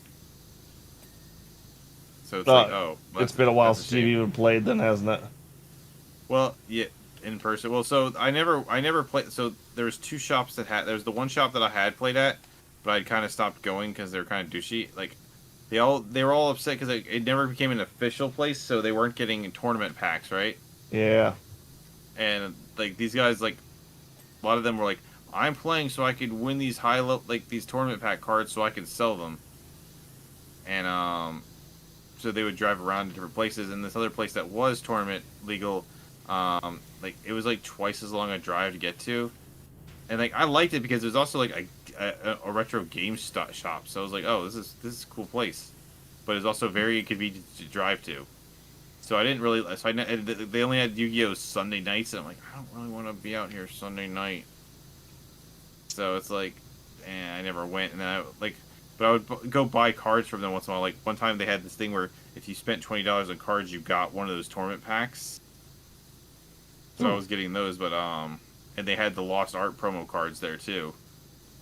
So I was like, oh okay, well I'm gonna. But then when I went to check them out recently, I was like, oh they shut down. Like damn. Like it was like a nice place, but it's just Yeah, like a really COVID, inconvenient location. like that COVID shutdown really fucked over like a lot of shops for a while. Well, this was after COVID. Yeah, I was Like just saying like not everything recovered because like a lot of people got out of the habit of going, and, like migrated to like Master Duel and a couple other things. well, it's not even that. In this particular case, he like his location was really bad. Like most people that would place like his location was like in a really rednecky area. So it's like you're not gonna get as many like card players and gamers there. Oh yeah. Like I had Well, to drive like almost 25 minutes to get there. I'm kind of lucky, like because I'm in a college town, like the card shops and comic shops are all doing good. Yeah, I mean, well, there is a comic shop, but it's not. It doesn't like they're big on Magic, and I think they have D&D, and I know they have Pokemon, but they're not like big on. You. I know for a while they were doing Dragon Ball Z, and they were doing Final Fantasy. I don't know what they're doing now, but they definitely aren't doing Yu-Gi-Oh. Yeah. God, I heard Dragon Ball Z's card game got a computer app recently, like you can play online with, similar to Master Duel, and Hmm. I've been really tempted to pick that up just because I liked Master Duel, but like that, like you said before, that power creep is fucking bad. I liked playing Pokemon's one where you put the little things in there for a while. That was pretty fun. Like if you buy Pokemon cards, they had like codes in there, and you could like get packs online. Yeah, I was they doing did. that for a while. I started collecting some of the like so I like all my old Dragon Ball Z cards from when I was a kid. I had no idea how to play. I just liked them. Same with with Digimon. So I Yeah. started buying some Dragon Ball Z cards, and I was like, I have so many card games. I have no space for these. So it's Oh like my so I have god! If Digimon comes out with a fucking Master Duel equivalent, which Bandai Namco, come on already! I will pick that up in a fucking heartbeat because the new so Digimon card game is really good from what I hear. Like the yeah. bits Prez I've plays played of it. it, yeah, and the bits I've played with people, I've really enjoyed it. Yeah, Prez says he was like anyone who wants to learn, he'll teach them. I just said like I bought a bunch of the cards, but then I'm currently like going through and reorganizing all my cards. 'Cause I essentially ran out of space, and they were just becoming a mess. So I haven't really been buying any cards since, and I hadn't bought any Digimon cards in a while Yep. because of it or anything. So it's like but one, but I'm getting close to the end of reorganizing the Pokemon ones. Like then I'm gonna like organize my Yu-Gi-Oh ones, Well, and and then Digimon the learned from its predecessor suit because it's like I think it did like its first 6 or 7 sets. They were like, yeah, let's play together, play together, play together, and then it's like they got to the point where things started getting a little ridiculous, and it's like, all right, set rotations, here we go. yeah, I don't know what happened. Like what happened with Final Fantasy if they're still going. I didn't know Final Fantasy had a card game even. Yeah, they got to like 7 or 8 sets. I know that. No, they got like 16 sets. I think at least. Oh, Um, because the last card they're- game I had heard of was I know Transformers had gotten one. they have like unfortunately the problem with Final Fantasy is they're like art is they do the lazy thing where they just take already made art and just go with it. You know. Oh yeah. They don't like go, hey, here's like they don't get like credit to Pokemon. They constantly get like it's the same Pokemon over and over, but they constantly get different artists and art styles, so it's always really fun to look at. Oh yeah, it's got to the point where the art's gotten so good they have to reference it in other things now. Yeah, so it's just such a good thing. But it's like trying to think of it. So it turns out like aside from like Final Fantasy, Square apparently has like this Japanese exclusive card game. Oh yeah, in Japan there's a fuck ton of card games. They just because they're all on top of each other over there, it's easy to get a shop going. In America, where it's like you said, you had that one shop that had just a bad location because of a kind of a rural area, and it's like that fucks so many places over. Yeah, well, there's also like the old card shop that I went to as a kid. Like tried to make a return, and then the other card shop just bought them out, and we're like, no, I don't want any competition. So, and he owns like that and one other comic shop that you have to like that's farther away. So it's like there's just not much competition for it. There's not enough. There's not enough popularity here to have multiple card shops. Yep. But the Japanese have like so, I don't know what this card game is found, but they had I ordered two of the cards from it or four of the cards from it because they basically had like a character of Anya's from Bravely Default, as well as the one. Yeah, you say Anya now, and I'm thinking Spy X Family. Yeah, but her like the cover from Bravely Default second layer. They have those as cards, and they like. You mean Bravely Second? Huh? Yeah. You mean Bravely Second? Yeah, Bravely Second. They have that one, and they have like so I ordered those two, and I ordered the Secret of Mana ones because they made characters from there. So I just own those cards because I just wanted to have them. No, I can understand that. There's been some times I've seen Magic cards where I just kind of wanted them because of like how they looked or who they had on them. Yeah, it's kind of how I felt when I was like looking at like the Doctor Who ones. I was like, the 11th Doctor, but like, eh.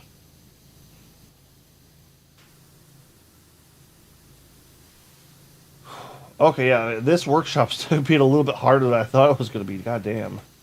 No, it's so big.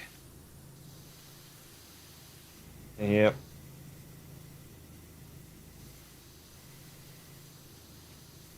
And the fact that the roof is so high. We got ladders. I know, but I wasn't expecting it to be like this much of a problem. Holy crap. Yep. Yeah, that's after I've gone over it once already, too.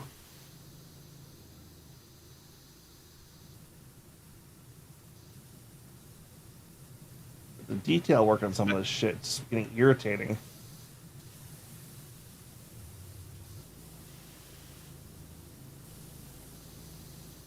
Like the fact that I can still like see, like I can still use my sensor thing and still see so much. Yeah, it's caked on there. But you're also like doing that thing where you like I usually try to like kind of like if I can get the like complete something 100% most of the time. You're kind of just like giving everything a hard pass over so it gets a lot of big percentages done. Because like I'm over here in this like workbench area, and I'm like I noticed that like there's a lot of stuff over here, but none of it's complete. Yep, I'm kind of hitting the big stuff and coming back for like the details afterwards.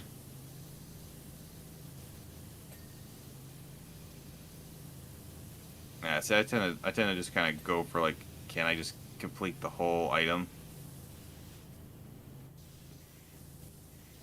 Which works sometimes and not others. Yep. And all these things are underneath as well. Like, holy crap. Yep.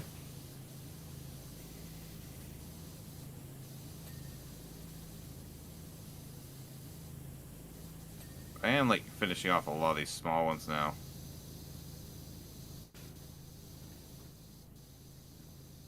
Yeah, those were pretty close. It's just I'm kind of like rotating between like the big like suave stuff and like the small detailed stuff.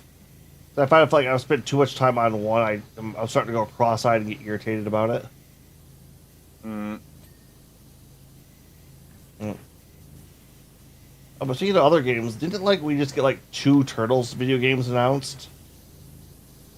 I only remember the one like that's that you sent me the thing about, which is The roguelike? yeah, like that's actually been out on Apple, in the Apple market because the comic like they released a comic book tie-in that I read and it was just extremely generic turtle stuff. So I was like, okay, well I should probably review this if I get the chance. So I was like trying to download it, but then it's like, oh, it's only Apple. Like, well, guess I can't do that. So now that's it's gonna be on Switch, I'll probably pick it up. Is it gonna be? Just give it. Yep. Hmm? No, it looks fun, honestly. It looks alright. I mean, like they're like, it was the first Turtles roguelike. It's not the first Turtles roguelike. The DLC for Shredder's Revenge is a roguelike, and it's much better.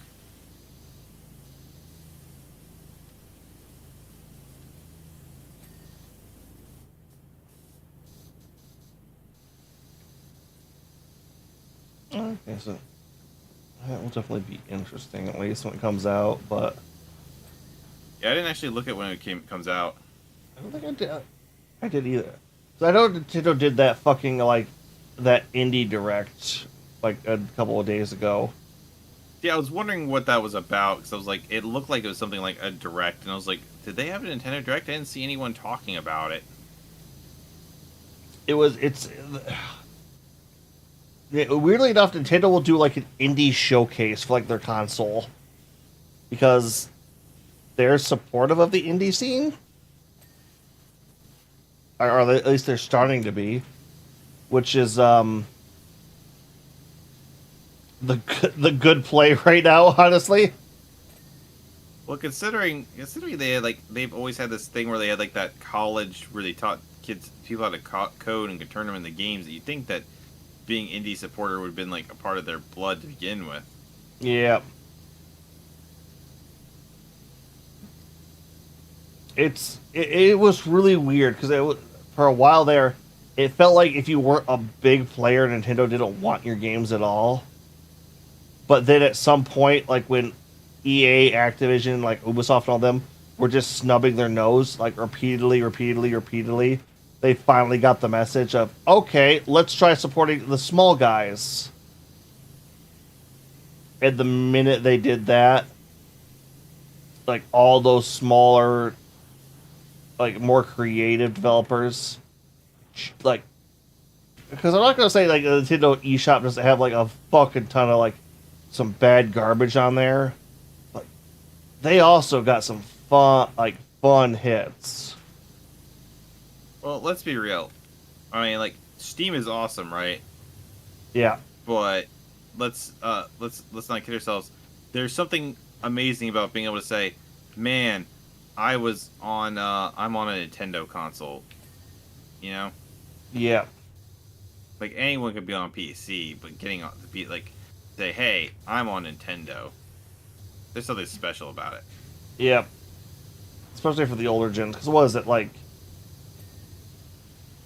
I think one of the games I ended up sending to Yuki was, are you familiar with like the Goose game or like Goat Simulator? Yes, I know of them. All right, what animal do you think would be the natural animal to do this with? Do what with? Like have an animal simulator where you just go around town doing shit.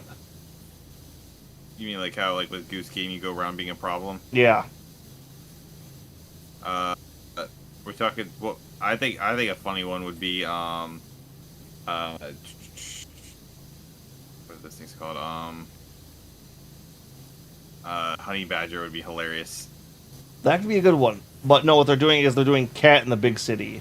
So they're doing a cat-based one. I mean, that makes sense. I mean, we did just have that one cat game. Stray. Yeah. Which was a lot darker than anybody thought it was going to be.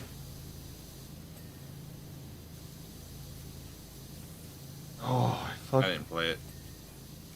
I watched it. I just didn't have time for myself, and it wasn't something I was interested in. Same. But I like, think Kiku really liked it, I guess, because like I guess he watched Kane play it or something. I don't know. oh yeah, like I don't know anybody who like even looked at it like didn't love the damn thing.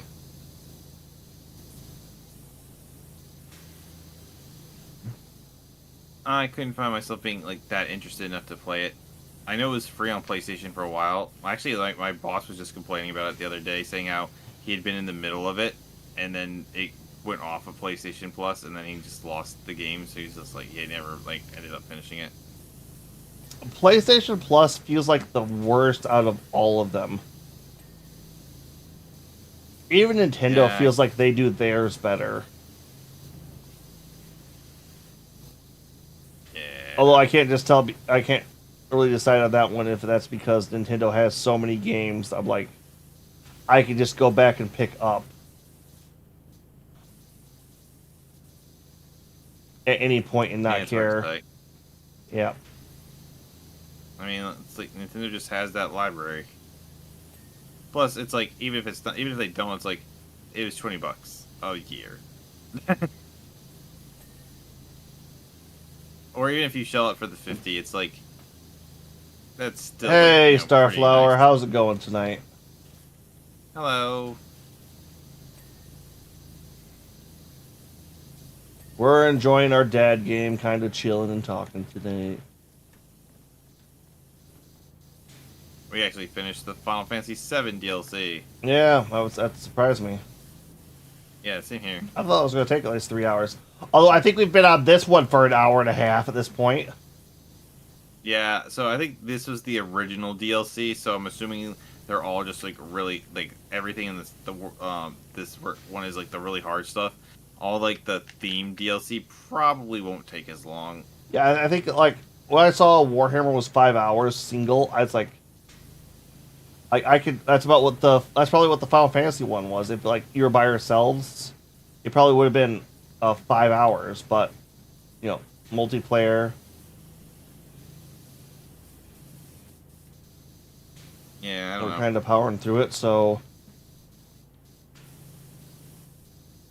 yeah, definitely do that Yeah, next week. we definitely got the Final Fantasy one done faster. Like this one, I feel like the these ones are gonna take a little bit longer.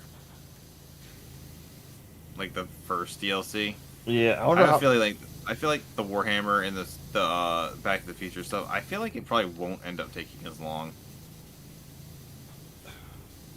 Hopefully not.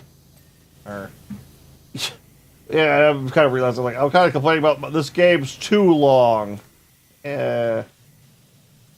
I mean, it is, but I mean, we technically beat the game. We're just doing the DLC stuff now. Yeah, this is like it's like, oh, you enjoyed this game? Well, here's a bit more of it.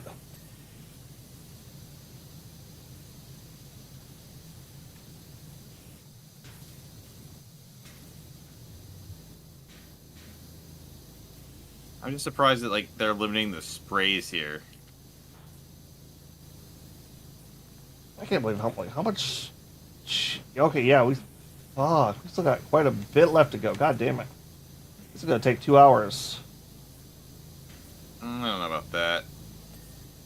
We're at an hour and a half already. Oh, you meant in total. I thought you meant like 2 more hours. To No, finish. no, no, no, no, no, no, no, no, no, no, no, no, no.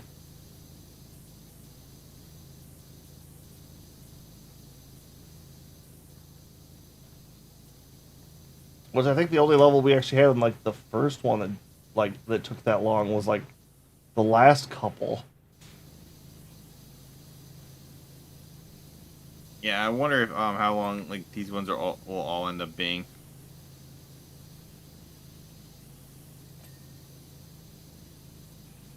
like I said, the Final Fantasy ones weren't even that hard. Okay, Like they were very detailed, I guess, but they weren't like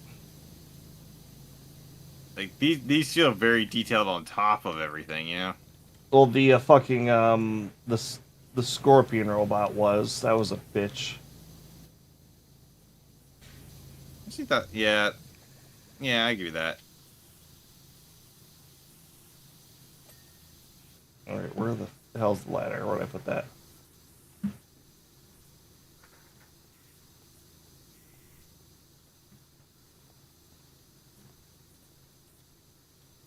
right. Where is the spot on here? Where the fuck is that? There we go.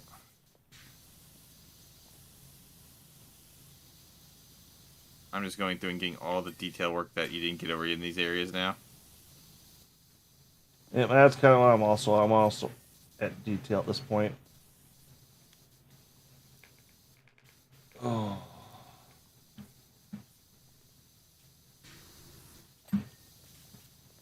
Like a little step ladder too, or was it just the big ladder? No, okay, we did have a step.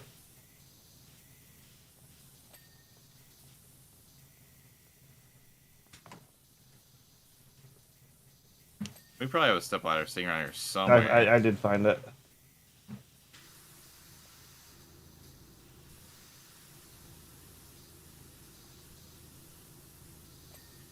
Okay, there we go.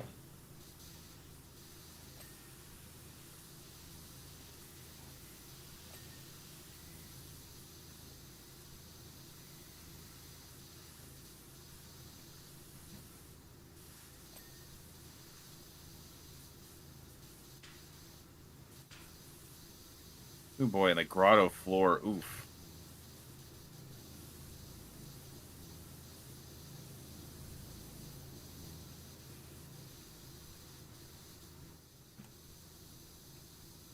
The what? Like the floor over here. Oh yeah, it's like just a bunch of like little specks. They're just like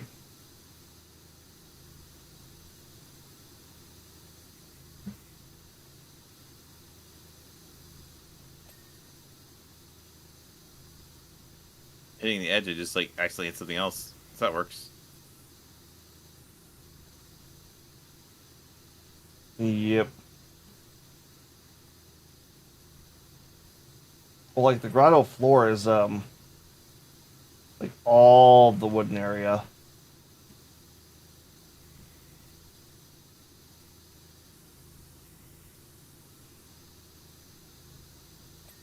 Got it. There we go.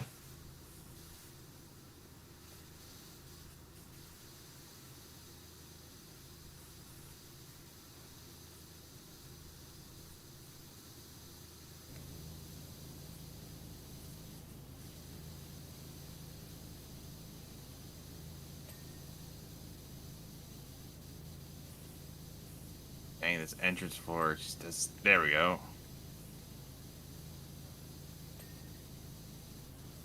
Yeah, we'll start clearing a bunch of this stuff real quick because it's just like minor detail stuff at this point.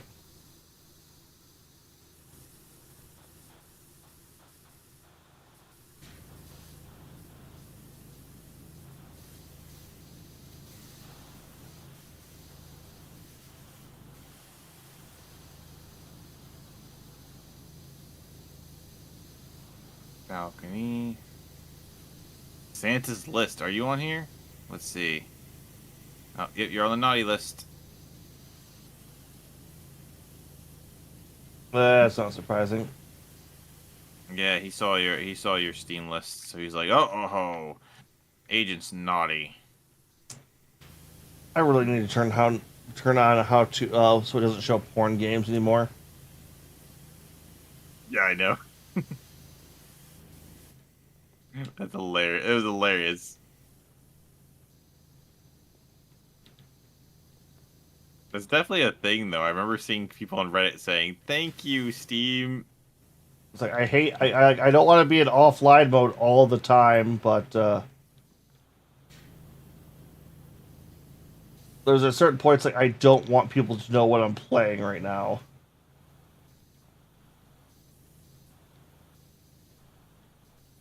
There we go. I don't actually know how to do that, but I know it's possible because I saw people talking about it on Reddit. Yeah, yeah.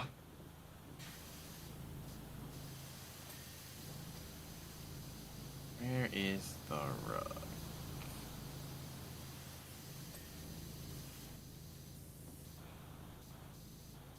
Come on, where is this?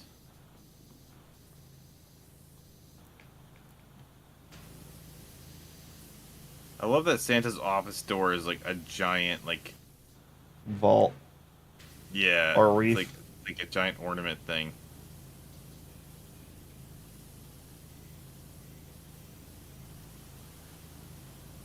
Come on. There we go.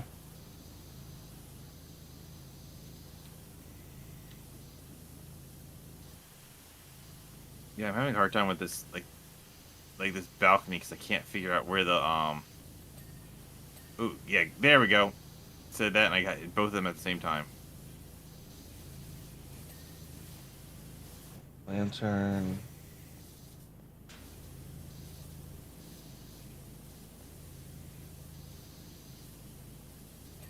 Yeah, sometimes it is as simple as kind of hitting it from like a bit of an odd angle.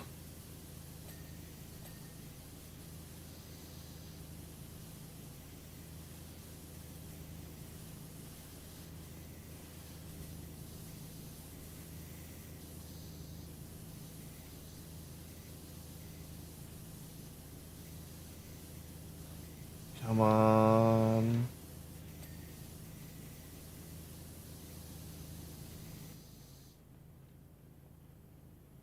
Sheer checker window?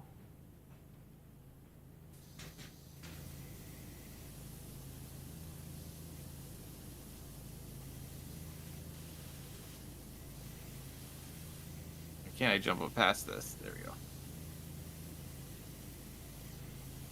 Santa's sleigh? Horde? Oh.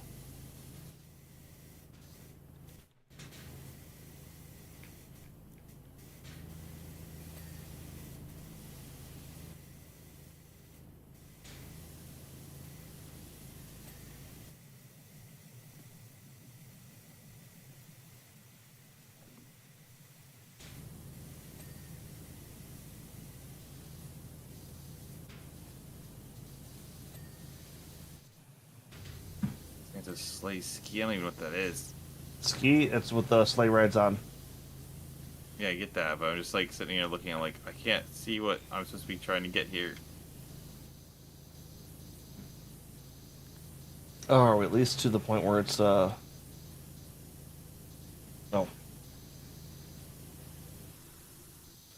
Nope, we've still got quite a bit left. Damn it.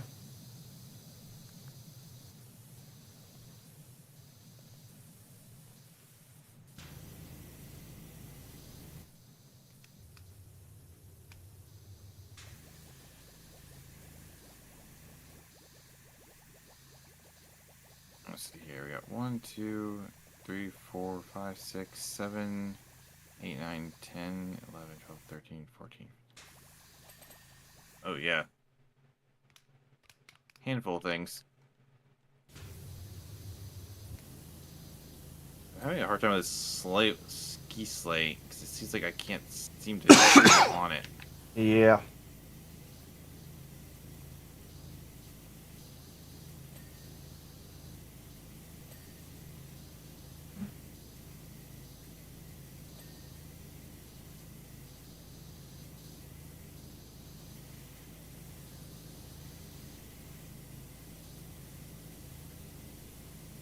Checker window cheer output? What the heck is this?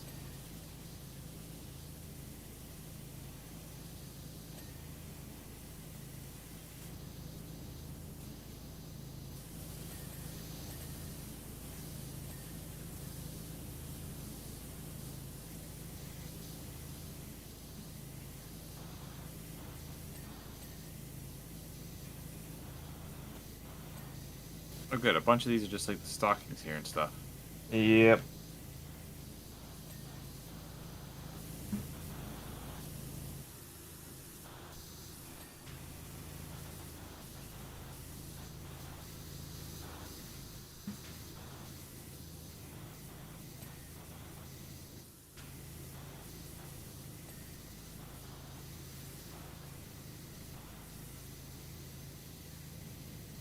One thing I hate, a bunch of these presents, like they're bows, like there's inside of that that's kind of like fucking me up.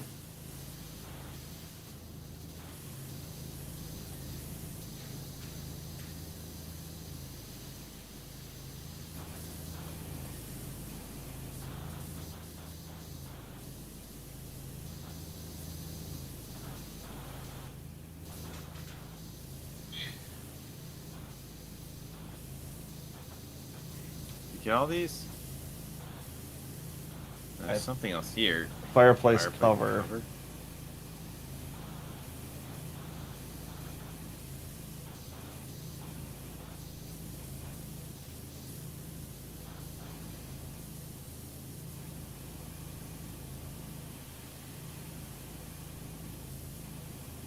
I don't really see anything on this at the moment, though.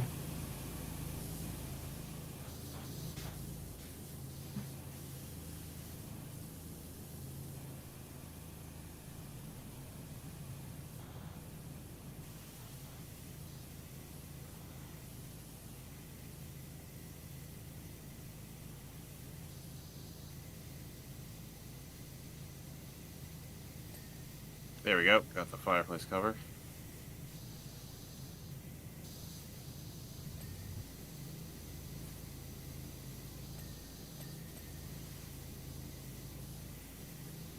You know, I saw all those things left on the checklist, but like we just hit a bunch of them all in one run. Yeah, the problem is most of them were like stacked up too. So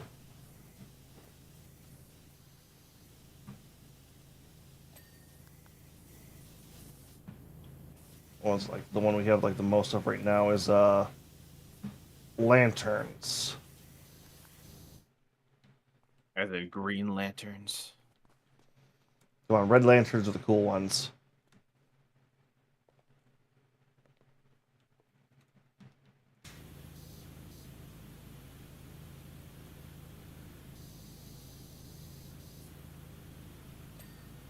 Because the red lantern cord's the only one that has Lobo.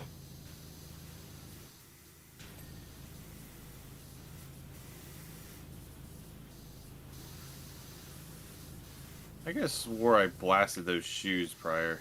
It was the Santa's boots that had it.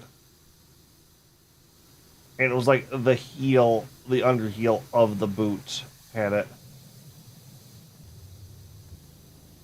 I guess swore that I saw elf boots are on there as well.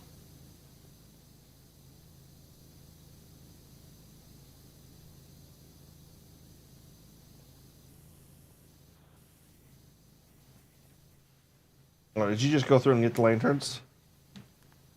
No.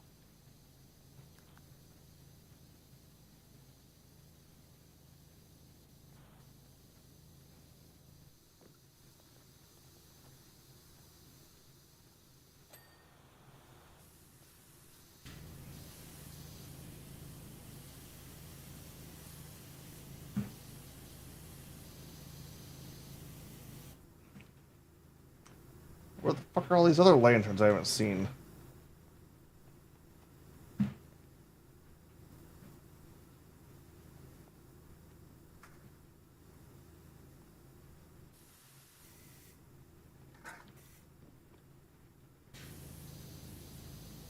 Oh, grotto wall beam.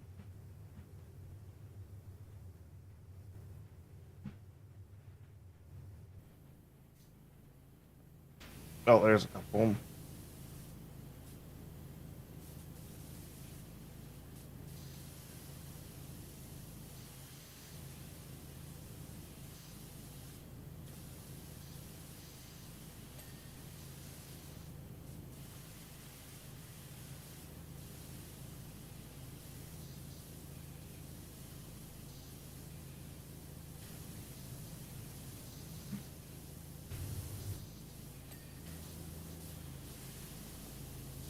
here's some. There's one.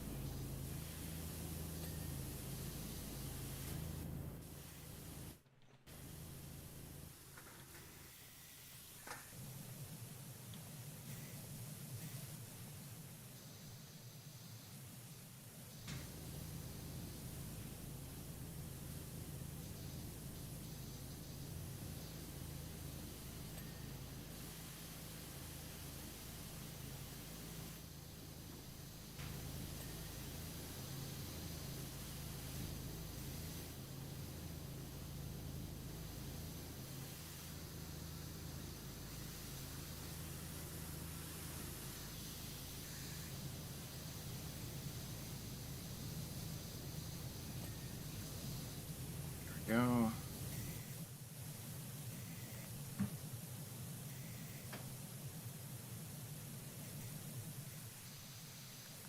Santa's office door handle. Okay then.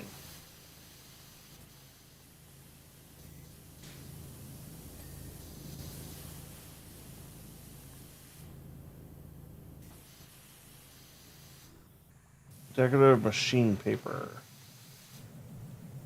Yeah, that's That's power. right. You need a power wash paper. Yeah, I was just thinking that too. It's like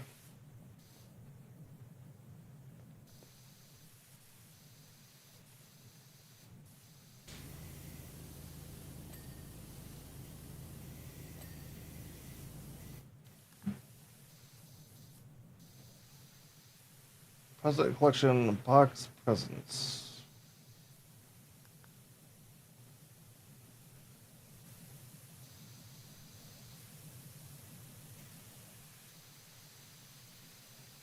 Hmm. There we go.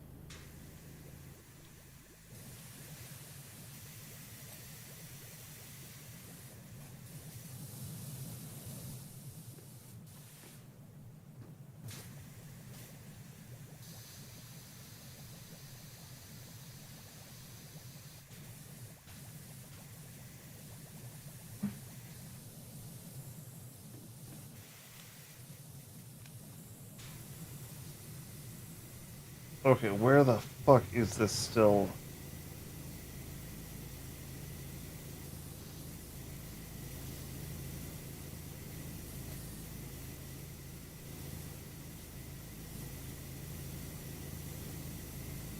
What are you looking for? Some of these presents are still.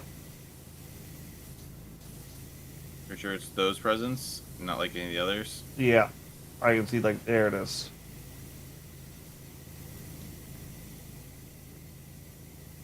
Processing machine lights. There goes the slide. There's that.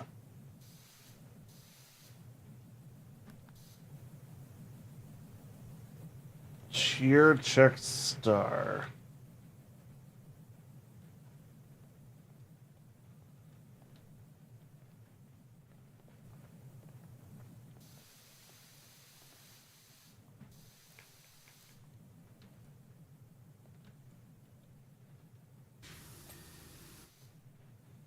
I'm having a hard time getting this beam.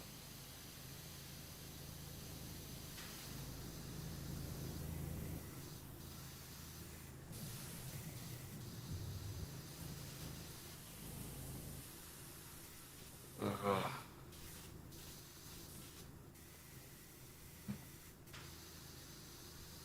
Let's see, what do we got left? Bunting.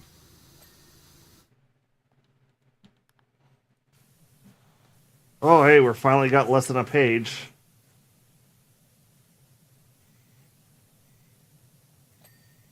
Oh, fucking sledge ski. Okay, so let's work on these a bit. Here, checker star. Yeah, I couldn't find that one either.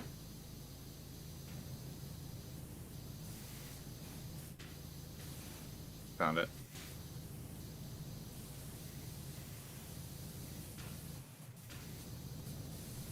I need a ladder.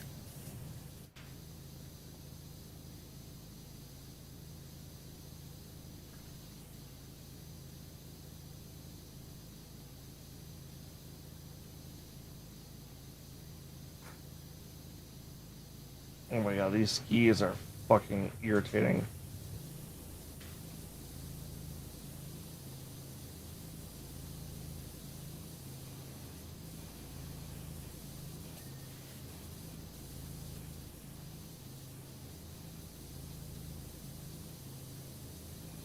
What the heck is this?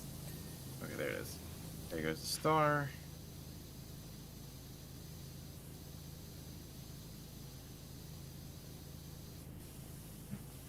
Decoration machine pipes.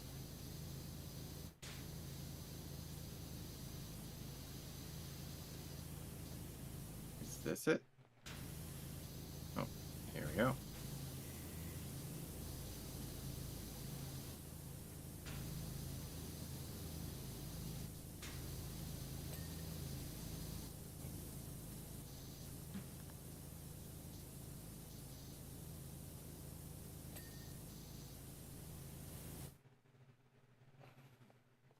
I do like. I wasn't really looking at these things that much, but it is kind of neat seeing them like what it is, you know, decoration machine. Yeah, no, it definitely is on that end. All right, let's see here.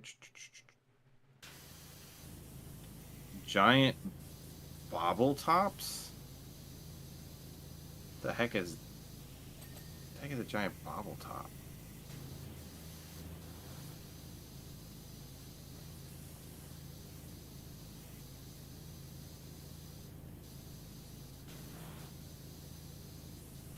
Those are giant nutcrackers. I was thinking bobble tops were like bobble heads. Hey, welcome, welcome. Thanks for the follow, Jason Blood. That's a cool name. Okay. I have no idea. But yes, welcome to the virtual worlds, where we play a lot of variety games and clean stuff. You know what a bobble head is? That would be helpful. Bobble top. What the heck is that?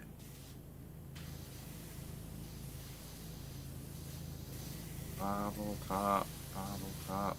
There we go, there's that. What the heck is the bobble top?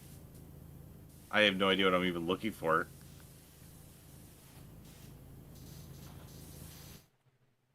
Alright, let's It's see. the ornaments.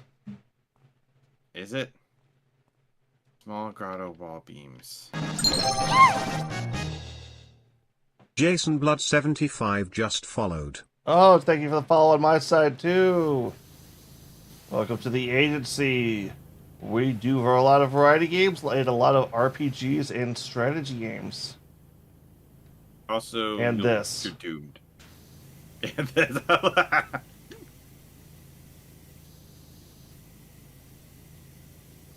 To be fair, aside from, I mean, we've already beaten this game, and we've done the Final Fantasy VII DLC.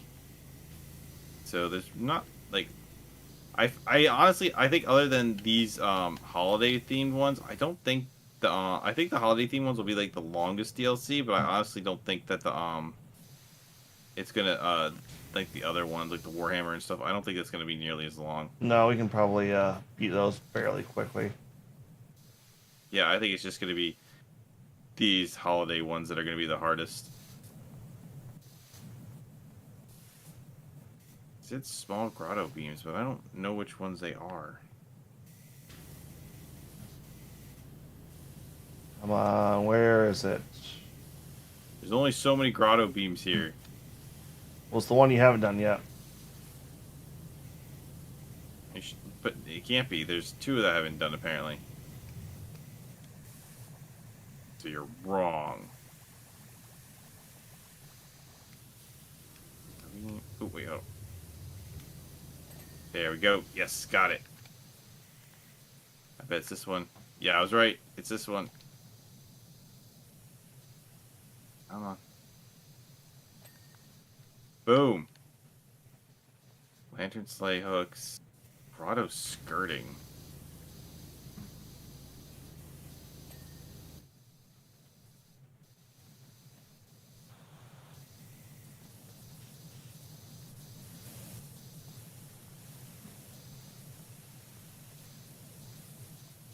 Yeah, grotto skirting. I'm not.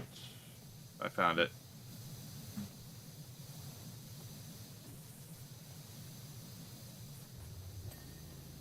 Grotto skirting. Oh, there must be more than one.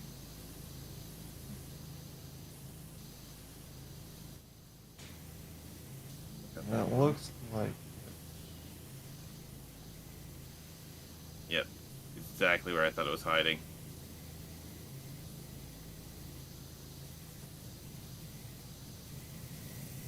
Some of these ones are like behind the present.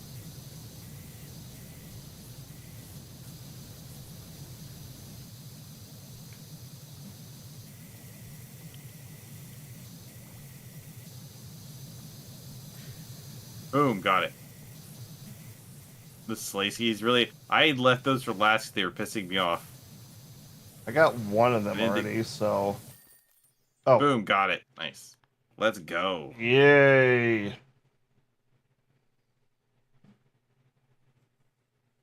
This was crazy. Holy crap. Oh my god. Yeah, it was,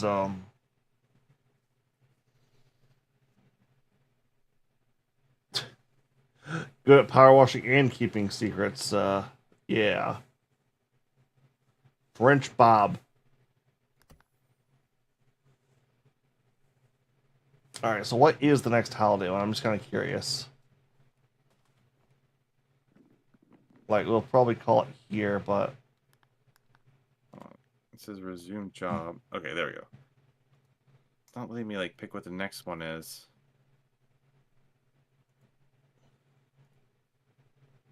Resume. No, I'm not clicking start job.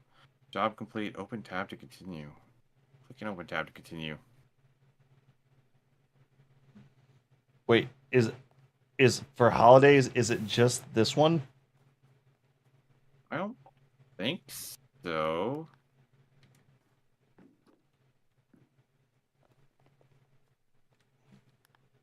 Specials. Maybe it was.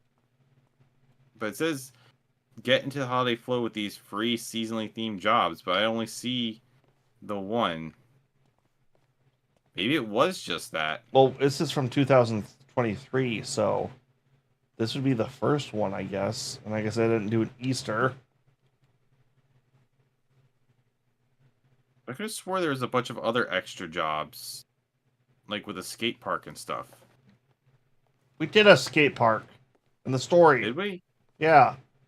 You're right. Oh, well, maybe that was all there was to it.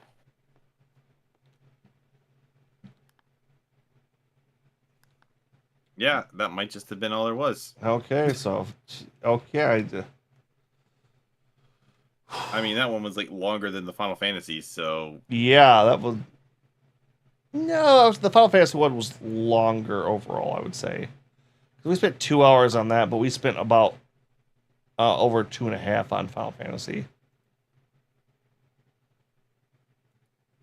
So I can't get anything else. I can't get anything else to come up, so it must be all there is.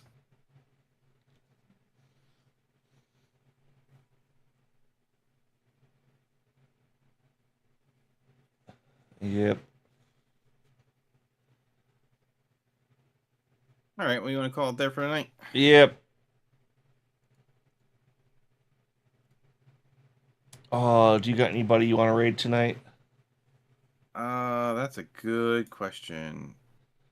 Probably not. Yeah, I'm looking at my channel. It's like I only have the big people, and it's like, ew. Like the name brand channels. I got Tiff is on. We could do Tiff. Yeah, some of that. Because I do not follow this one.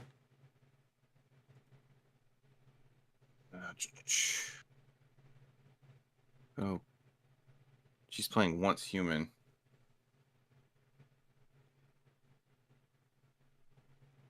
All right, yeah, let's raid Tiff. Although ironically, Hylia is playing Mario Sunshine, so it would be appropriate. But I'm sure she'll be doing that next week anyway. And I haven't raided Tiff in a while. Yep, but as for everyone that showed up tonight, thank you for putting it in. Thank you for the follows. I will say I will be back tomorrow with more Dragon Age Origin. I think we've pretty much got the crashing issue fundamentally solved. And I'll be back on Tuesday with some more Gears of War 3. Yep. But All right, until next time, everyone. Good night. Have a good night.